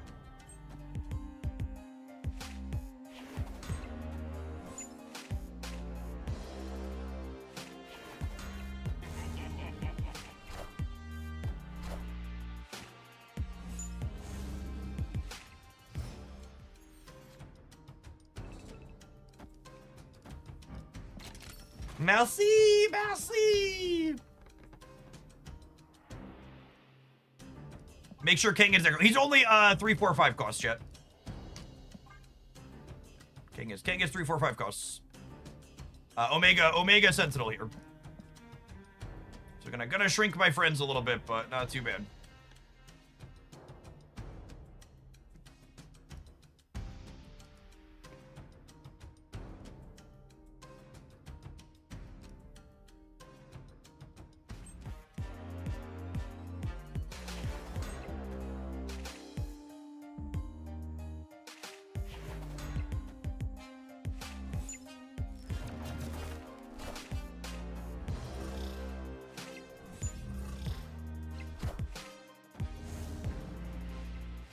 Who are you? Who is your daddy and what does he do?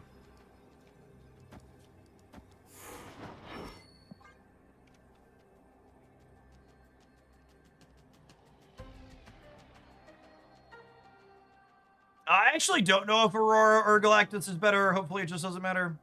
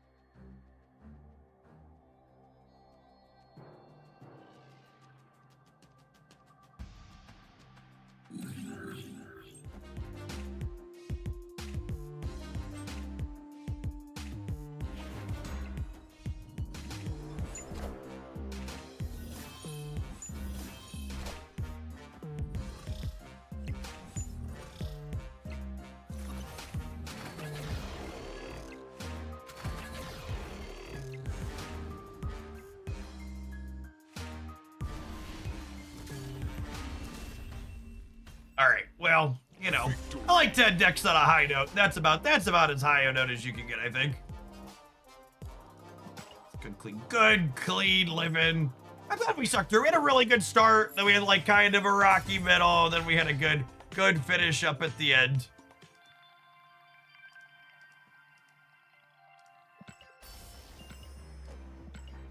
Good clean mix of cards. This deck is the type of deck where you have a chance in every matchup that you play. Like even ones where like your opponents make much bigger numbers than you. There's gonna be plenty of games where between Korg and Ham and Black Widow and Terrax, your opponent's deck just isn't going to get to function. And you're gonna get to beat them down. This deck only really kind of makes mid-size-ish numbers itself, but its disruptive elements allow it to have a chance in basically any game of Marvel Snap that it wants to play. Which is pretty fun and satisfying to play on average. All right, before we take our advert break, Let's tease our next pile of cards. This is a fun viewer deck submission. It's been a minute since we played some Moira and some Victoria hand together. I'm looking forward to doing that. We're going to take a brief pause for the cause before we dive on in with this one. I'm going to run and fill my water bottle, and we'll see you in 120 seconds, gamers. BRB. Don't forget to tap the like button, YouTube gamers.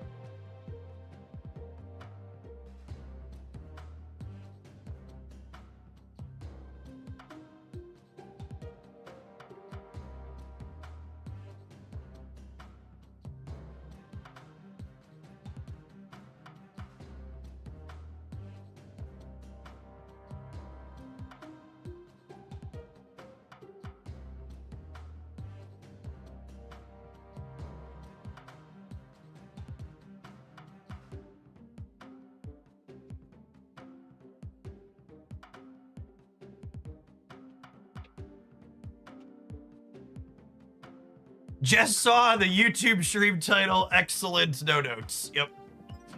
Listen, chat, I am many things, but I am not a liar. Epic. YouTube stream title, blissfully accurate.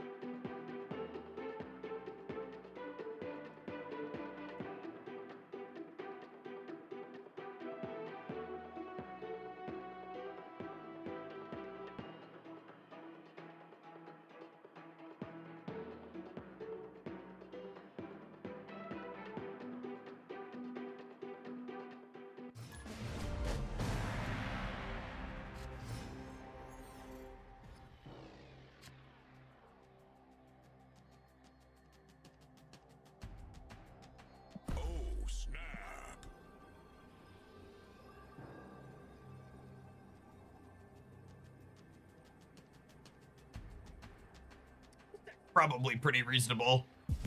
Like, absolute worst case, we're a Killmonger Deafening Chord Shadow King deck, yeah?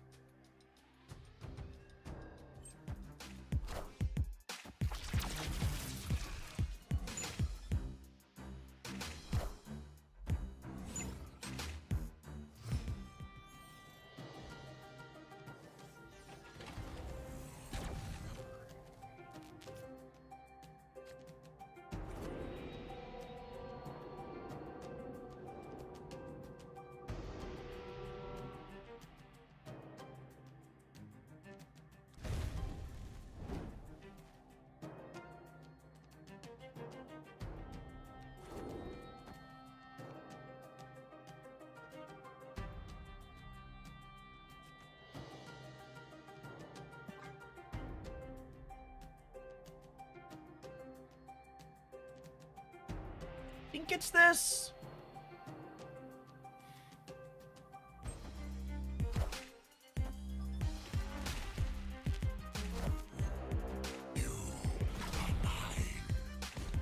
Electro into Venom on 3 is pretty good.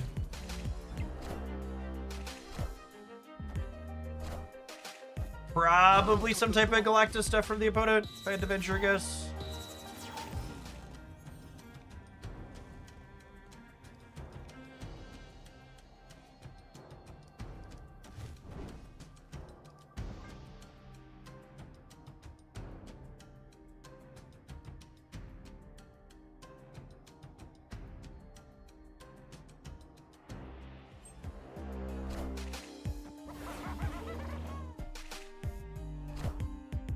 Definitely Galactus stuff.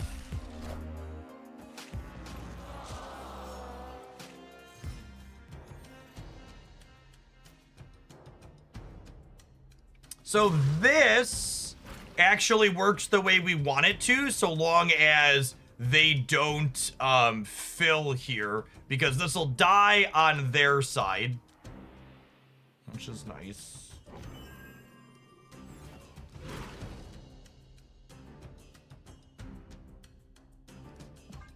And the top card of our deck gets a bunch of points here.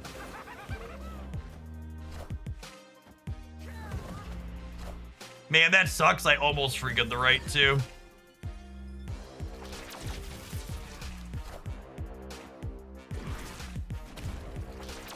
Definitely Galactus bullshit.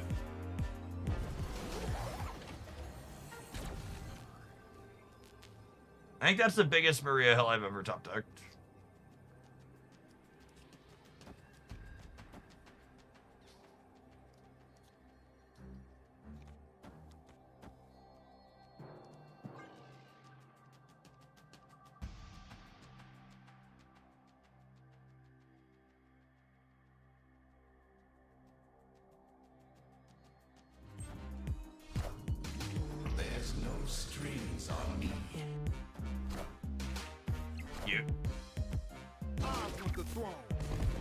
Good thing I brought my backup Killmonger.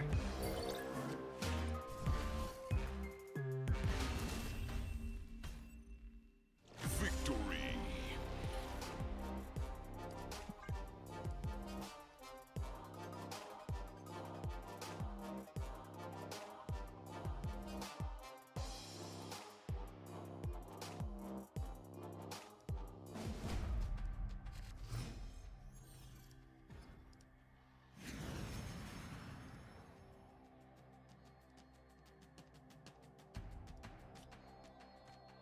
Snap.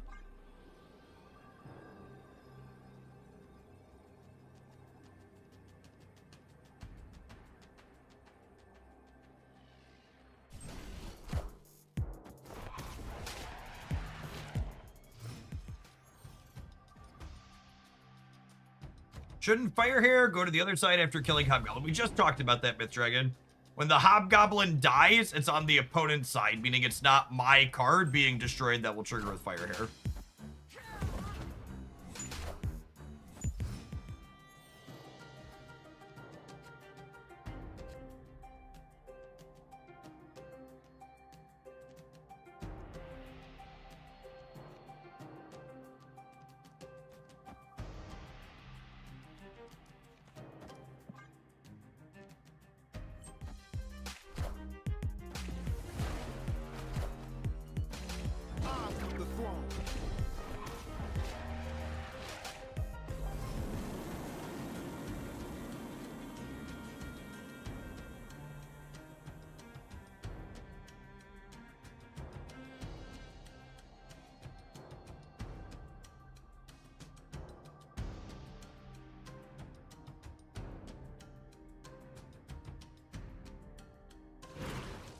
Galactus, we need to watch out. What does that fucking mean? What is the gameplay action I'm taking to watch out for Galactus?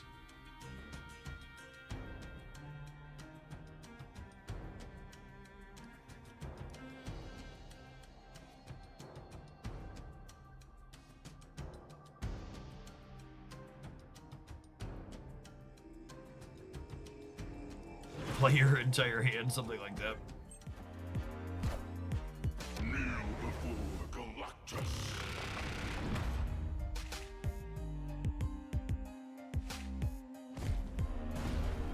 I mean, it's not even about reading mind. It's just like, watch out isn't something actionable.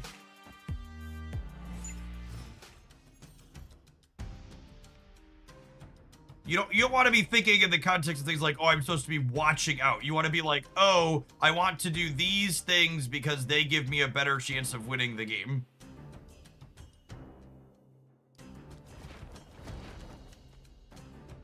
And this I'm doing so we can block a goblin.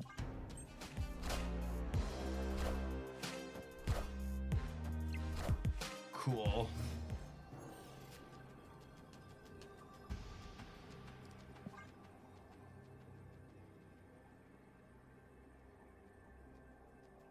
Anything else, bud?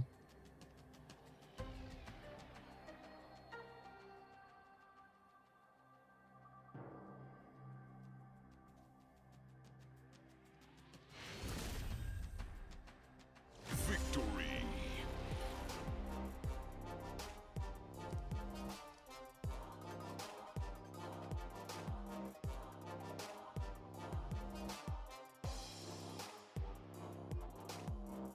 All right, we beat them 2-0. I'm not going to sit here and play 4 more games against them. They need this ticket real bad, chat. I'm going to go next.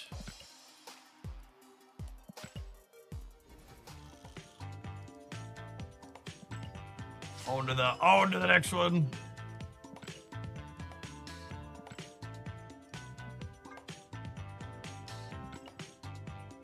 Legendary.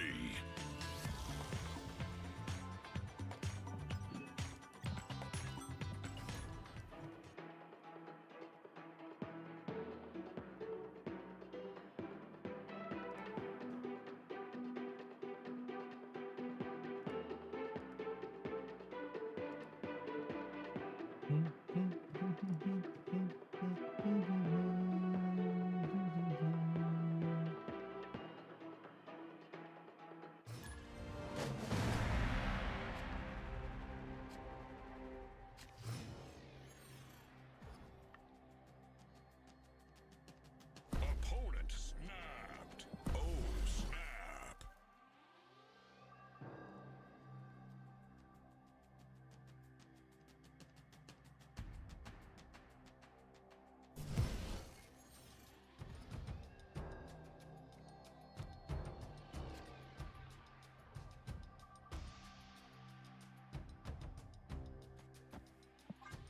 Get Surge going. Not a particularly good Moira X this time around.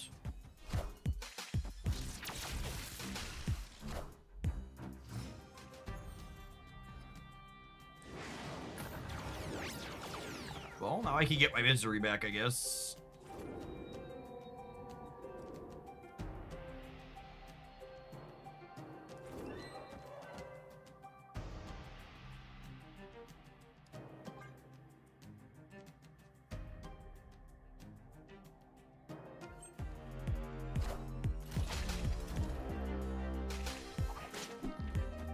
Oh, there's no Nico in this deck, is there?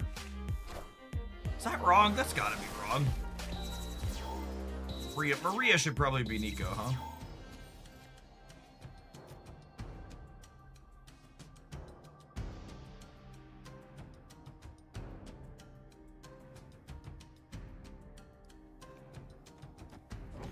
Alright, so I'm gonna do this, and then next turn I go Victoria hand into Misery the Frigga.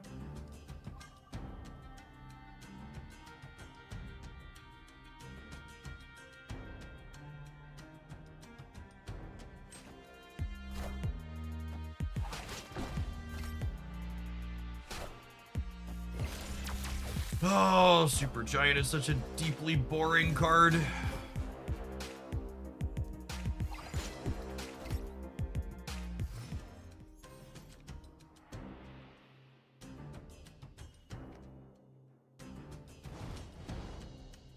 That's fine. We'll get to punt him off the Citadel at least.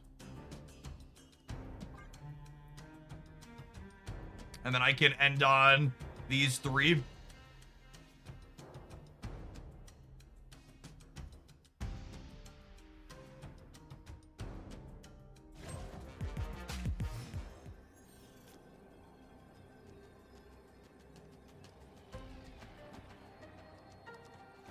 Each of these are going to get +4 more from this Victoria hand here.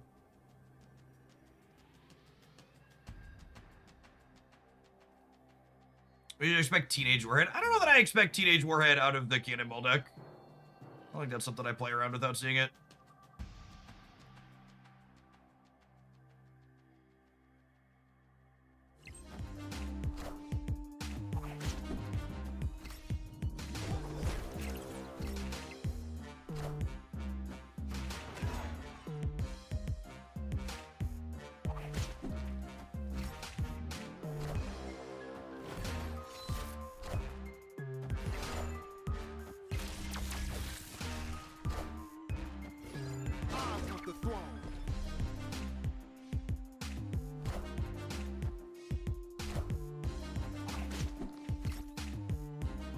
I'm gonna have a 50-50 here, aren't I?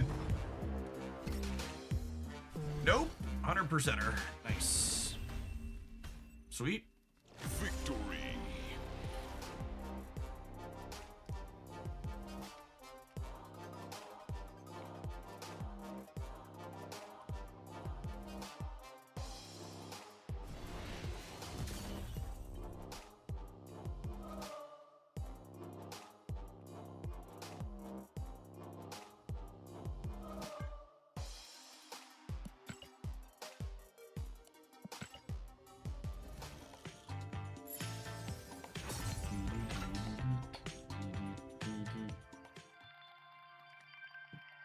Balganian, thank you for the 21 months. Appreciate that. Welcome back.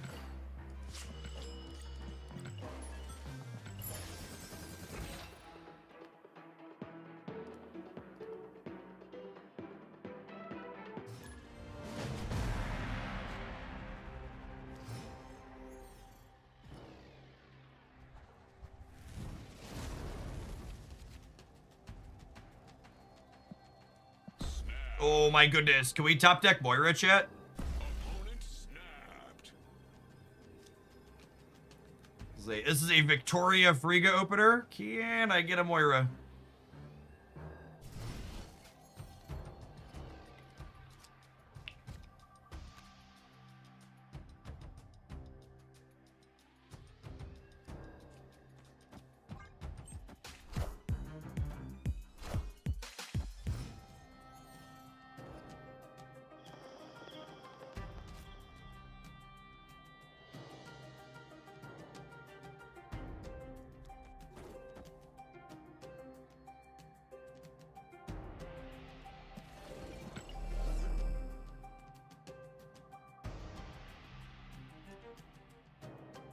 Man, it's close. I think it's just this, that I let him have the collector for a turn. I missed the card draw, but do I need the card draw? I'm not sure that I do.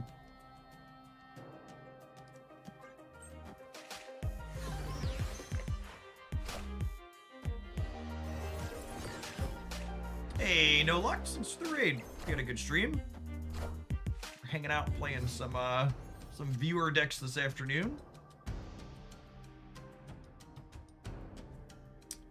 So we cord this, we Moira here, we Fire Hair here, and then next turn I can go Victoria hand, Carnage these, Fire Hair Friga will copy Victoria, and then Moira is giving us another Friga Victoria. Reading with Galaxy viewers, we're going to do our Galaxy tournament this afternoon. And we snap it for probably another hour or so, and then we're going to play some tournament games. Hope your run went well.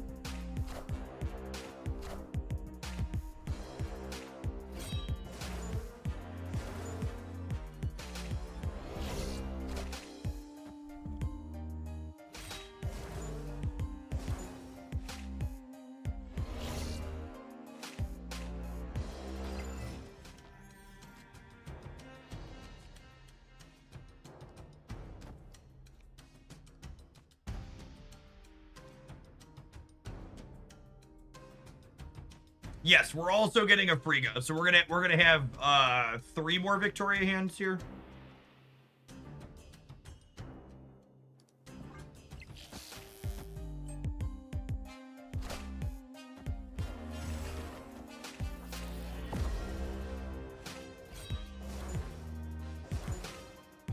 Do we order Maria first? I don't know. Maybe because of board space. I think my hand's full anyways, right? Yeah, maybe you're right. I want to be honest, I really didn't want to think it through. Maybe I should have. Oh, I guess this way I don't brick a draw, which is like, holy crap, she just gave me Kate Bishop.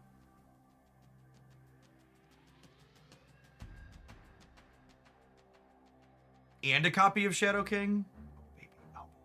Oh, baby, baby. Do, do, do, do, do, do, do. Okay, so I do this, and then next turn I could go Shadow King, Victoria, Victoria.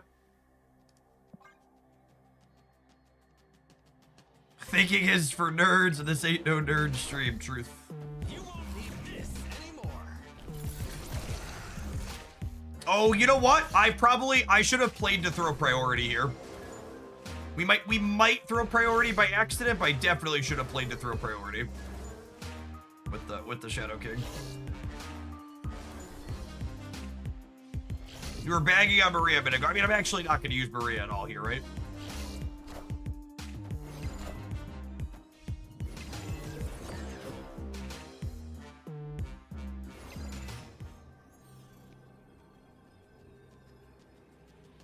All right, I'm going to kick their castle over here. And I think we do this in the center.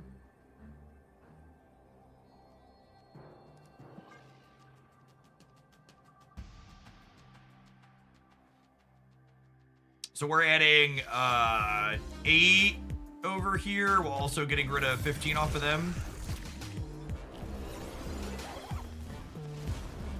Yeah, the full 4 Victoria lane has some lovely symmetry for sure. Swoop, there it is. Mighty fine sandcastle you got there, Vigi Gamer. Sure would be a shame. Sure would be a shame. So what, we outputted 54, 60, we're outputted 73 power while also disrupting the opponent simultaneously. It's a pretty good stat line. We did have a 7th turn to help ourselves out in though. We should let us scale a little bit more than we otherwise would have. We would not have had time to do the full shenanigans there without the 7th turn. It's only 200 tokens for Kraglin's weekend missions. Rough. That's a tough one, Chip. Gotta hand it to you, Jeff. That was a pretty good game. Accurate.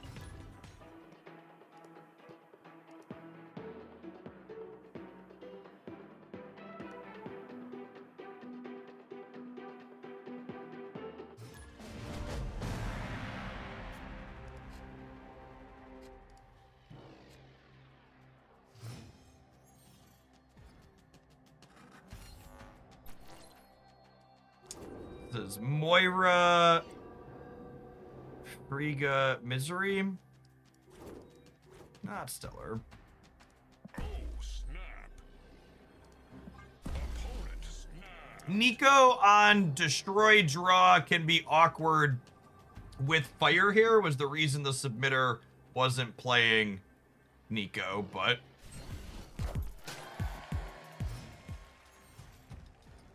Yeah, Moira's animation is unironically one of the best in the game. Which is saying something considering how many good animations are in the game now. Okay, so that's great. So now I go Victoria into Frigga, and then I can Killmonger this to get another Frigga, and then I can go Victoria Frigga on 5. Yo, dog.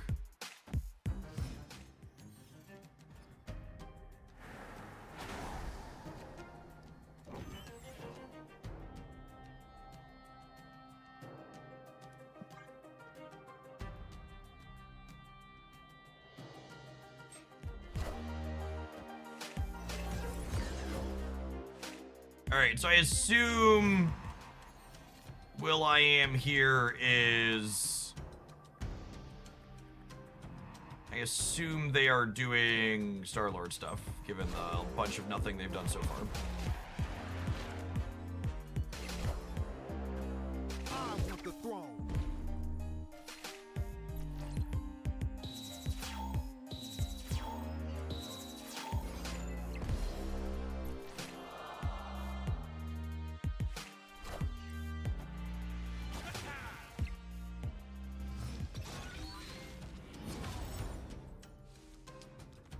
probably get outmuscled by this, if I had to venture a guess.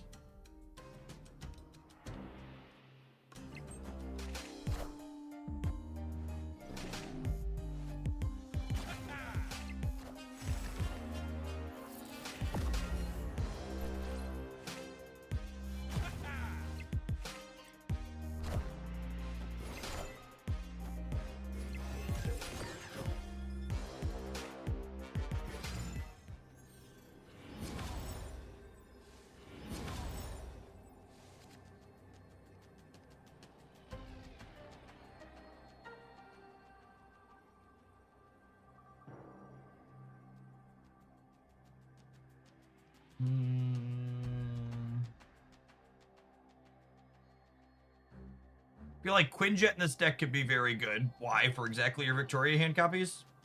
Quinjet's also awkward with Killmonger.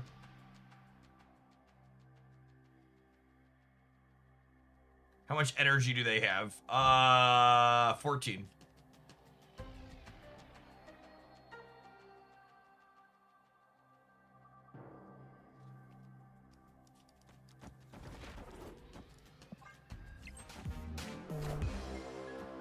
Oh, for fuck's sake.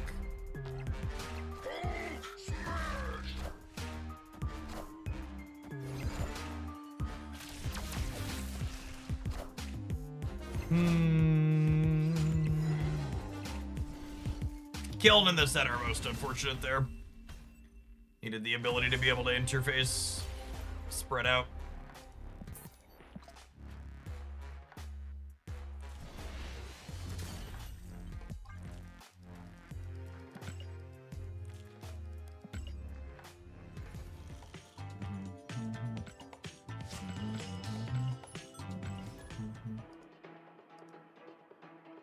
Enchantress. Hurt people, chat. That's all you got. It's all you gotta know. Hurt people, hurt people.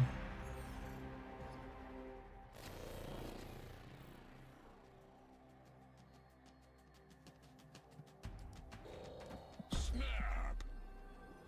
Opponent snapped.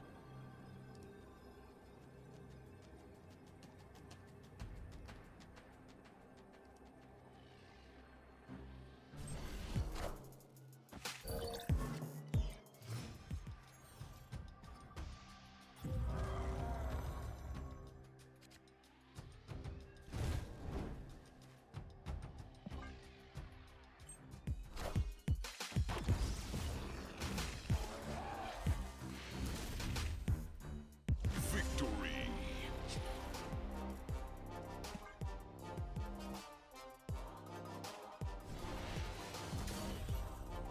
The EPA will now allow coal-burning power plants to release more heavy metals like mercury, a powerful neurotoxin linked to brain damage. It's good to see. It's good to see the Republicans fully leaning into the whole if we give people brain damage, they're more likely to vote for us angle.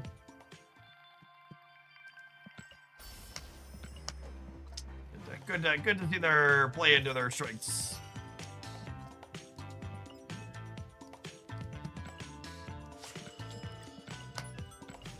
My goodness. Never forgive, never forget, yet. The people that got us into all of this. It's gonna be my grandchildren and their children are gonna be unfucking our systems.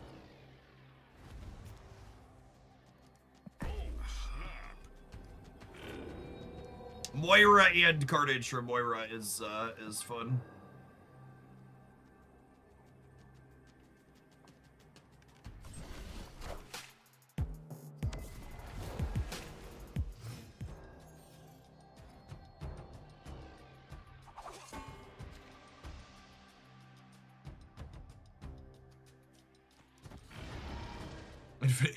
We'd get infinite Moiras with this one weird trick.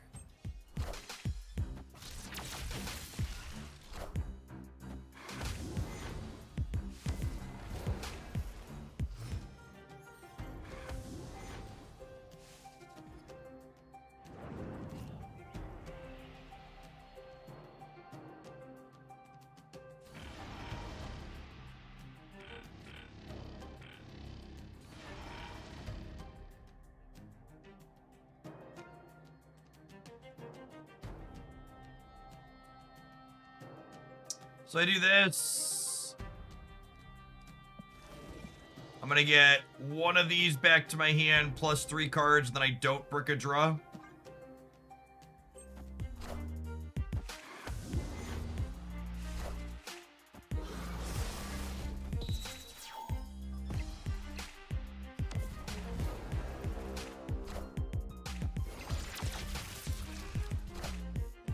Opened a top deck of Frigga here.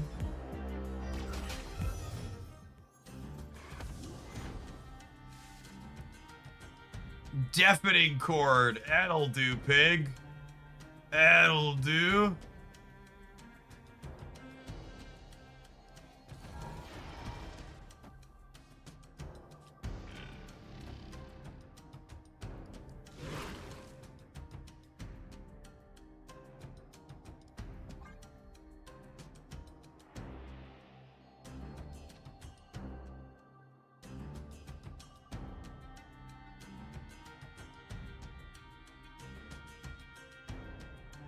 Come on, Ronnie. Push the buttons, bud.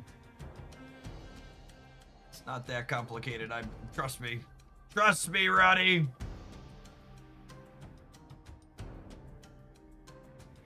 Ronnie, can you hear me?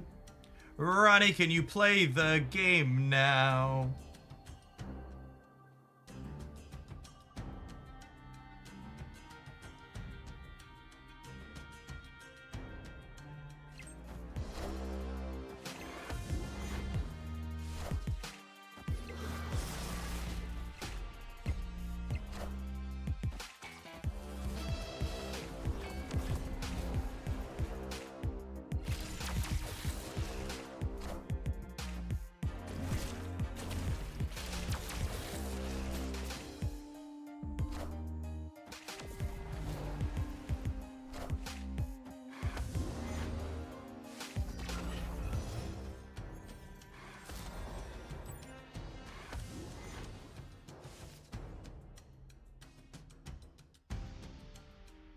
You're late, Frigga.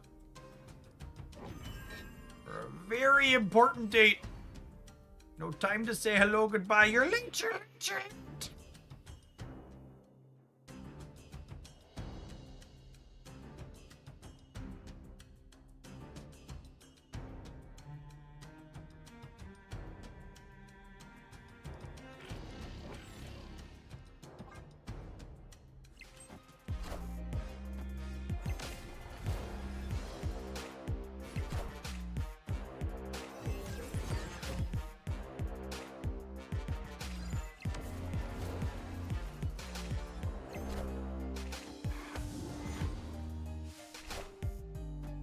I generally don't like to assume the worst of these spots because I know how unstable the game is. Yeah, it's an interesting thought.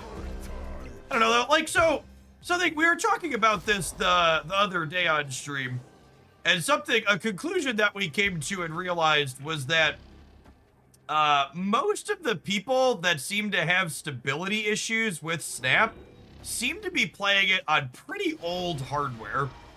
Like when it came up on stream, oh, let me count here. This will be 8, 9, 10, 11 versus 13. Yeah, man, sorry. Yeah, we were talking about it yesterday, and like, as someone who plays on PC, like, my PC app, like, I don't know, I play 20, 30, 40 hours a week sometimes. My iPhone 12 crashes constantly. Yeah, but that's my point, right? Like, your iPhone 12 is 5 or 6 years old. They're on iPhone 17 or 18. Right? Like that device is like ancient by modern standards.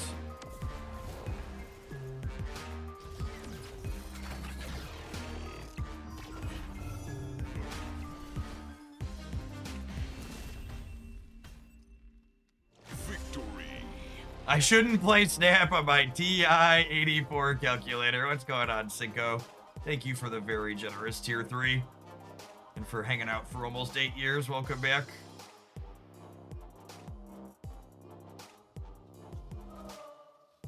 Yeah, but like, you know, I don't think there's nothing wrong. Like, if your phone works for most of your stuff, like, there's nothing wrong with keeping it around. But, like, I do think the thing that I find a failure on Snap's part is I think Snap should do a better job of communicating minimum requirements for their thing.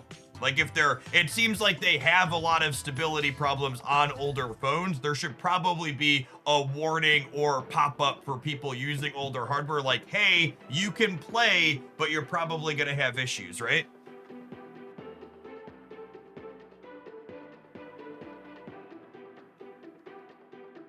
Like, I don't think it's unreasonable to be like, hey, we're not going to make sure our application works on hardware that's 5+ years old when mobile hardware tends to develop faster than that. Like, I think that's a reasonable position to have, but it should also just be communicated that, like, hey, there's a problem here if you have older stuff occasionally, which we should be aware that that's the case.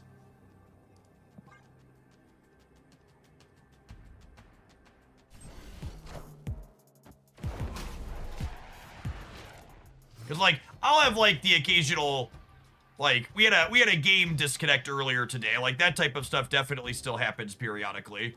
But that's very different than, like, constant crashes, right? Like, I think the random disconnect we had earlier is, like, the only one I've had this week on PC. And I play Snap off and on my cell phone that's less than 2 years old. And it never has issues or random app crashes.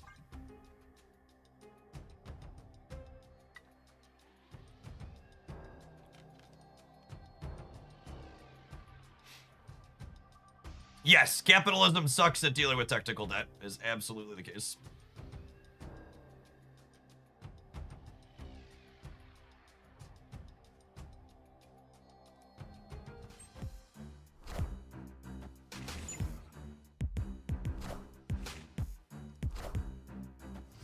And dealing with national debt.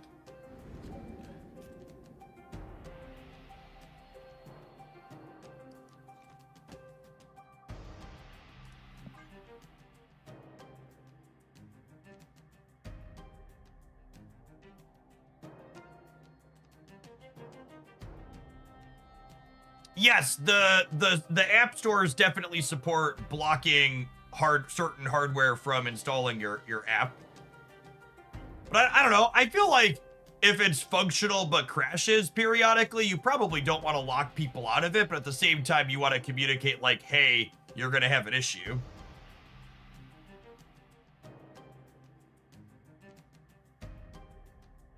Like a instability, you know, once an hour or once every couple hours. Like, I don't think that's a reason to, like, hard lock you out of having it on your device, but there should probably be a, hey, you're below our recommended requirements or whatever it is.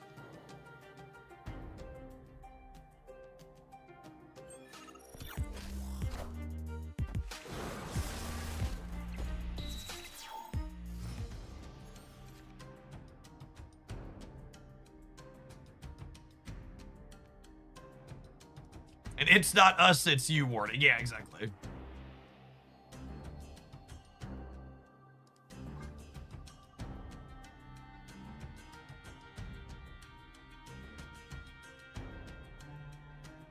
Now we'll get Frigga, a 5-power Victoria hand here.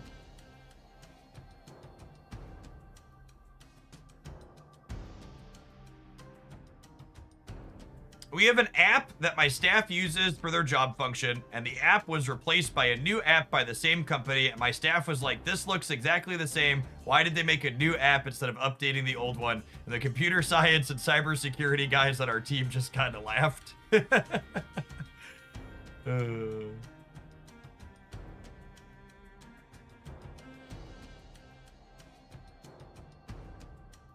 Yeah, I really like OnePlus as a hardware company.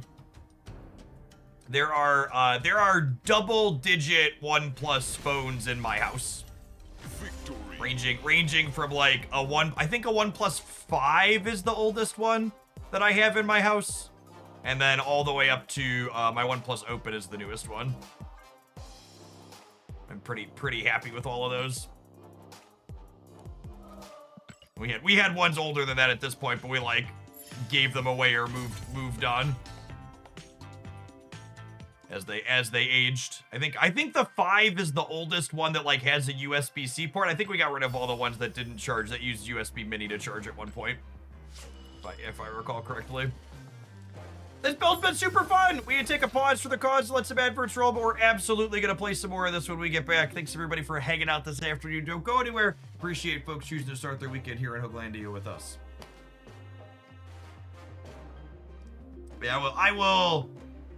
Unless I get one for basically free, I don't think I will ever spend my own money on a Samsung phone ever again. But I really fell in love with the foldable form factor with my Z Fold 4, so I was really happy when OnePlus moved into making foldables, because I've liked their hardware and software stack for a long time.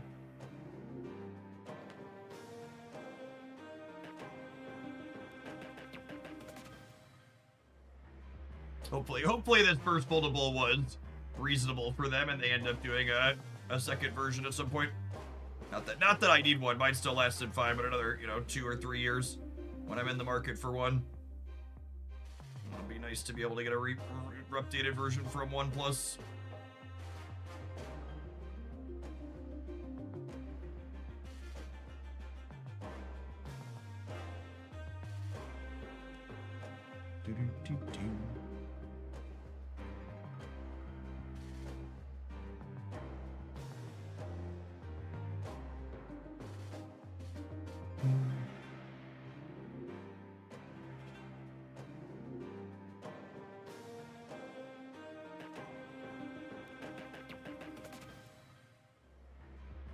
Yeah, 32 gigs of storage on a phone is not a lot unless you won't be playing mini games on it.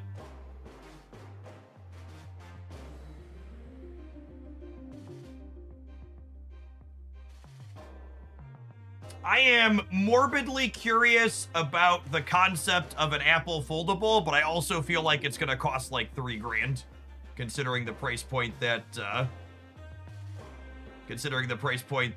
Android foldables tend to come in at. I'll be pretty shocked.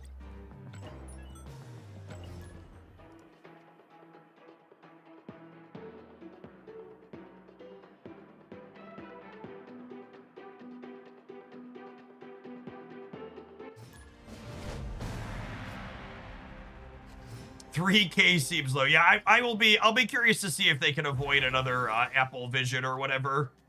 Finagle, yeah, like their headset that was like way overpriced.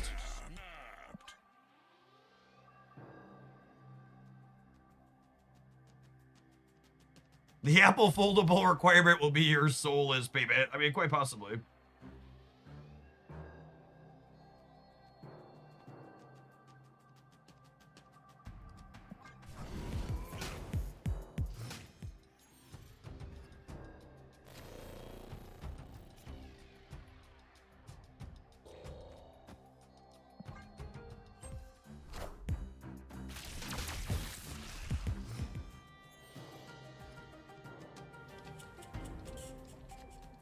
Surge.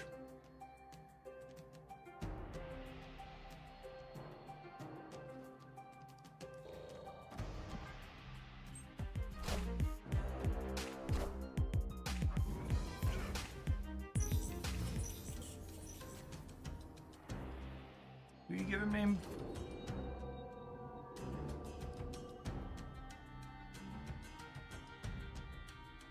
So this is probably the Toxic Starlord deck.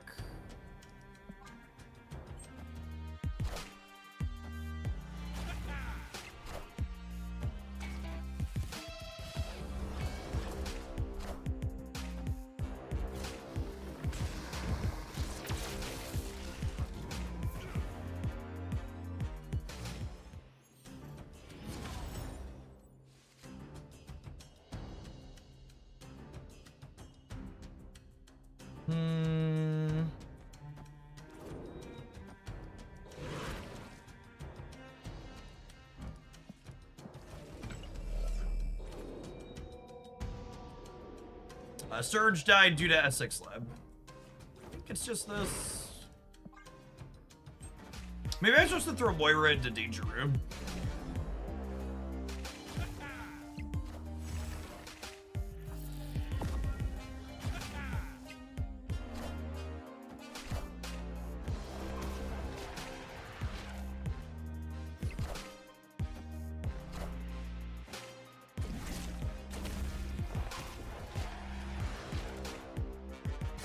Deafening Daredevil is pretty brutal flavor-wise. It is, isn't it?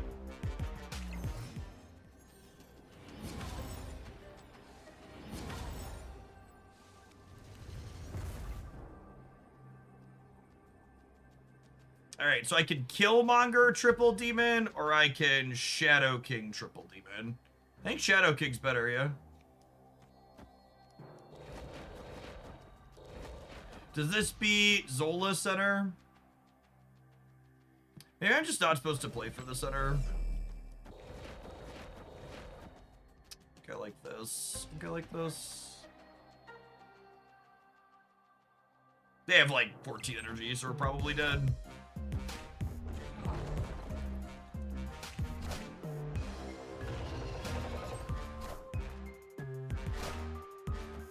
If my demon lives center, I win. Yeah, buddy.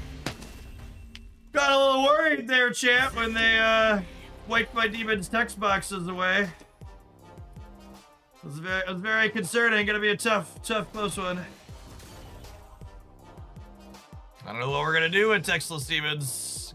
God bless. The original design of this card was so toxic. Does Danger Room proc when they get Juggernaut? Oh, you know what? I don't think it does. I don't think it does. I think you're correct that it actually just doesn't. Yeah, I think our cards were guaranteed to live. Stewing on it for a minute.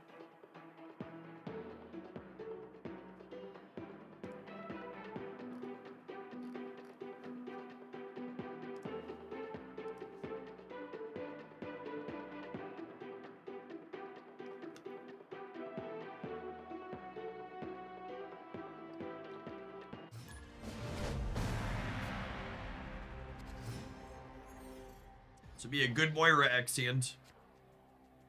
Oh baby, baby. Easy game.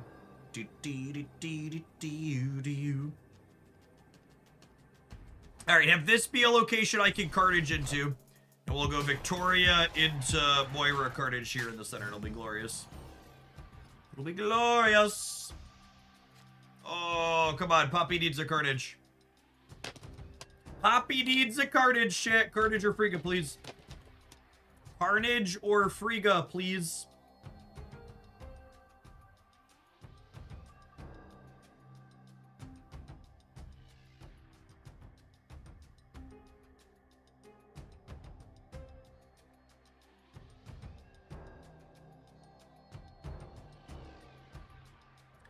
Hello.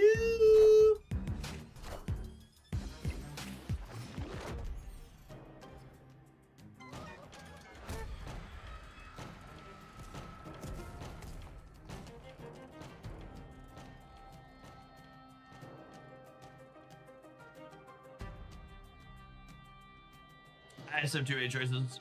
I had too many choices, chat.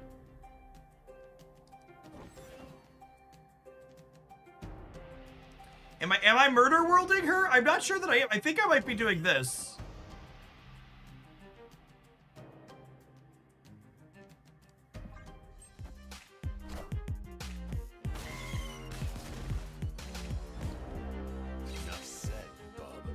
Like, we're probably cooked against the null death deck just for the sake of clarity. If they draw remotely average here, we are in big trouble. Enough said, Bob.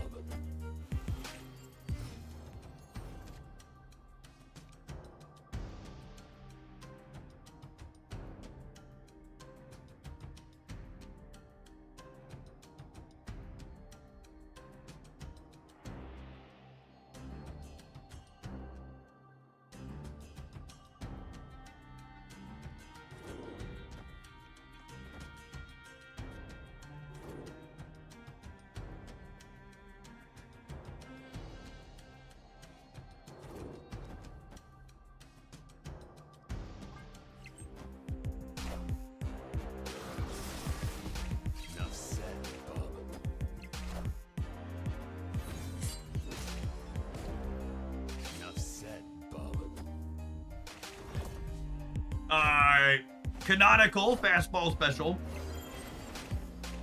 Lore accurate special, if you would.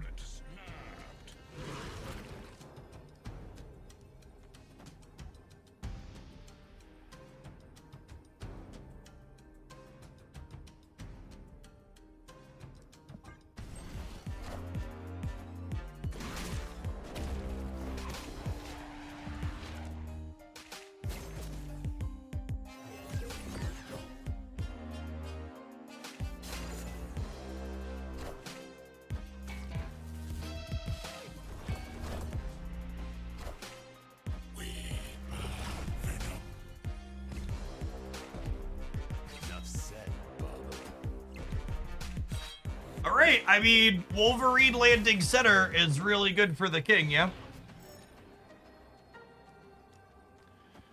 So they'll be at, what's his base power? 3, 6, 7 in the middle? He's in the numbers! He read the numbers, Chad! He's in the numbers! He's in the numbers, Chad! Numbers! Alright, it's just this. I think it's just this. Does this beat death on both sides? I think this beats death on both sides, right? This would be 16, 18. Yeah, this beats death on both sides.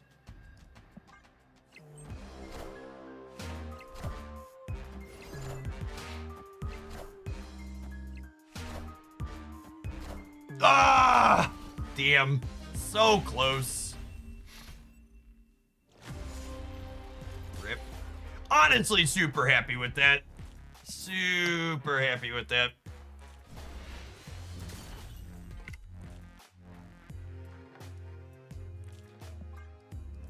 That is about as close as I can ask for in, like, my deck against the deck playing Death and Null, and it came down to a flip at the end. Like, couldn't ask for more. Super polarized, not in our favor. Could have flipped better to had it. I might destroy cards in match. Epic. When he matched with snap. Epic. You forgot the hand motions when you said the numbers, Jeff. Ah, my bad.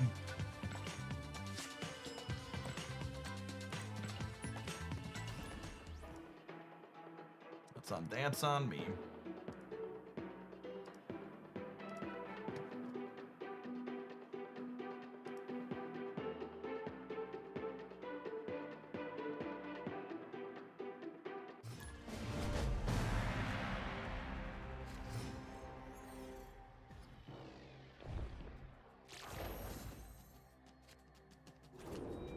Kind of a mid Moira.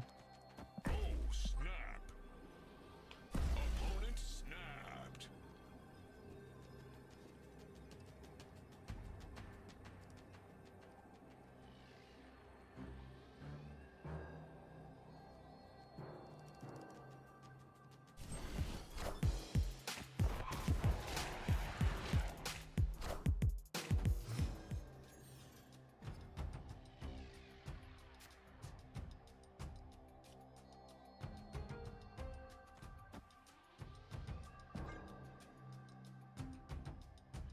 How aggressively are we mongering?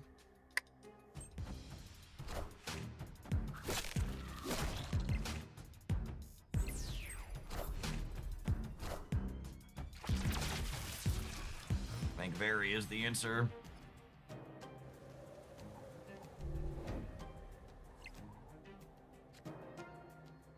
Who are you copying in?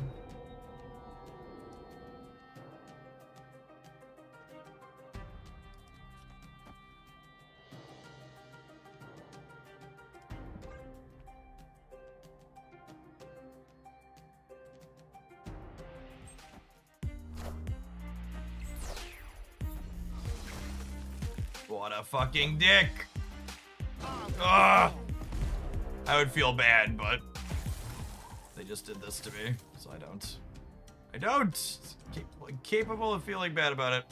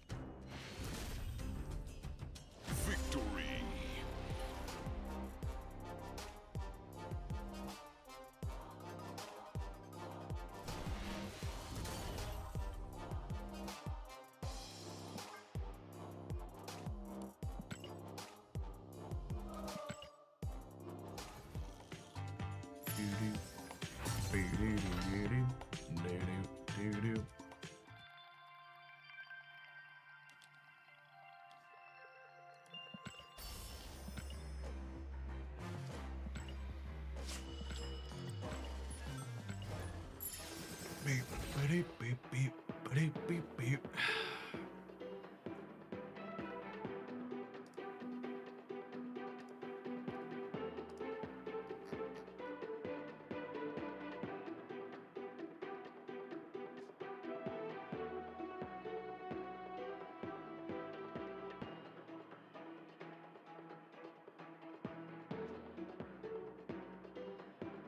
The deck looks fun, but I'm missing like all the key cards. Victoria, Fire, Harry, and Moira. Yeah, absolutely.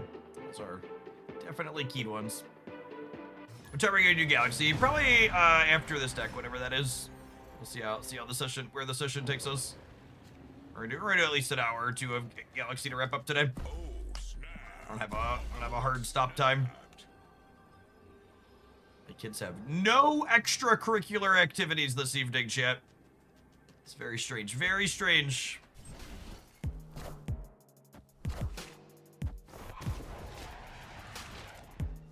Killer Moira hand if we could find her.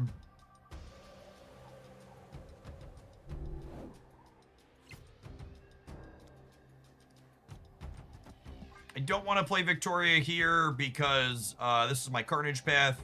But I want to play her down so I can copy her. So we take a risk here with this location being bad for her, but I don't want her in Jotunheim and I don't want her here.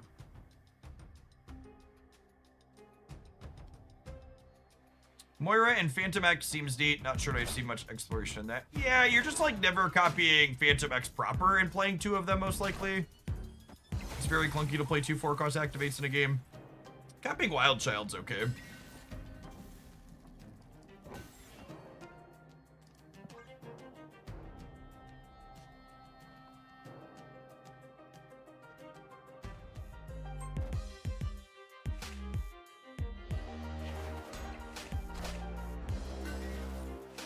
I don't know, Maru and Proxima sound hard. Yeah, Maru and Proxima are hard to leverage multiple copies of unless you're trying to play Modok, which I think is awkward.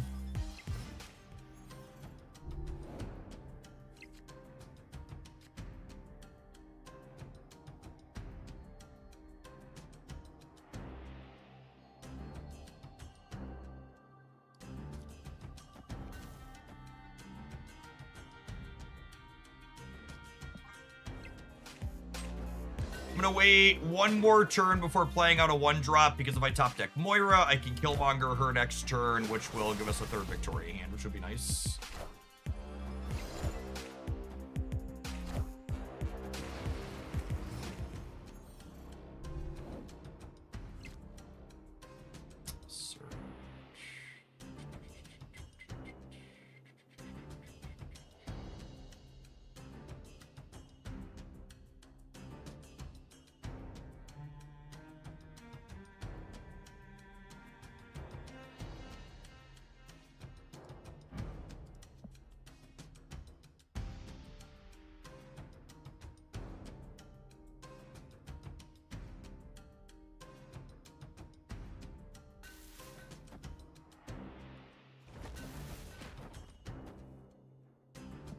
This locks me into points over here, but I think I like it, so that way I can play Misery plus Maria's 2-drop on the last turn of the game.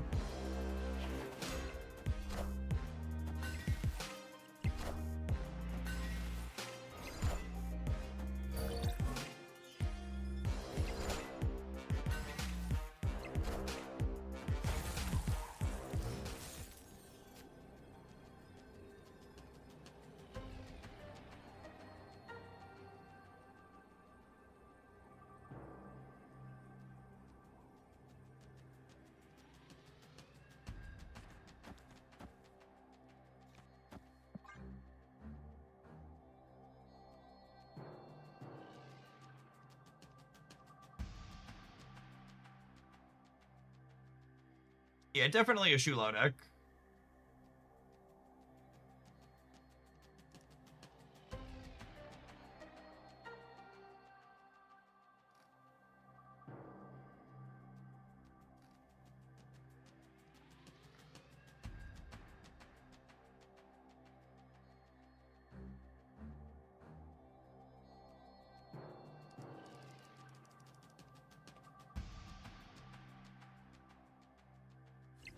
A second dinner usually contact you for partnerships or advertising. You're quite influential in content creation, just a bit grumpy, but a good guy. I don't know, especially in like current era that we existed with a lot of negativity around Snap. I think I make the argument that I'm more positive than a number of other creators these days. I just don't have a problem in telling people to fuck off if I think they should fuck off. I don't think of myself as grumpy. Blunt, rude, occasionally rude. Doesn't sugarcoat it.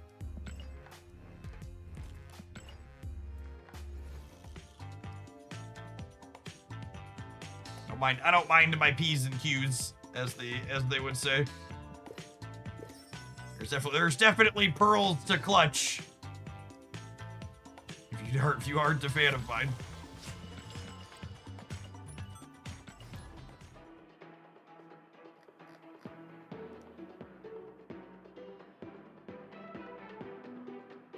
In general, though, no. Second Dinner doesn't usually reach out to me. Like, they work with me though when I reach out to them. So I don't know if they reach out to anybody proactively. They might. But like I did the February video at the start of the season, and that happened because I was like, hey, I see you're doing having creators do your card videos again. Like, can I get one of those? And they were like, yeah, sure. And they looped me in. It's like they've been positive.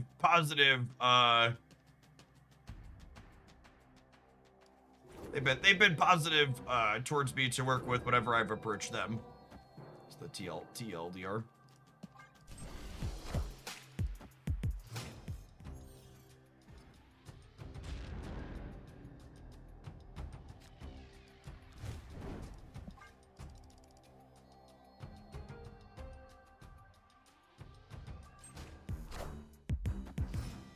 You're protective of your spaces is what I tell my kids. That's definitely true. But I'm like, I don't have any delusions or illusions or lie to myself about how I handle myself, chat. I'm frequently rude to people when I want to eject them from my space, but that's also because I feel like I want to give people the energy they give to me. Could I be nicer to people that I think don't belong here? Sure. But like, they don't belong here because they were kind of obnoxious to begin with typically, so I don't feel bad being obnoxious back to them. All right, Bruce, let's take care of this. I think I'm just killmongering as well here.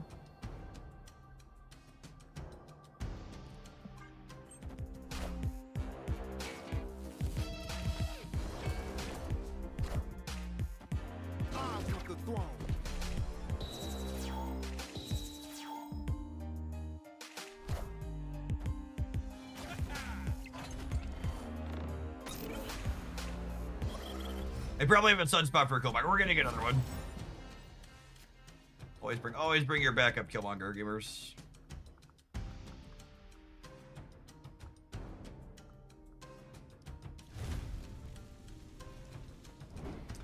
Okay, what if I do this, and then next turn I can misery the Shadow King?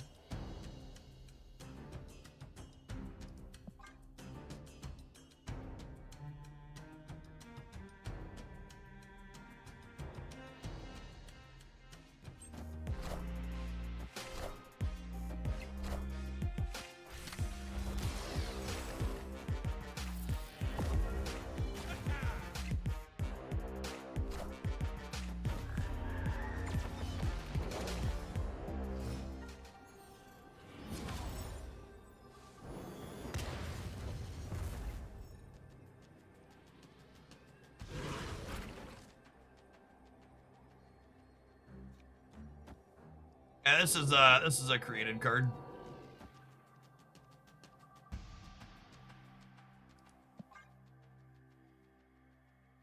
And they have priority here.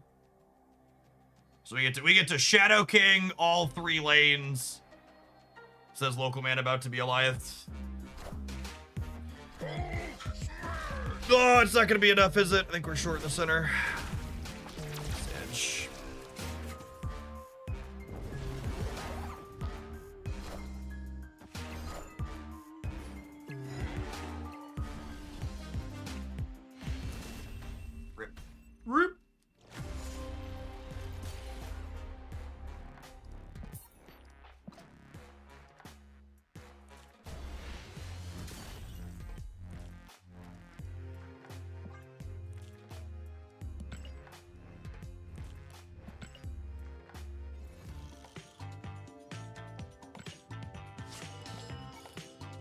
fun mix of cards. I think this type of pile of cards is kind of like the quintessential recipe you want to follow to build a competitive off-meta deck in a game like Marvel Snap. So what do I mean by that? So this deck has a mixture of both interactive bits like we saw with Shadow King and Killmonger in that last game, and we also have decent proactive numbers in a bunch of spots. We have the ability to copy Victoria Hand a bunch, we have Demons from Hood, we have Carnage occasionally. In fact, I feel like if I were to change something, I kind of feel like I want like one more number from somewhere, but I'm not quite sure how I would fit that in here. Maria Hill and Surge to a degree kind of felt like the weak links. You know, it's honestly probably just as simple as playing one of the 2 energy card generators that gives you stats. So Iron Patriot or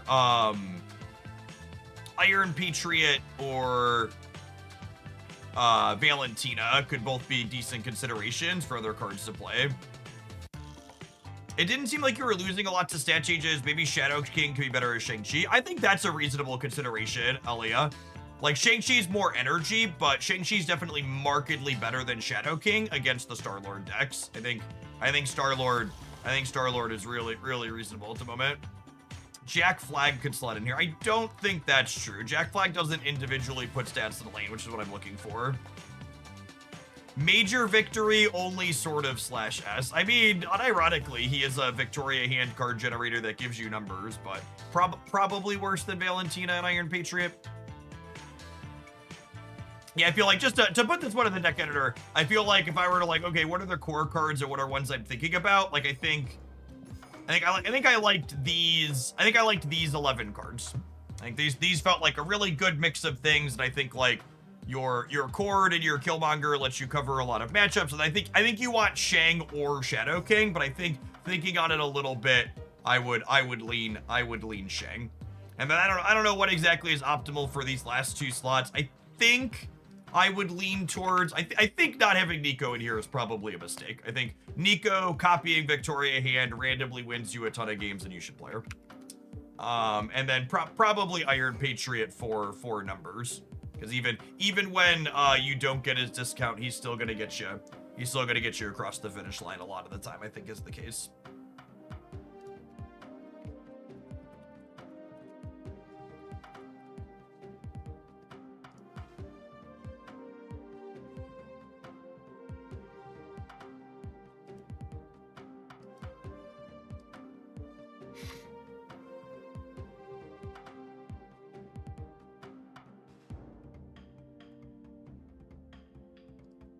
All right. Oh, we never checked the shop today, did we? Anything new in here?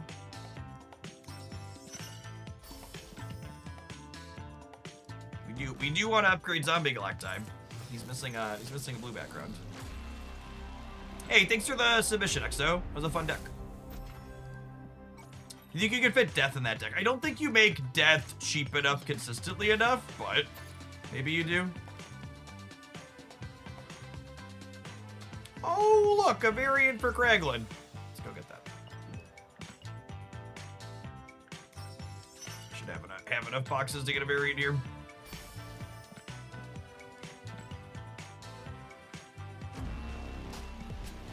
So for those that are new to the stream, I am generally 700 gold variant complete, and you can only get 700 gold variants. You can't get 1200 gold variants out of the boxes. So I will hold my reserves until they add more 700 gold variants to the game. I'm not going to put a border on him, chat. I've got 50 in the bank. We'll put one on him if we ever play him again, but I think there's a real chance we never play this card again until it gets the text box change. It's real bad. Just aggressively mediocre. Might be one of the most awkward card releases. Like, I think I talked about this earlier, but just to like give you a concise one, like this card is one of the worst types of cards they could release. It is both boring and bad. Like, there's really not interesting deck building or play pattern considerations with it, and it's also not powerful. Just like, there's like, the only reason you should have this card in your collection is if you own every card in your staying seasonal complete. Just unironically.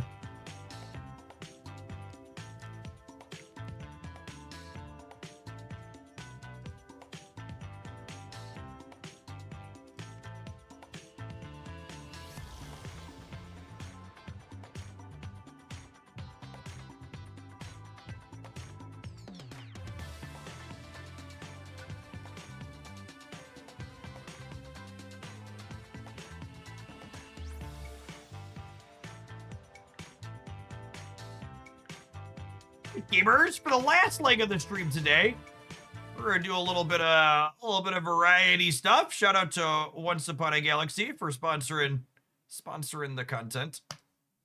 I've been playing a bit of Galaxy game off and on off stream still, and they rolled out they have in-client tournaments for the first time this month. And I believe if I recall correctly, the rewards for this one are in-game stuff, but they are eventually planning to have cash tournaments using their in-game tournament client is my understanding. So we're gonna play in. I'm gonna start with just a regular draft so we can chill and talk through it for people that haven't seen this game before, and then we will jump into the tournament rounds, which are also asynchronous.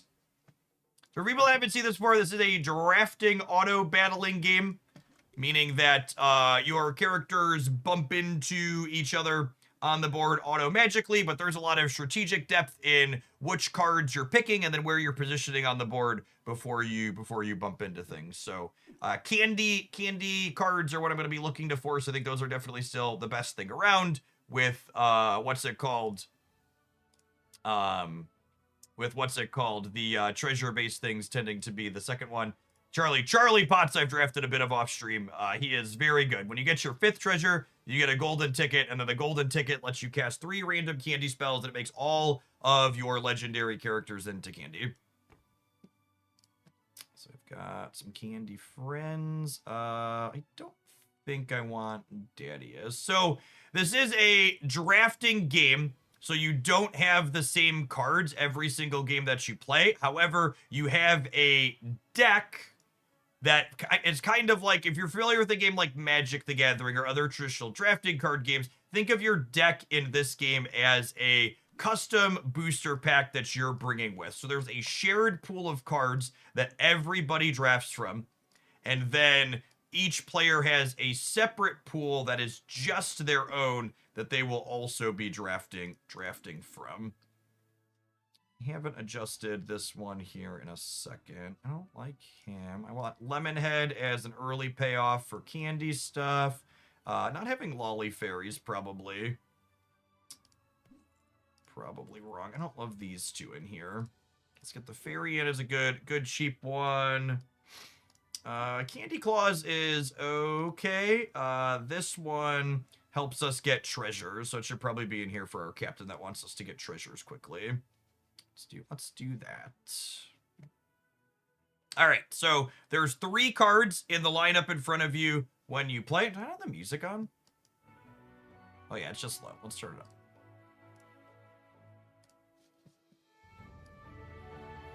Good little soundtrack underneath. So there are 5 spots on your board that you're drafting your cards to.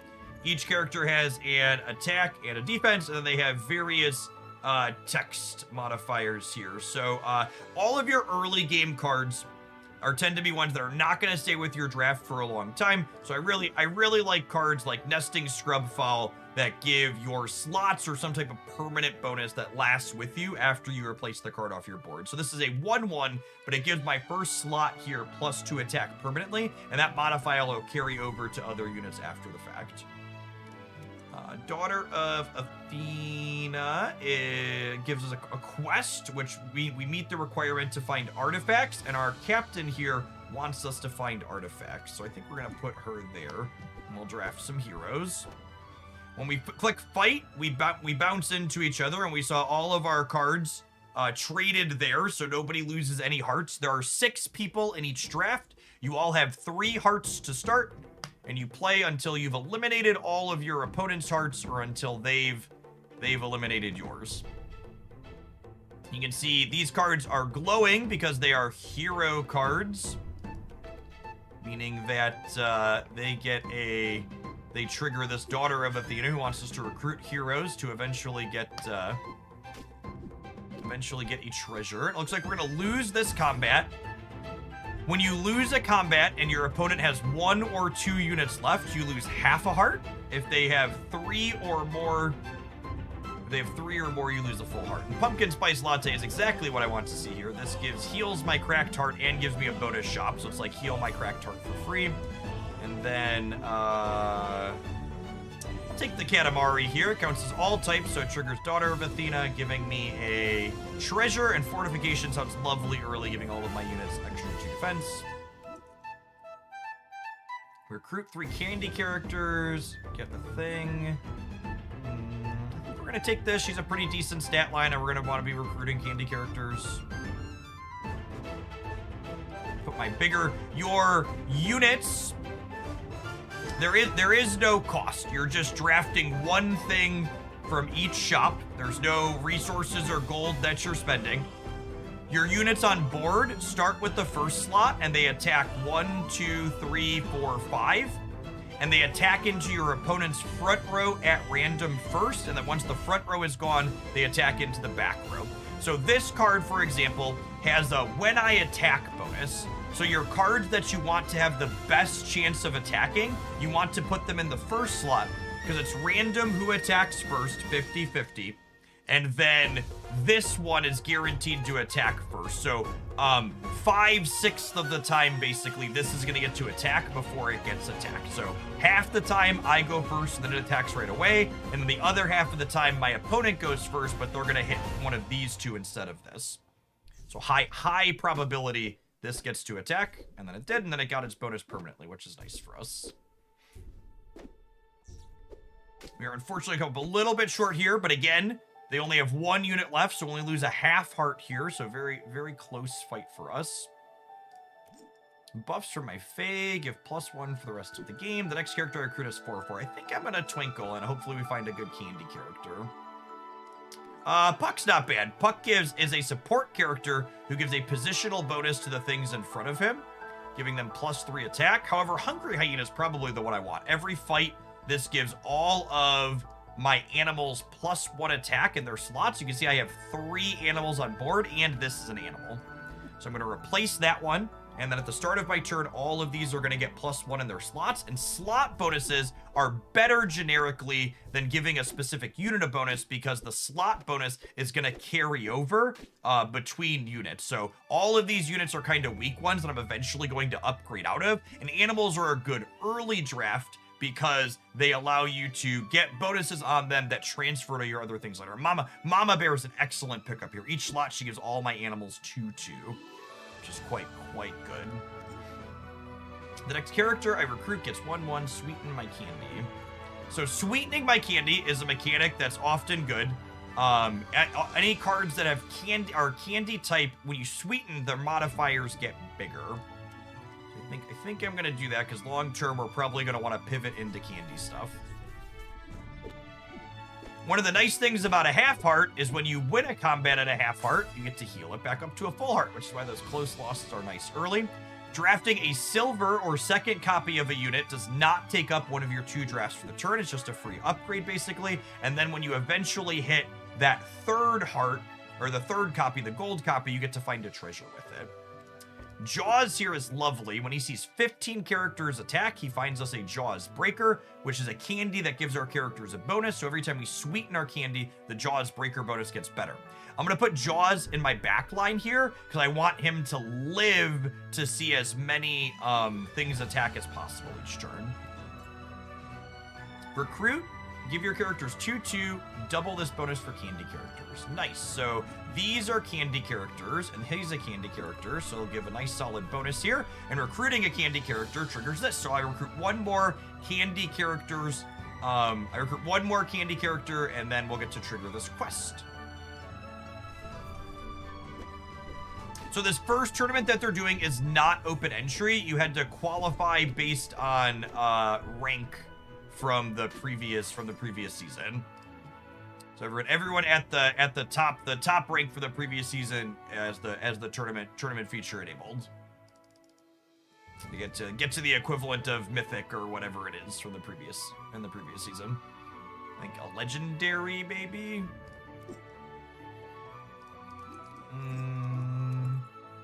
None of these cards are very useful to me, and I can drag a unit up to the top left here. And when I'm just grabbing a random unit here, I'm gonna grab this one, which is the highest rarity epic, because higher rarity ones will give me better treasures later. Papa Bear is a lovely addition to our lineup here. He gives all of our animal slots for 4 each turn. We're gonna drop that right here, and now between Papa and Mama, everything's getting 6/6 on our board each turn, as long as both of those ones are around. And again, we don't have to worry about, like, not upgrading these units because those bonuses are attached to the slots. There's our Jaws Breaker, which currently gives everything 2/2. Pixie, I think this is one of, if not the best candy payoff in the game. It's so strong. Every turn, she gives the 2 characters in front of her a permanent buff equal to double your sweeten bonus. One of my heroes' attacks give your characters 2/3. Pirates in your shop have 11. None of those are very good. I guess we'll take this. This one doesn't get a bonus from being sweet, but that's fine.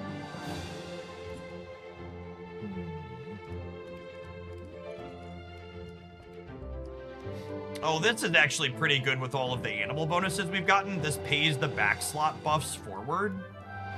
Yeah, I'm hoping to draw candy spells from here to kind of scale up a little bit more.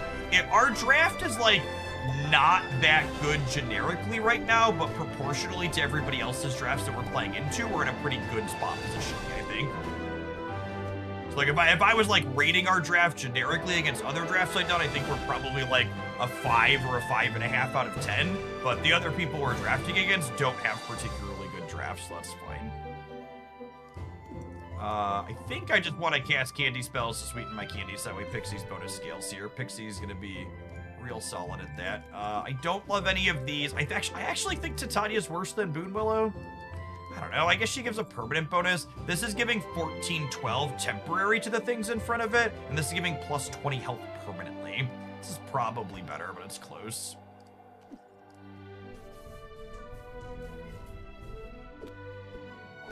Yes, it is a little unfortunate. Okay, and here's someone that has a really good draft. We lost a full heart. That match was not close.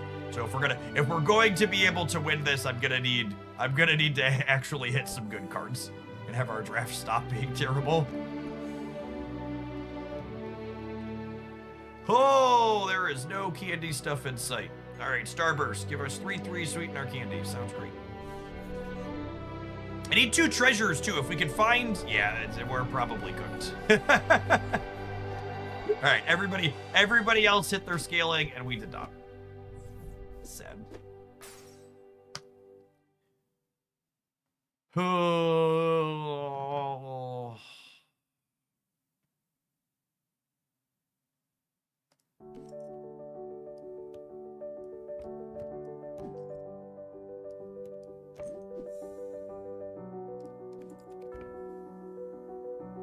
All right, well, the good news is we're top 3. Bad news is I don't think we get to play another turn.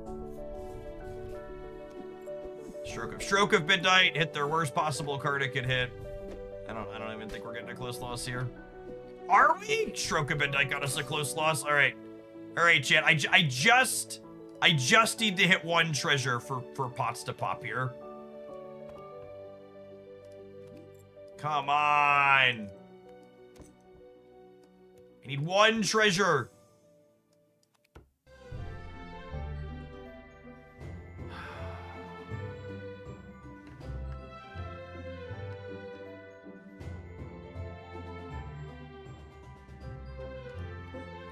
Ice cream does not give you another shot. Oh, it does with this. You're right.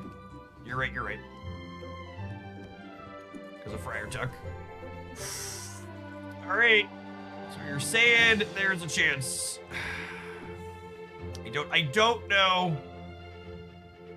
I don't have many animals left anymore. This might be too late. We have the golden ticket, but Titania is candy now. Titania is now candy. Meaning her buffs are scaled.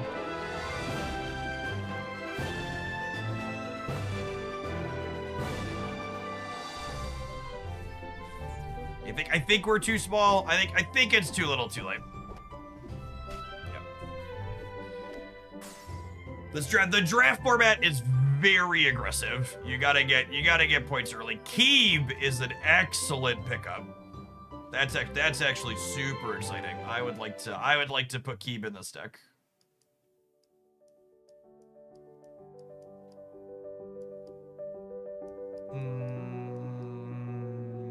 What was his name? He was towards the top, yeah. I really wish there was a button on that end screen to be able to edit my deck from there when I get a card. Keeb was the type of payoff that draft needed. Absolutely, he's one of Keeb. Honestly, all three of the epic candy cards are among the better ones, I think. Keeb, Pixie, and the Vampire are all fantastic.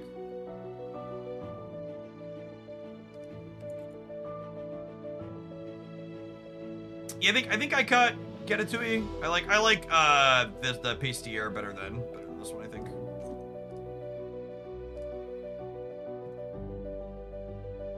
Does Miss Muffet scale as candy? Yes, because the golden ticket makes your legendaries into candy.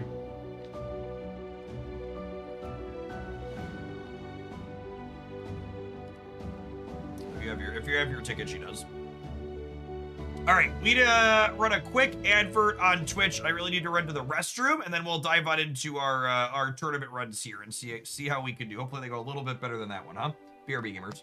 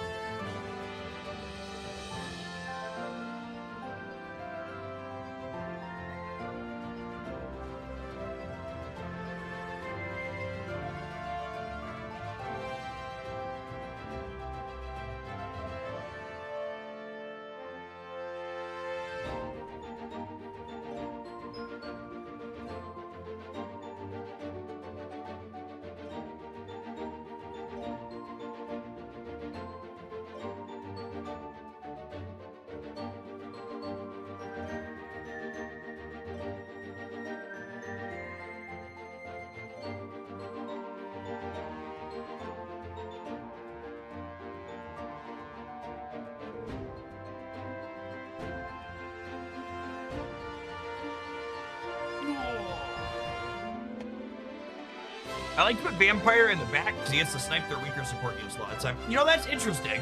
That seems tactically very sound.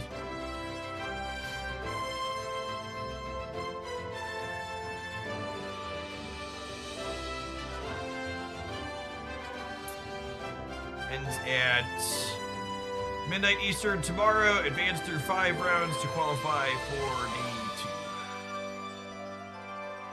So how does that work then? Advance through 5 rounds. Does that mean get first 5 times? What's the I feel like I should double check the structure.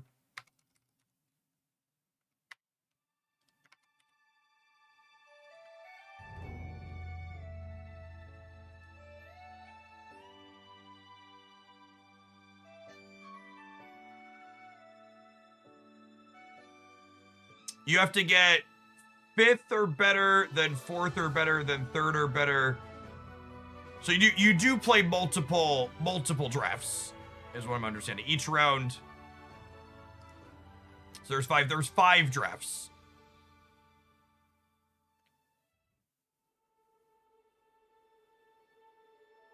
Oh, it tells us as we go. Clean. All right. If you lose a fight, get a bonus shop. I think she's pretty okay. I think any of the cards where you have candy are pretty okay. The candy stuff is just really good. Let's make sure I have. I don't have all of the candy payoffs I like for this character, but it's got enough of them to be functional, I think.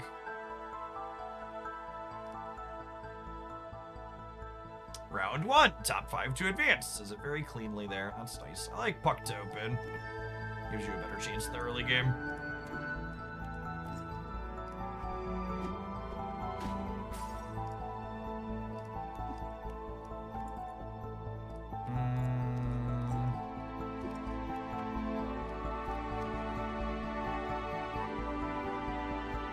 Oh, I was like, why do I have another shop? It's because we lost the first fight. Oh, that's so good for us. You have full board of 5 here? That's great.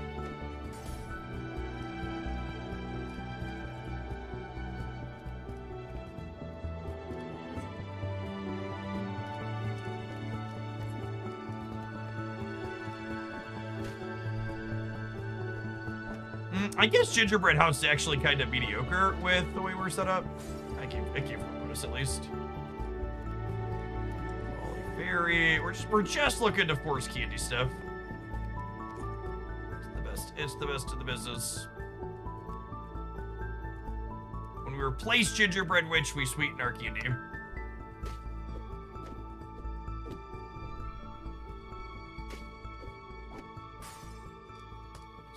That scaled up nice and clean. Fire Breathing Dragon is a wonderful payoff for slot 1. Ranged means when this attacks, it doesn't take attacks back.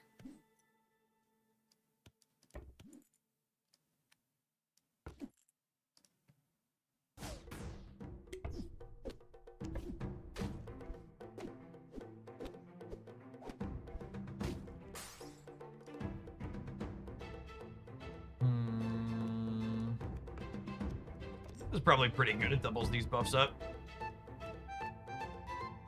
Not a candy spell insight, unfortunately.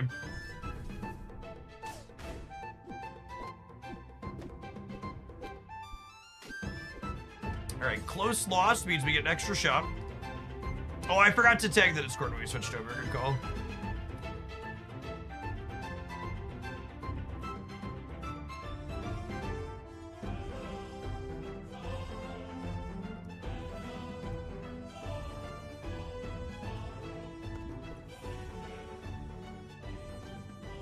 Toys are good with the buffers. Did they rebalance those? They gave toys some enablers back, right? For the last time I played. Recruit, get a candy spell. Sounds nice.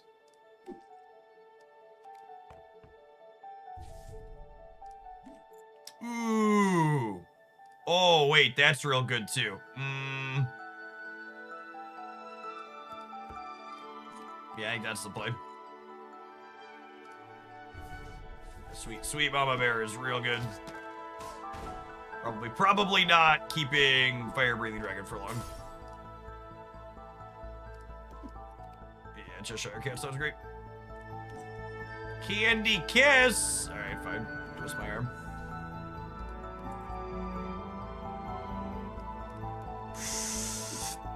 That's a good one too. Alright, this draft is done. Do the tournament rounds give account progress? Or like once I pseudo lock 5th here, or are we mostly done?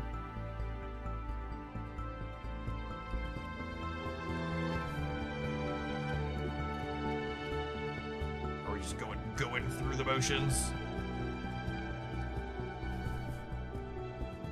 They only give cosmetics, okay.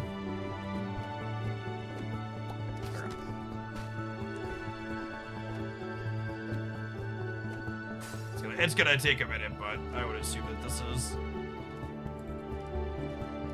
pretty done here. Long John Silver might have been better there. It's close. It's hard to pass up sweetening our stuff. Okay. Well, we might not be guaranteed first, but we're definitely not last. Is the music too loud? I don't know, maybe. It was too quiet before. I will say, I feel like if I only need to top 5, and I guess maybe it's unsatisfying, but from a structure perspective, if I only need to top 5, I should probably get to move on to the next round, like, once the first person is dead, yeah? Like, I'm understanding that structure appropriately, yes? Like, once one person's draft is done, I'm guaranteed and gotten everything.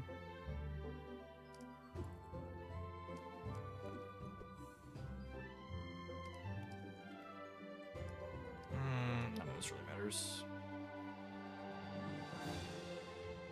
I can. Oh, so can I, if I go to here and hit concede game?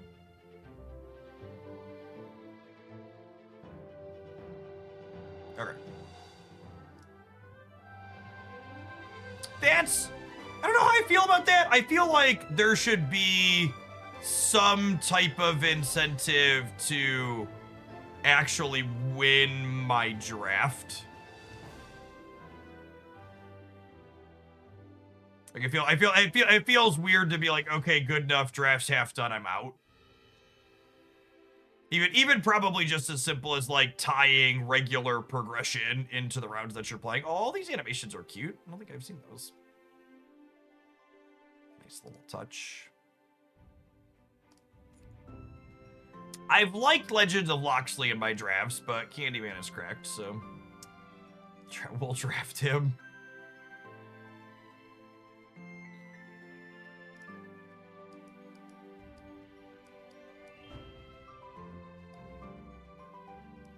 Yeah, just double check it here. I'm missing Pixie. Let's add her in here.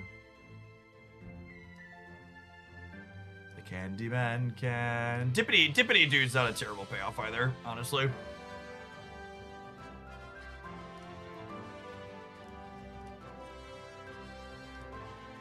Do we want Cool Whip? Cool Whip's okay. I don't know. I'd have to get rid of one of these two, which I don't know that I love. You want Unicorn? Really? You think so? I don't know. That's too many epics, I think.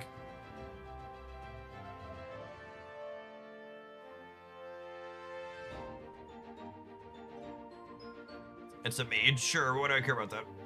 I mean, maybe this is better than Doopity Doo.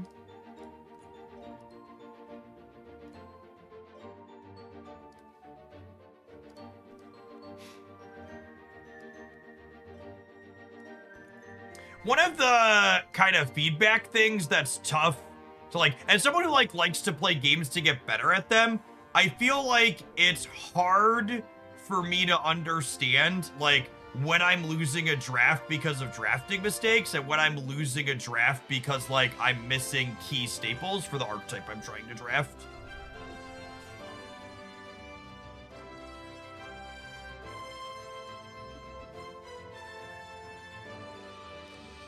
That's nice. Get 5-2 off of 2 Peachy Queens.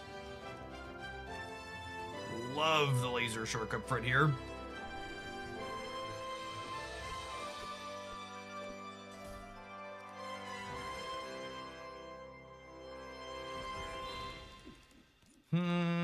No candies.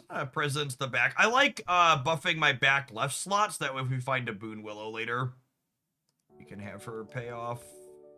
Grab Pyrat, can give us some slot buffs up front.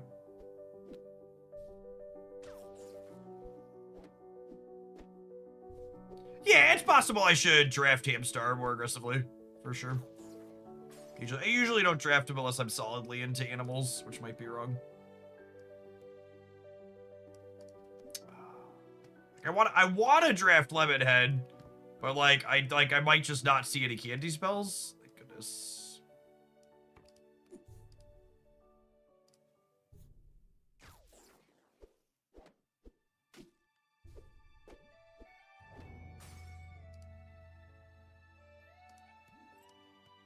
Yeah, I think we're just continuing to buff here in case Boon Willow shows up.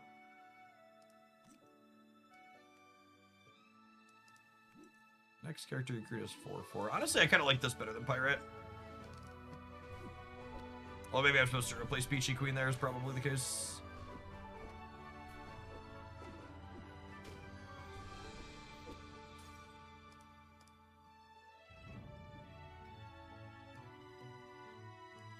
It's better stats, even if he's not super useful in the back.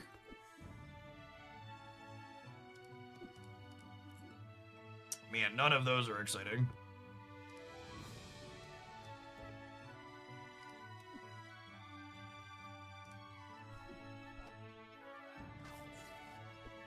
Laser Shark holding his own for now, which is nice. Well, and I guess the other thing too is here that I need to be keeping track of is like how far off am I from just I think I like this over the what's it called? We're not top 4 yet. Okay, so we're almost top 4 though. So like this draft is like almost done in theory.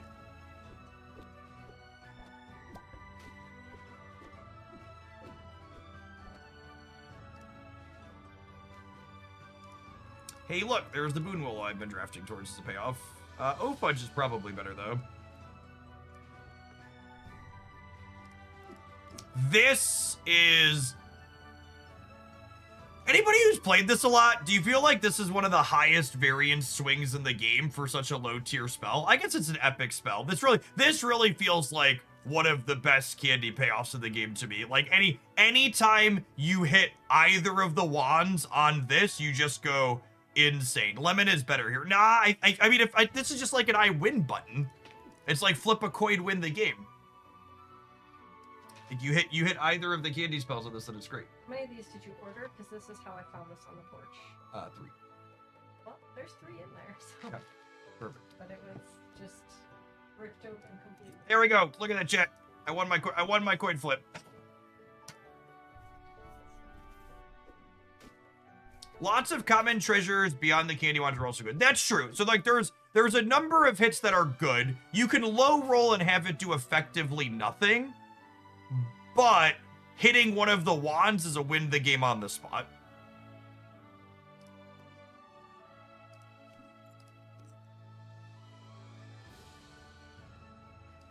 Yeah, there's a couple other that are they're fine. Like they're not bad. Your odds of full bricking on it are quite low. And now we'll just get Merlin, right? Because we're just gonna cast almost every spell we can from here on out. Like a non-spell has to be truly absurd for us to be worth considering. Yeah, free cinnamon roll each turn is like a fine value play, but it's like it's also not. It's not something you write home about, right?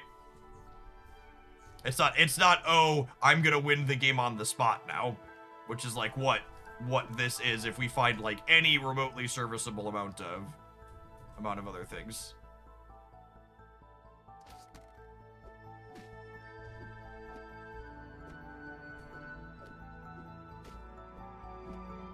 I need to remember to pay attention for when the what's it called comes up. Actually aren't having that many candy characters now. I think we might be good from here.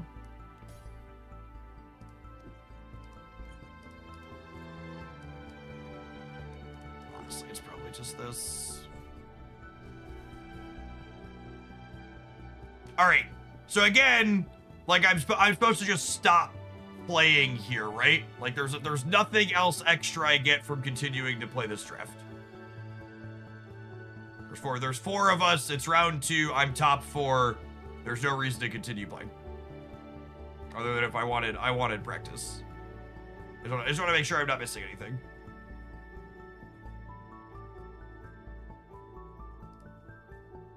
Okay.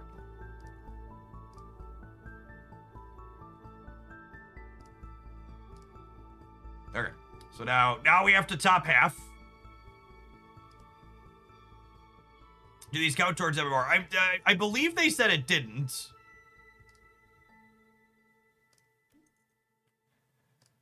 All right, are we cooked? I don't have any characters that can play with candy. Oh, this one have candy? Oh, good. Thank goodness. Thank goodness I have one character that has candy.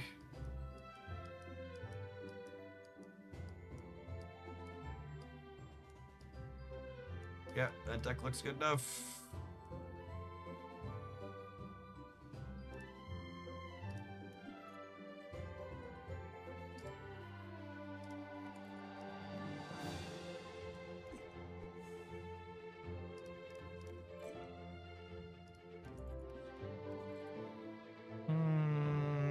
This gives me a treasure. This makes me less likely to die.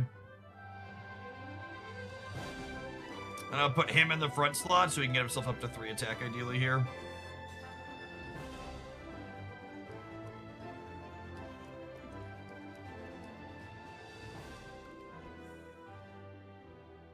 Extra defense is okay. It's a little awkward with the gingerbread. Can we take a tie there? All right, there's a candy payoff. Looking for... All right, makes our Fae buffs better. I think this is better than Ember. This has some long-term advantage.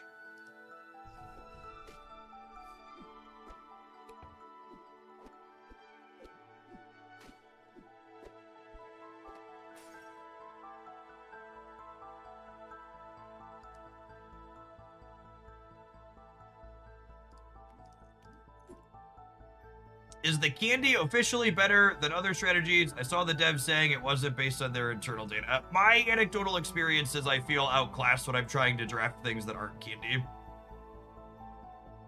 I wouldn't be surprised if dragons and yeah, so Martian says I think dragons and treasures is better. I would believe that that's true, but I think it's harder. I think it's harder to draft treasures. I think it's much easier to get a good candy draft than it is to get a good treasure draft. Yeah, the other drafts that I would bet are better than candy if they have better stats are, I'm gonna be honest with you, Crazy Duck, you've been backseating really aggressively, and I'm kind of just gonna give you a break. You've been I'm close to, I'm just gonna give you, like, I'm speaking to my experience here, and it feels, that this kind of conversation where people are like, you could draft a bunch of things, it kind of sounds like well, you could win with bad things, right? Candy feels like the most consistent to cobble together things of reasonable power. And even things like, even talking about, like, someone called out mages, like, mages usually end up in the candy vein, right? Like, one of the best things to do while you're casting all your spells is candy stuff. Speaking of, do I want Rage Mage here? I might want Rage Mage here. Because we're gonna be doing candy stuff, and Rage Mage makes the candy stuff better.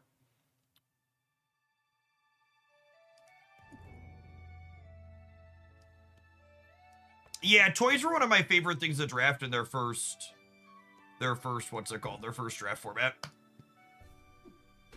All right, we are super dead. I don't even think we're gonna get a close loss. Yeah, Merlin with candy is probably great.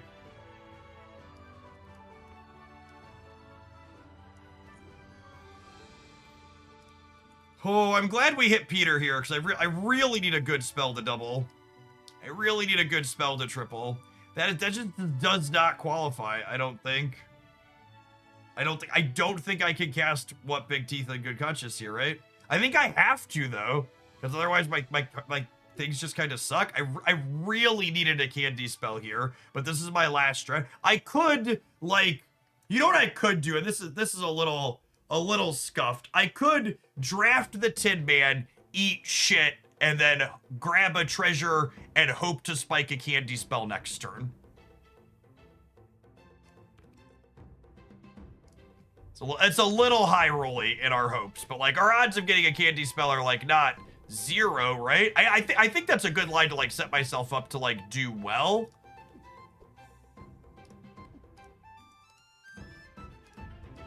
Gravity Well early is nice.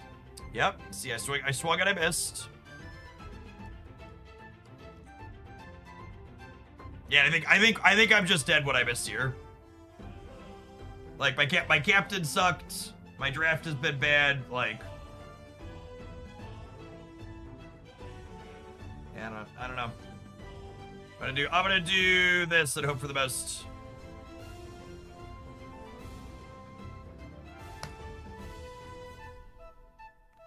We might be able to get a close loss out of this. Narrator, he would not.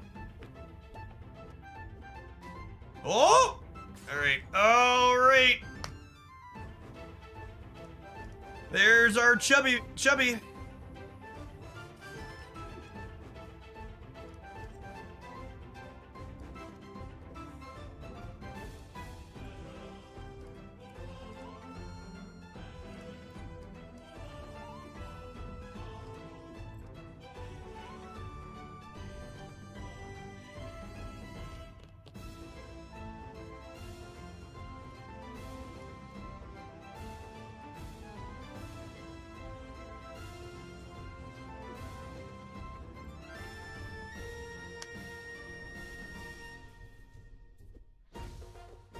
Oh!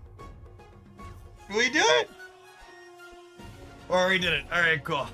Sometimes lucky. Sometimes lucky. Rubber ducky. What is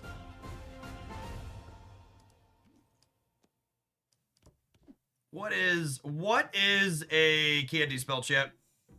What is a candy spell? Never heard of it before. Dip in chocolate. I mean, just supposed to do that? I think I'm just supposed to do that. I'm not happy about it, but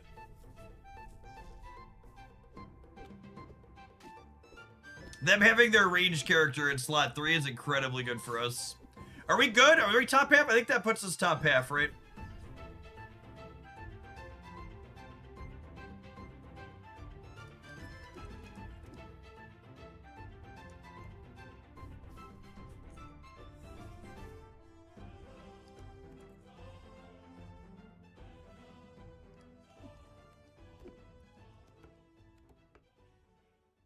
All right, we're top half. Get me out of this draft.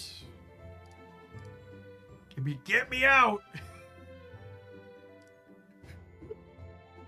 Let me out.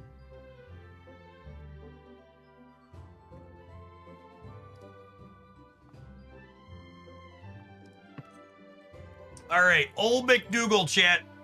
I enjoy old McDougal. Let's double check our deck.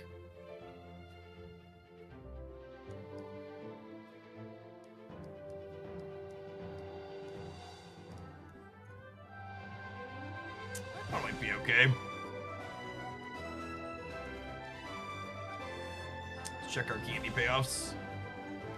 I have all the candy payoffs, but you want to be at all animals for old McDonald. Treasures are really good.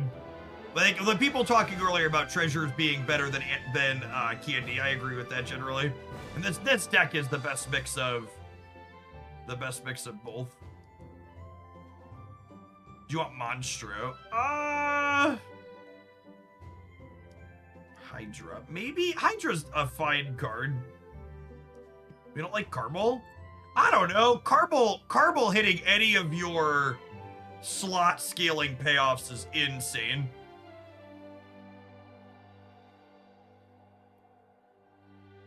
Carble hitting any of your slot scaling payoffs. I'd say honestly, the Huntman's probably too cute. He's not an animal. I just want to be on 5 animals, I think. Yeah, Carble isn't the character you put on your board. No, wait, I don't mind fitting Hydra, and Hydra's quite good. Leapfrog's actually not terrible either, I don't think. It's probably Hydra. I don't think I want Monstro. It's one of these two. I think we'll take Hydra. Old McDonald's one of my worst win rate captains. Good luck. You just gotta make the finals, chat. It's not a big deal. Ugh! No animal on the second draft is so brutal. I shouldn't have taken this one. I'm not gonna keep him around long enough. That was a bad draft. So I guess we'll leave him in the front slot just in case he triggers before we cut him, but...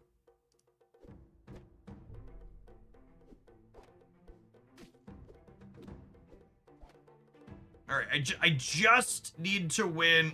That's so close. Oh, it's gotta be Baby Bear, right? It's gotta be Baby Bear.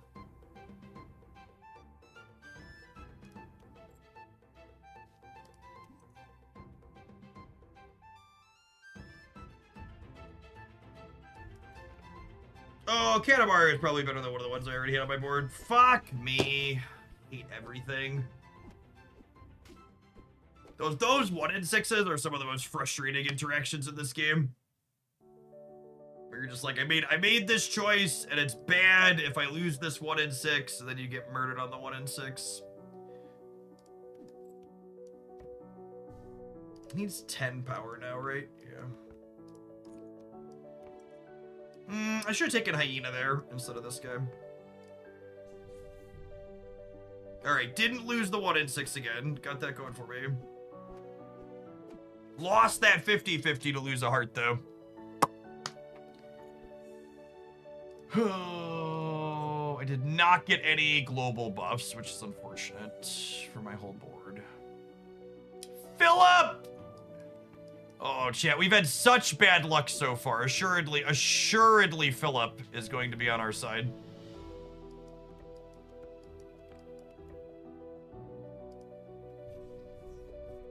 Phil! My main man, Phil! Oh, chat, Phil and I, we go way back. Philip and I. Long time coming, but we're here now. We're here now. Oh, wait. So, this is going to let Lance a little trigger, which is lovely.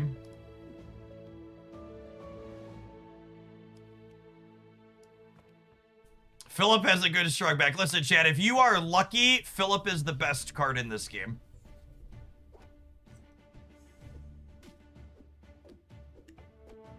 Look at him go!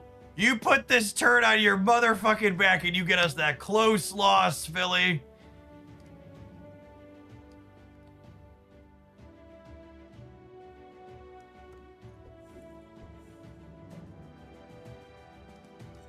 Chat, I just, and this is the tough part about this captain, is I just need the freaking copies to show up and we'll have a really good, yeah, we're just cooked. We're actually just dead. Actually just dead. Can't win the game.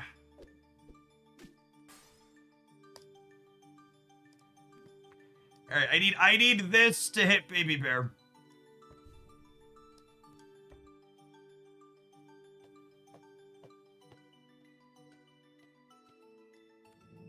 Are we dead? I think we're dead. I don't know if we're gonna be able to survive for that one. Yep. Alright.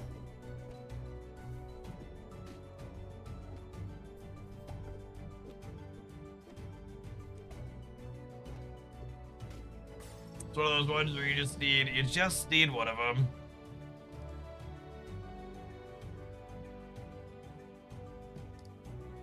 Okay, and now we have to start from 5th again.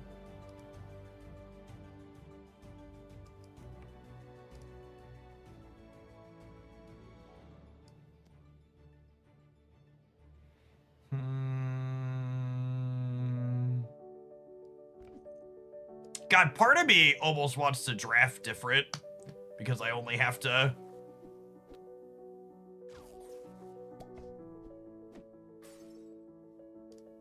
You could have removed Lance Little and pulling Carmel and made 50-50 with hitting the bear. Ooh, that's a good call out.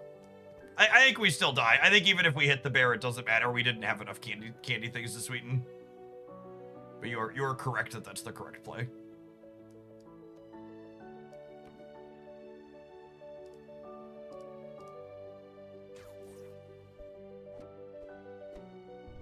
Hit here. Hit here. Nice. Nice.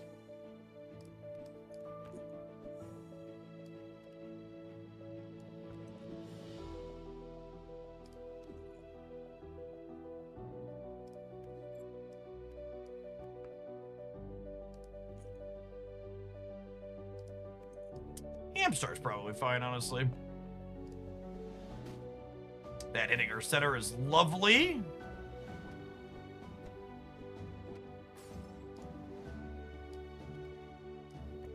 Could have been a sugar and spice there. It's close.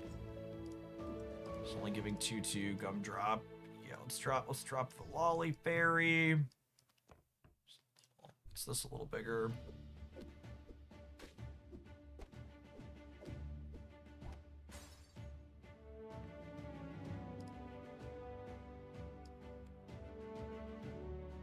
It's this.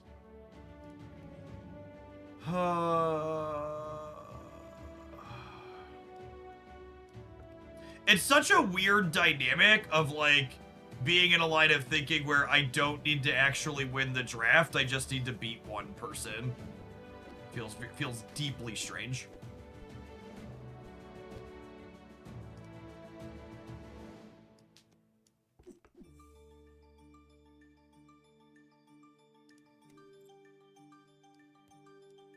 I think it's just this.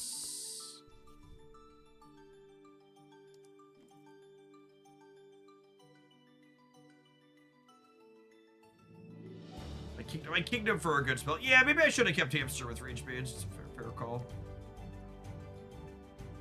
I think I'll just take a slightly bigger thing. Yeah, sugar plums are good. I definitely want to draft the sugar plum. I just maybe should have kept the what's it called and given up the back one. Definitely a big loss there.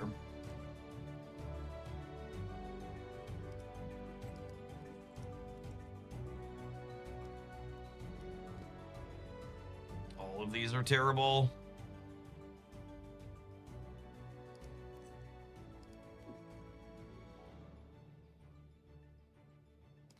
Is it cat and then I try and move into animals? It doesn't sound good, but I kind of just don't have.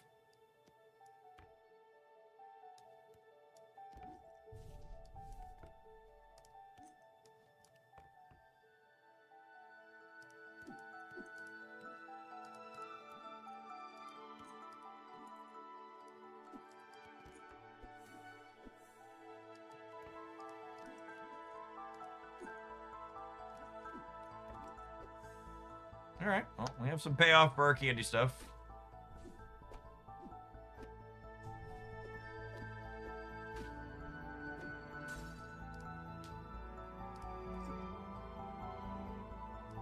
We're substituting that. And honestly, I think it's just grab the bronze goose. There's a mama bear too. That sounds great. It's probably better than goose. Similar sized.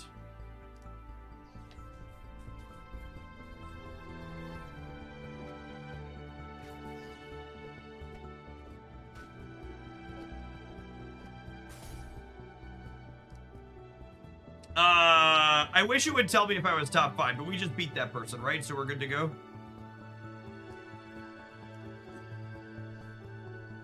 This draft is done.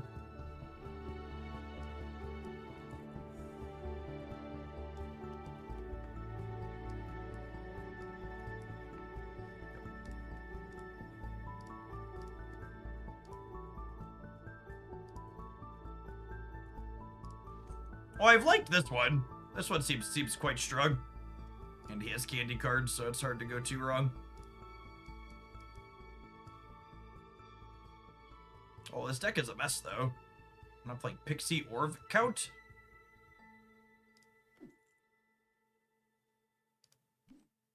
I loved this dork. There's so many good candy epics.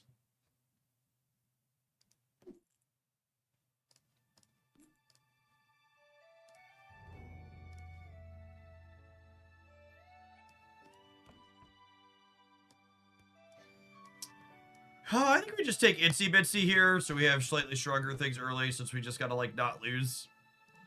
Yeah, you have to go top 5, top 4, 3, 2, and then first to, qualify for their second day. It's an interesting structure. Actually, I actually like the structure. I think the only commentary I have is there should be some incentive to finish your actual drafts. I think it's the 5 then 4 is a neat way to have it be pretty unique to like how their tournaments work.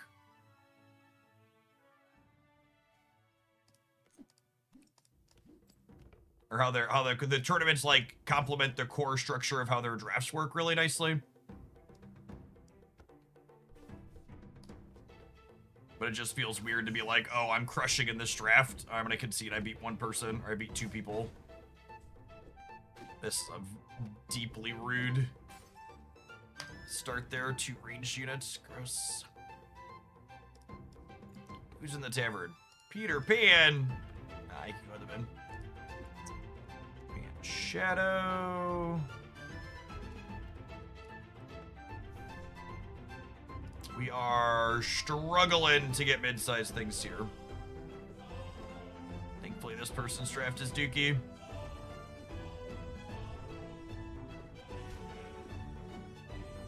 What does our captain do? Starting on turn 3, you get a bonus shop every turn, but your shops only have 2 characters in them.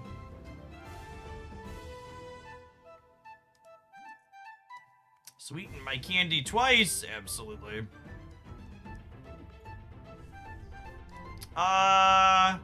Dave's not bad. Yeah, I think this captain's quite good. He's one of the ones I've been picking consistently when he shows up in my options.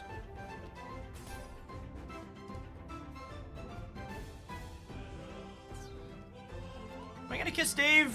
Nah, let's get Sugar Plum going. I need stats, and Sugar Plum's gonna help me get stats. 4 each turn, yep.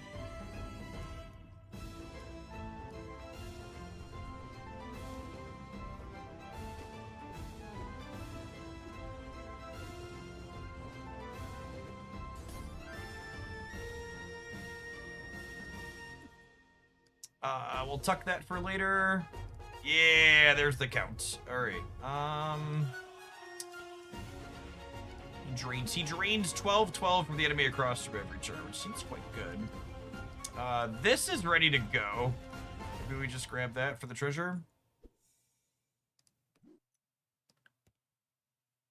I think this works how I want it to work. I should get 4 shops around. Yeah? Am I understanding of that correct?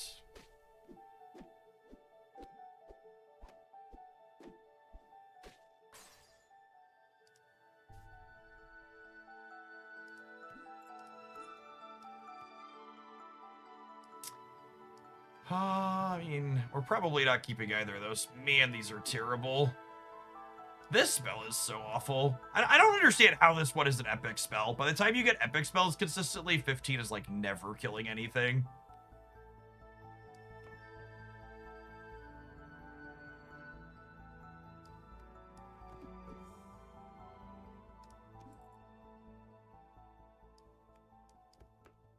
Yeah, the bonus room is epic. Oh yeah, we talked about putting count in the back. That's probably fine.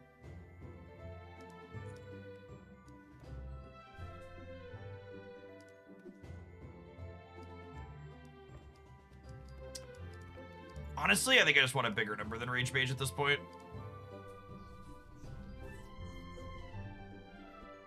Look at that! It killed something, chat! We were talking so much shit. We were talking so much shit. Decided to show up. Alright, Merlin. I'm gonna cast spells the rest of the game if that's cool.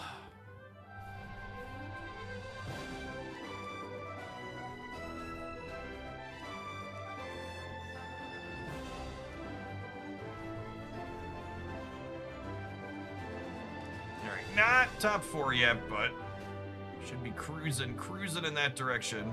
Uh-oh. Uh-oh. No, we're fine, right? We're totally cool.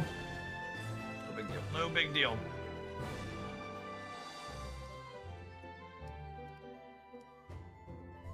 This might be wrong.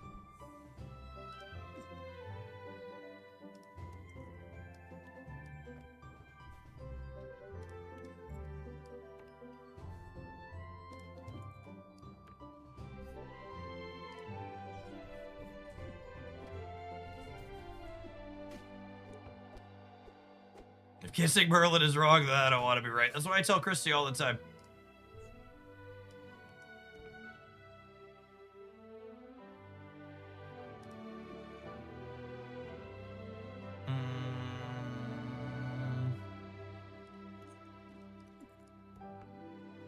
Double. How big are my slot bonuses? Not very big.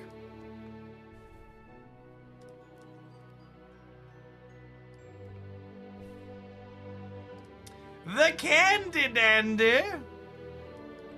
He's so little, though. I think it's too late to Candy Dandy, unfortunately.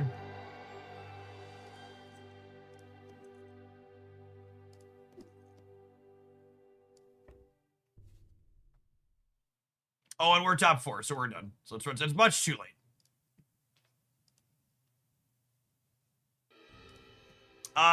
You have there's a limited number of runs that you get. It's not play as much as you want. Oh yeah, Charlie. Charlie is great shit. We're gonna take Charlie anytime we can.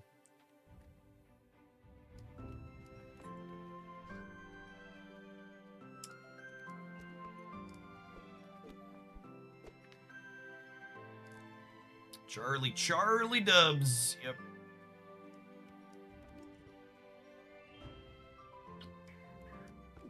Immediately regret on seeing the gingerbread house.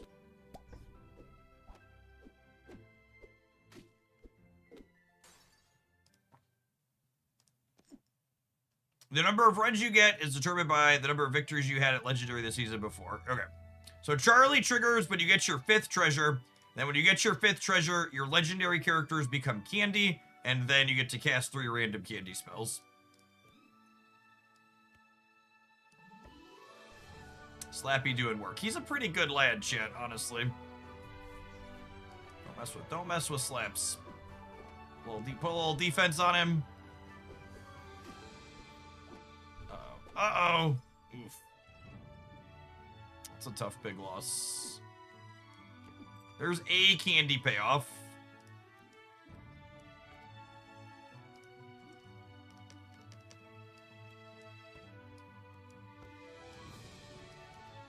The gingerbread house getting more and more awkward with each passing defense raise.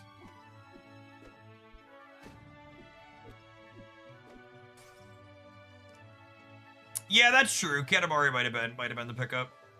I think I'm swapping this out for Rage Mage, and then we're hoping for candy spells. Sweeten my candy twice. Yeah, I think that's ideal. Although working towards a treasure on Lemonhead could have been right. Since we do need 5 treasures for our captain.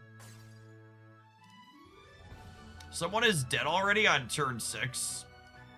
Yep.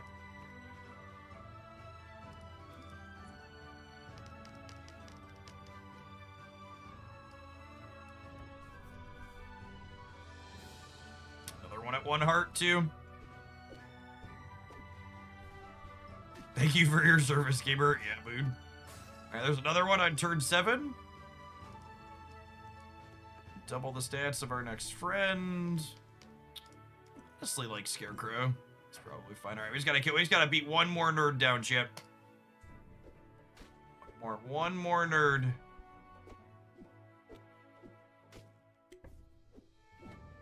It's not going to be this one. Oof. Hopefully the other person that was on 1 heart lost, and then we're done. Our draft is not particularly stellar. Yeah, top 3.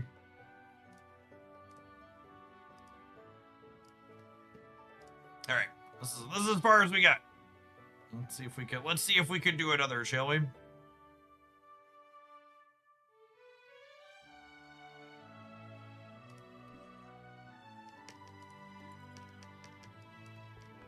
I don't think I've ever drafted this one. I don't think I want to do it for the first time now.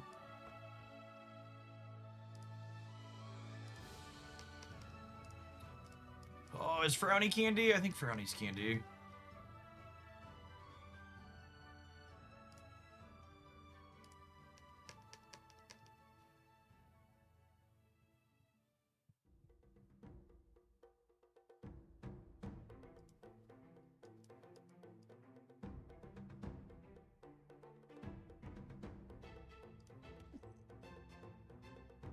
You know what would be a really useful feature, thinking about it as I'm sitting here? Like, some people telling me this champion's good, but I just, like, don't want to draft it for the first time while we're playing the tournament. It would really be nice if there was an option, like, with no rank or whatever associated with it, where I could just, like, play a captain on demand into a draft of people of similar MMR. Like, you don't need to give me rewards for it, because obviously, like, that would be, like, you just always pick the same best one or whatever that you like, and there's no variety, but being able to practice Captain's on Demand would be kind of nice.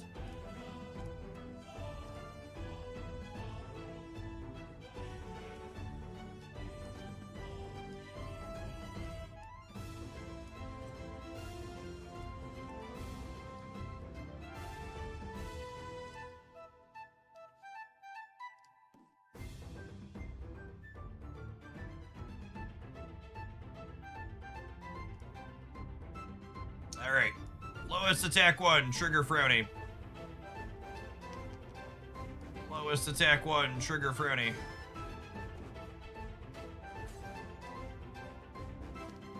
Nice. Okay. Lowest attack 1, trigger frowny, get a treasure. Rose? I think I want Rose.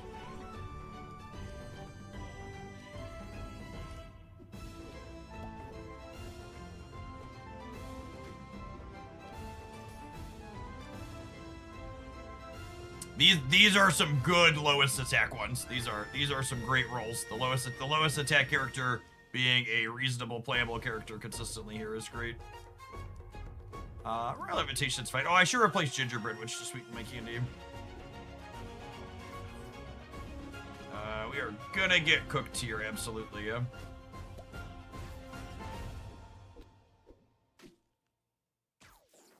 Or not? Oh, man. Go Gadget Frowny. Cowardly Lion. I have Cowardly Lion with Jack Frost. Is that real?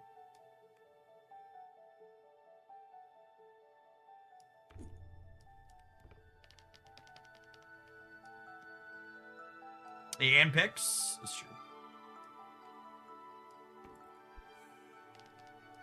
It's definitely early enough for Ticking Time Top to do some stuff.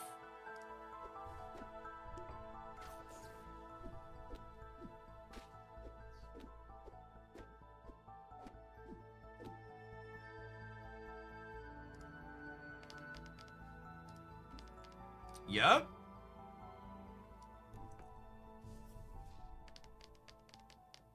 I think I put Baby Bear in the bin to trigger Frowny. Buried treasure. That's unfortunate. We have no pirates. Well, if we find a pirate, I have a lot of treasure. So maybe we draft some pirates if they show up incidentally. Hit my lion. Hit my lion. Yeah, I mean that's what's it called?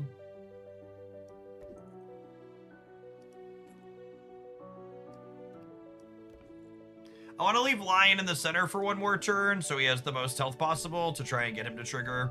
And then obviously I want to put Nameless One a little bit further forward. Leave Philip alone. He didn't do anything to you. Stop bullying Phil.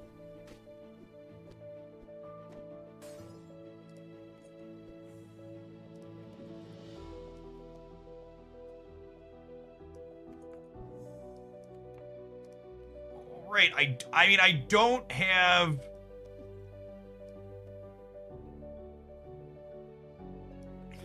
I think I want Robin.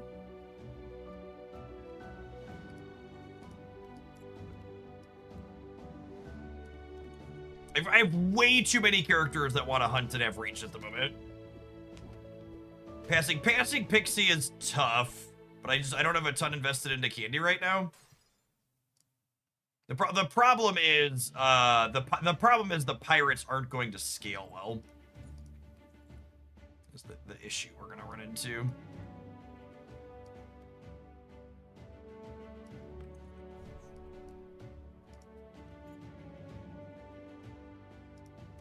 Scar scales though. He's okay.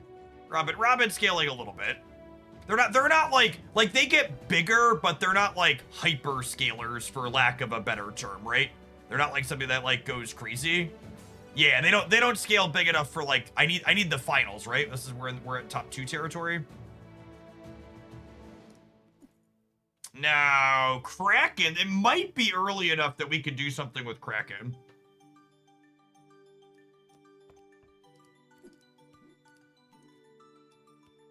I think I'm gonna do this and I'm gonna put Robin in the back.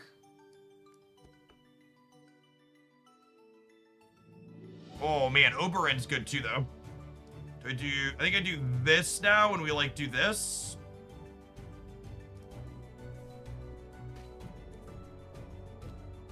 first Kraken trigger is the hardest one.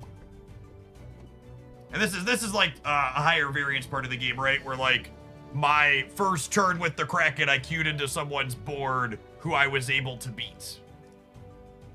Is like a big deal. That's lovely. I think I just run it back for the sake of scaling and getting a free redraft.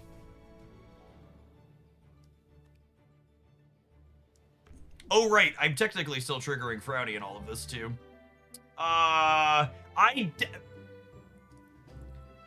In a tournament setting, the lack of interface to know, like, who I'm playing into and how I should position this is deeply annoying. Like, am I supposed to put this on someone and hope it works out? Or am I supposed to just, like, trigger Frowny? Yeah, like, am I just supposed to, like, mixo-macho the Oberon and hope for the best because he's really little? I think I'm like 2 smallest drafts off of getting a random epic, which I think has value. Yeah, my Oberon, the person I would have hit would not have paid off. And I lost the 1 in 6 to not get to hunt with my Kraken, which is deeply unfortunate. Those types of 1 in 6 losses could, like, easily snowball into losing you the match overall. Hand of Midas. Oh, baby. Oh, man. That's actually... I'm at 3 hearts. I take Exploding Chest on 3 hearts, yeah?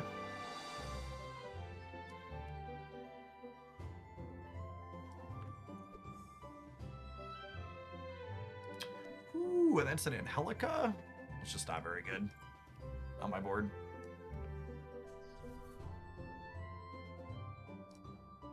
Yeah, I think this draft could be in the finals. I think we're coasting from here based on, like, we've scaled decently and our opponent's drafts are not particularly good.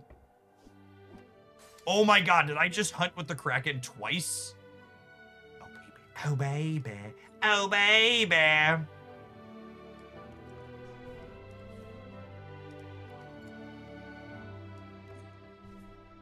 Captain Hook in slot 5, unironically goated.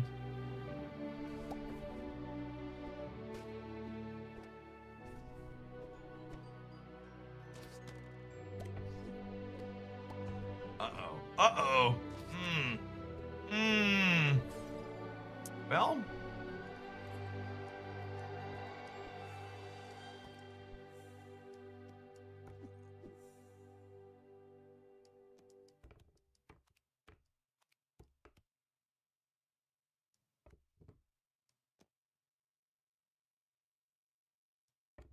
Chip's here to bully us, something like that.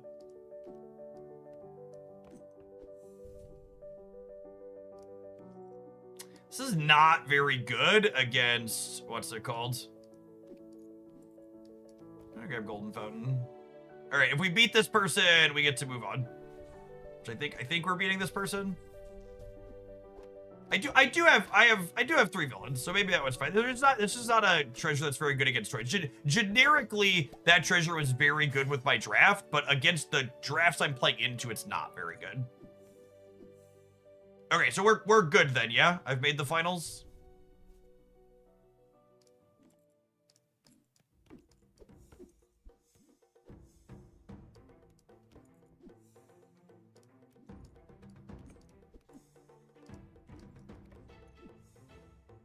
Okay.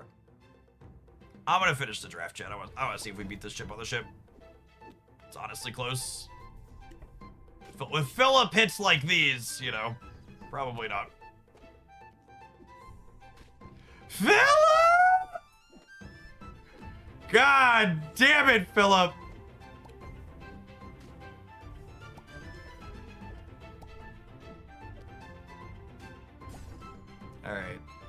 Alright, I mean, like, we just hit Phil 600 times and won that anyways, so I'm gonna go out on a limb. I'm gonna go out on a limb and say, well, I drafted those in the wrong order.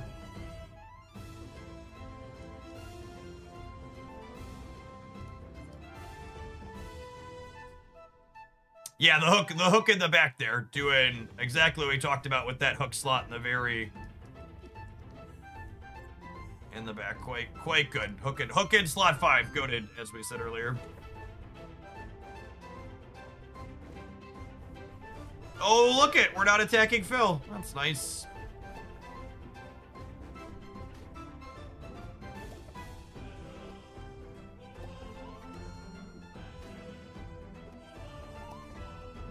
All right, now we just have to do this and win again on the next one, Chip.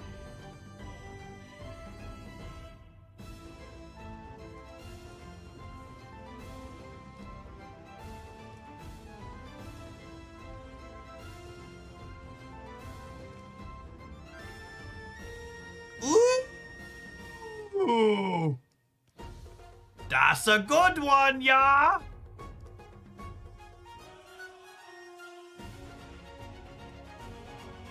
I like the leprechaun.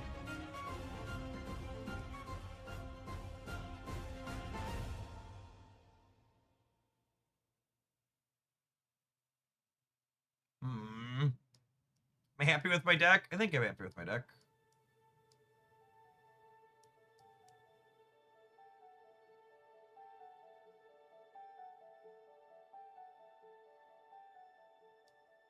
Do I want like a lifesaver just in case?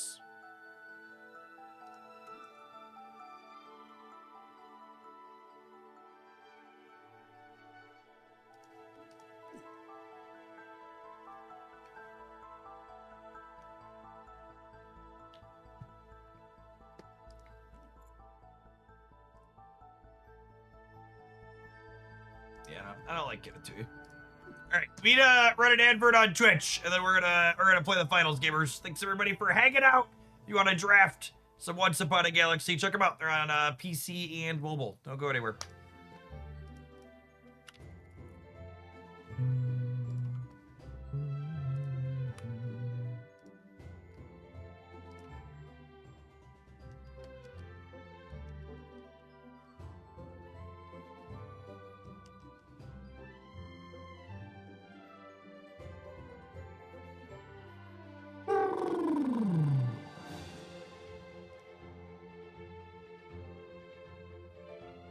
Yeah, I don't really love any of those. Licorice is good. I'd probably play her. Would I? I don't even know. Maybe over the night of the Holy Game. There aren't the other good epic candies in here. I'd probably play Jaws if I had it.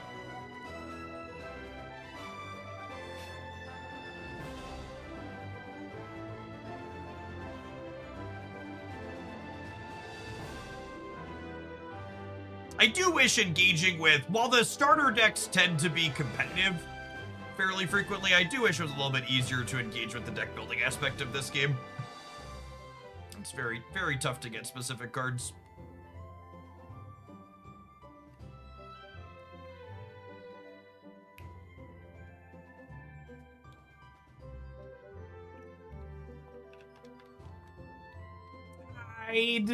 Rapidly approaching a nice amount of months. Thank you for the 68. Yeah, they know their card selection needs like search and filter features for sure. That's definitely on their to-do list.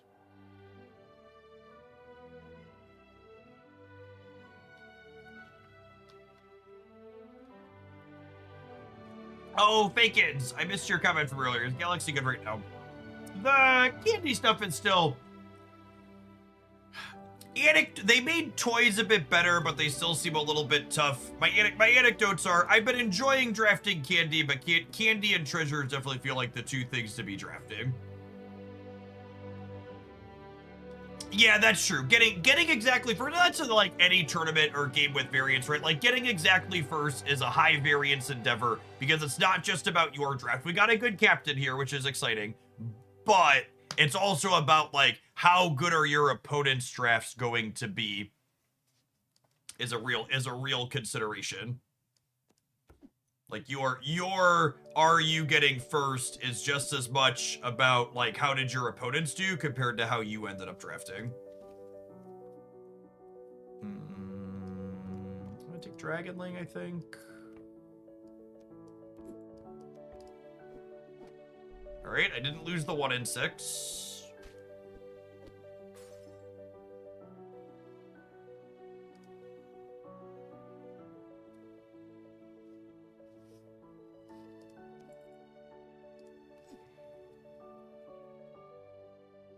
Don't have any characters I'm like love to keep long term, but I also like sweetening stuff early. Although Candy Claws is kind of appealing.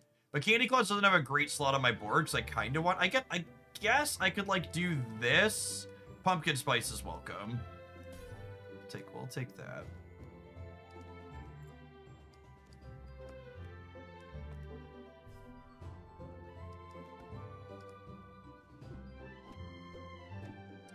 That 1 in 6 is just so... It's so miserable to lose.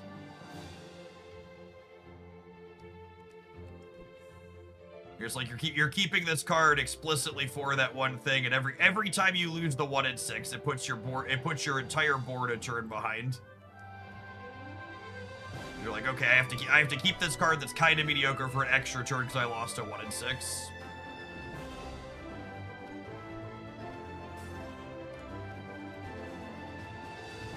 Your candy characters have 3/3. Right? That's not bad.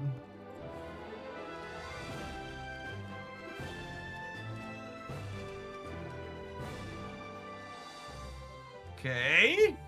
We're cooking, chat. Okie dokie.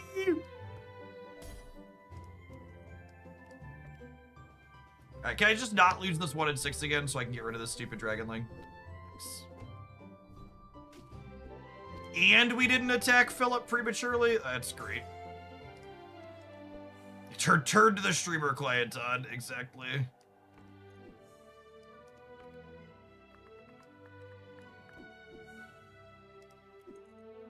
Slot 7/7, sweeten your candy. We're cinnamon rolling now, absolutely. 2 candy spells!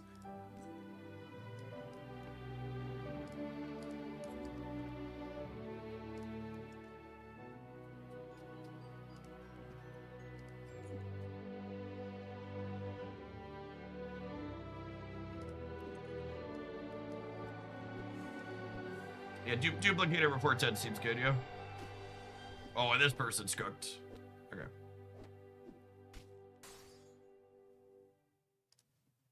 No, it'll give me 2 on 10, yeah? That's what I want.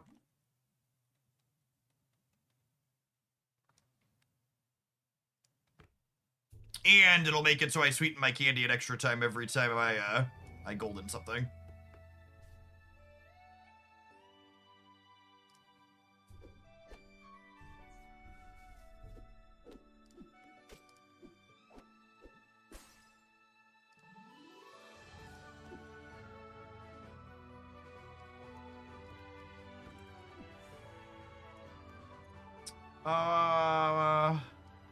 Yeah, it gives me more chance to fight my golden ones. And I have an acorn shit. Alright, this could be a first place draft. This could be a first place draft. Someone said Artemis was scary earlier. Unless Artemis is in candy, I feel like it gets out muscled a lot. Lost to the woods. Oh, I don't have any mages, do I? Sad. I think I just draft the legendary to work towards legendary treasure. It's mainly because tribbles scare. I mean, tribbles are terrifying. Like, the secret rares are good. It's just the meta game is so aggressive. It's really hard for Artemis to live to get there. Like, usually they die before they get to that point. Wait, why did I not get... Why did I not get 2 on 10? That seems wrong.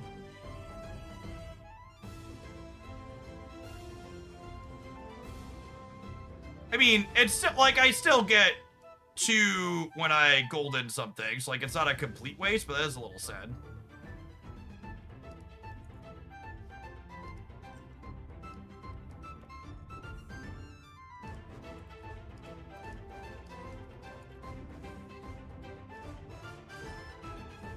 It's fine. It's fine. We're cooking.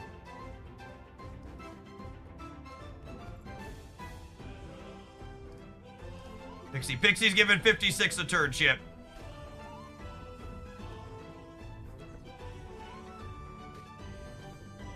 Just gotta believe. Just gotta believe. We're on cruise control from here.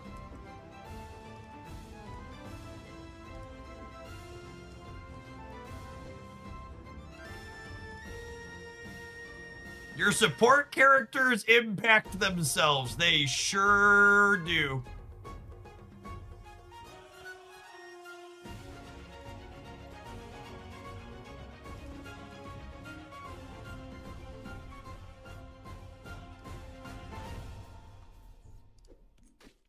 Oh yeah, and Lolly Fairy's hitting everyone as well. How do we download the streamer client you're currently playing from? Listen, I can't give that information out.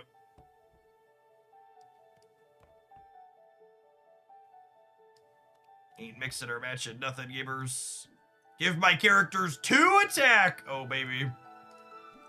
It's a shame I have to put this on the board to finish its quest. No! No! I mean, and that's all she wrote. Good game. GG. And that's, you know, exactly what we talked about, you know, 5 minutes ago. And like we talked about plenty when we played this game a bunch, is your getting first is something that is incredibly outside of your control a significant amount of the time. And you getting first largely depends on your opponent's drafts even more so than your own. And there's just, you know, I don't think we made any mistakes. We're just dead. Maybe someone else will kill them. No, it's just us, just me and Isaac. They had a Tiamat really early and he popped off and we died. Womp womp.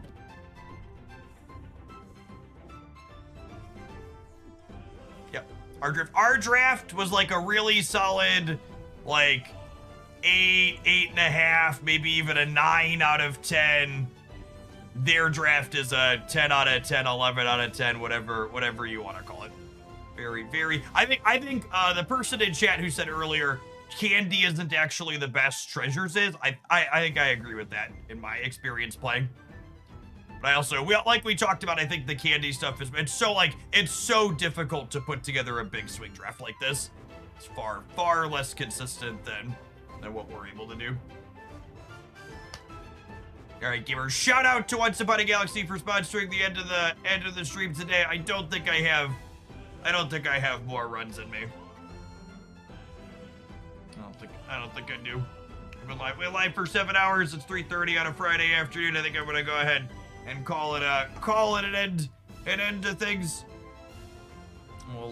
We'll be back. I'm gonna be off over the weekend. We'll have a best decks roundup on the Hooklandia Snap channel tonight, and then we'll have some deck highlights and stuff like that on the Jeff Hoagland channel every single day, as always, for Snap stuff. Enjoy your weekend. I'll see you bright and early Monday morning.